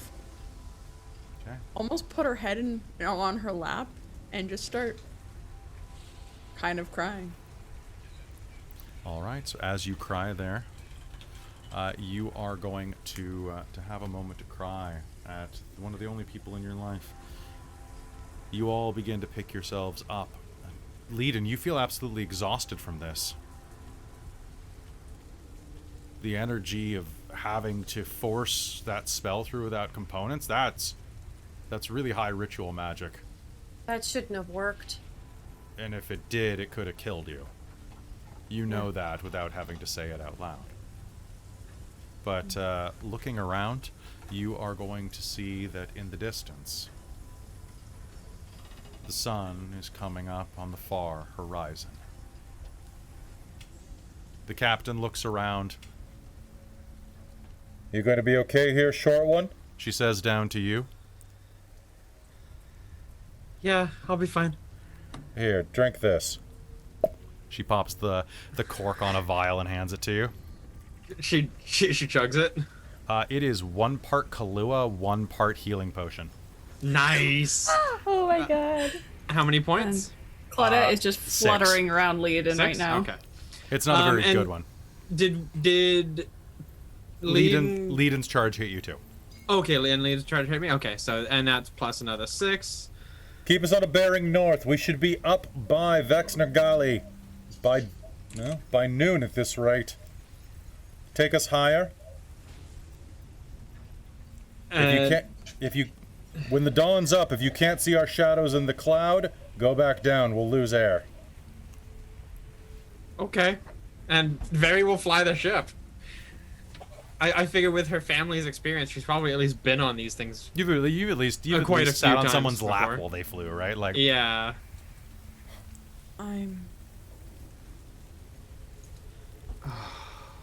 We got attacked because of me. I don't think it was just you. She said my sisters are coming for me.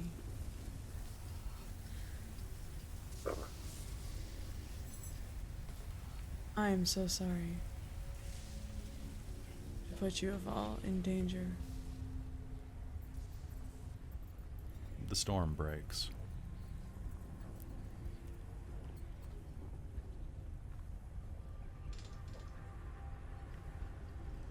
Talfrin's just gonna collapse in an exhausted heap. Just putting it out there. That's what he's doing.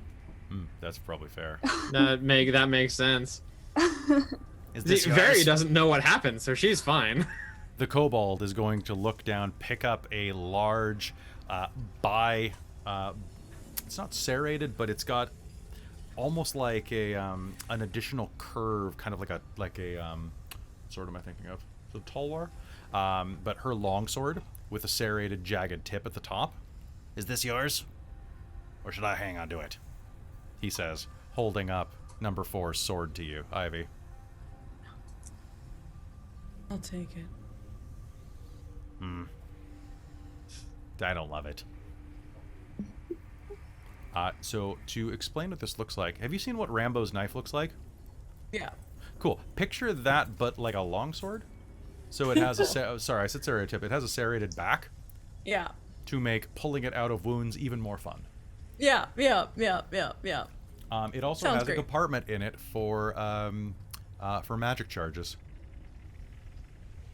Ooh. Presently empty, but Yeah. Cool. Thankfully. is anybody checking the body of number 3? Yeah. Okay. I want to go check it. Can you make me an investigation roll? In Ivy's lap. Well, Hey, if do you mind if I Ivy's just move your sitting there, Claudia's gonna check to make sure that it's not coming back on us. Investigation, you said? Yeah.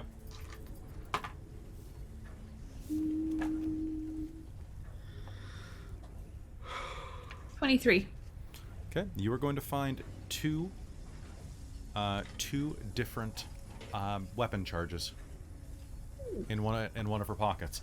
They are vials, and let me just check one thing real quick to see what you have out of them.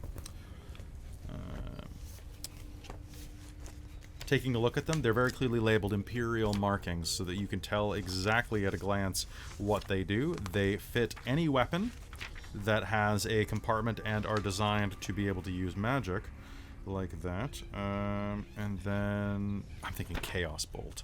That's what I love Chaos Bolt. I was hoping I'd get to throw a Chaos Bolt grenade. Yeah, I'm sorry, I killed you immediately. Chaos Bolt is pretty fun. That was insane. I'll tell you after game what happened there, Yeah. because it was great. Oh, Chaos Bolt is in man. this one. One second. Welcome to the PC Death Club, Mike. Apparently. You're number 2 on the list, so it's a very exclusive club. Okay. It is. Get in there! Can I've you- got 2 unconsciouses now. Unconscious. Okay, Christine, can you roll me 2d10? Give me the number separate. A 4 and a 3. Cool. You have a blue vial and a red vial. They turn the weapons into +1/+1. Each of them do. They have charges that allow you to do an hour in 10-minute increments. The blue one makes your weapon do cold damage. The red one makes your weapon do fire damage. All right.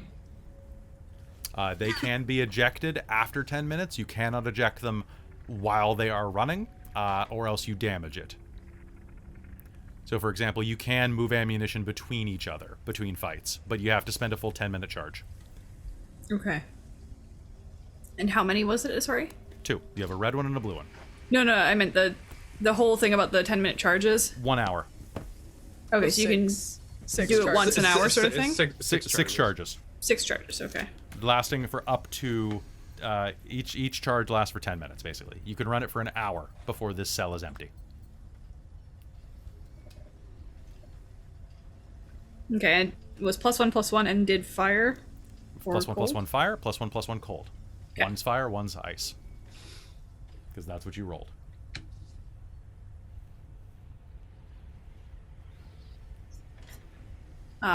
She'll offer one to Ivy. Thank you. Do you want the ice or the fire? Your choice. She'll hand you the blue one. Come on. And with that, you continue your trek northward, knowing that your enemies know even more about you than maybe your friends do, and that what you face ahead. Now, if it's anything like what Talfrin learned today, could rock the foundation of your world and everyone else's too. But that's a story for next time. We'll see you next Friday on the Reign of Emrys. All right, and that's game for tonight, folks. Did you have a good time? Yes, that was great. I'm tired now, but I am exhausted. That was an emotional roller coaster. Stressful. And then we had a combat on top of that. I have like 3 levels of exhaustion. So, real quick, I'm just going to explain. So, for intensive purposes, number 3 was one of the Alpha Squad leaders of the Sisters. Her stats are of a Githrizai Enlightened. So, she has some spells. She has 3 unarmed attacks that do 2d8 plus 4 bludgeoning plus 3d8 psychic damage because of her training. And on a recharge 6, which means every time I use it, I have to roll a 6 at the beginning of my round to see if I get it back. This is what she hits you with. Temporal Strike. Melee weapon attack, plus 8 to hit. 1 creature. 2d8 plus 4 bludgeoning damage, plus 8d12 psychic damage. holy shit. Oh my god. Hey, my sisters apparently are way better than me. Well, they're the previous generation. Of course they are. I know. I'm joking. I'm joking. Really glad that I got away with only 6 damage. Yep. Yeah. Holy Yeah, shit. well, Because she only managed to hit. She only managed to hit you, or they only managed to hit you once. And then a target move. If you failed a DC 16 Wisdom saving throw, you are teleported 1 round forward in time. What? oh, okay. The target reappears in the space left at the end of this person's next round. Wow. They hit you so hard you vanish for a turn, Oh, wow. That's insane. which means that You guys will all be glad to know that I did have Featherfall prepped. So if anybody had gotten yeeted, the whole group would have had Featherfall within Nice, the reaction. I do want everybody to do me a favor though, and can I get an Arcana roll with disadvantage off of everybody? Sure. Oh, like it sounds fun. Try. Oh, hey, that's actually pretty damn good. That's gonna be a 7. Okay. That's a nat 1. Okay. Oh no. So that's gonna be 24. 24. 25. Holy Also, crap. 11. 11. Okay, so Oh, only yeah. Claudette and Ivy. As you are looking at this later, you are going to recognize those small things which are fangless, lipless, ever grinning, madly staring, spindly leg, long-armed, bristle and spined, these fleshy, black and pale creatures with long fingers that end in broken and dirty nails. The things that were attacking you, that they brought on board, are creatures known as Grues, also known as Star Spawn Grues. They are aberrations from beyond the material realm, creatures from beyond known space, where the deep ones dwell, See, the old ones. when you said that originally, the first thing in my mind was the Zork? Langoliers. Oh yeah. Yeah. There is no photo of these things, as far as I can tell. So let me see if I can find one real quick. So, again, I don't know if we want to maybe get into the next session, but has that been anything that Ivy would have known that's been used by? Like, has she seen these before? Have they been used ever before with the Imperial Science Division? No. That's new. No. Cool. Okay. That's new. Information. That's new. So they really they don't hate have me. a photo, but I Horrifying. kind of like the Wretched as an example. Oh, Oh. good. Yeah. So Jeez. real quick about this. So these things are disgusting. I actually cut them down slightly from the way that they worked. But they have a confounding bite. If you fail the bite, they all attack rolls against you have advantage until the start of its next turn. Oh, where'd Ooh. Christine go? Check chat. Oh, okay, she just had to go to the washroom. Cool. Yes. And then Aura of Madness. Creatures within 20 feet of the Gru that aren't aberrations have disadvantage on saving throws and on attack rolls against creatures other than the Gru. Now, I cut that last part out because I thought that having 4 of them and the rest of it might be a little too much for you. So I cut that part out. These were babies. They didn't have quite as much So, potency. sorry. Say that again. If you weren't Yeah, an yeah. aberration, You have didn't disadvantage on basically all rolls around them. Unless basically you have disadvantage on all saves, and unless you're attacking them, you have disadvantage. On attack. Interesting. They're Very great. interesting. They're great shock troops, aren't they? I just meant interesting that did I roll? I don't think did you tell me I was rolling with this? Huh. So, let's hope you never have to fight a Starspawn Hulk. That sounds horrifying, honestly. No, thank you. I'm just to not. picturing like the Hulk. Or a Starspawn larva mage. That's Huh. spooky. Yeah. It's pretty spook. Right. Holy did you guys have some fun shit. tonight? I Yeah. did. That was Oh, very okay. stressful. So much fun. but You got to I pilot am- a ship and you died. Like, what more do Like, you want? wow. Leden's gonna have to have a Like- talk with Very later. Yeah, because she has no idea that she died. No, be like, what did you see? She's Hey, gonna be wanna play like, Truth or Dare? Did you see a god? I was falling for 30 minutes. No, it was Nice. like Oh, 6 yeah. seconds. oh my god. Oh my god, yes. That was I have to watch that again. ridiculous. We just watched it today, so. I feel know bad. you said that. I was like, oh, I have to watch it again. And then I didn't say it at that time, so I'm Good. saying it now. All right, so hey folks, we're gonna call it here. It's 11:37, and hey, Time for bed. it's time for bed. Be sure to come back tomorrow night at 7 p.m. for our episode 0 of our Mage the Ascension game, which is happening very soon. We love you all. We hope that you're doing well. If it's your first time here, give us a follow. We also have our archives over on YouTube. Join our Discord. Hang out with us. You can also, if you have Amazon Prime, you can subscribe here for free. Give us a little bit of extra money to buy more music and do some cool stuff. But at the very least, just come hang out because we enjoy playing games and we enjoy being watched.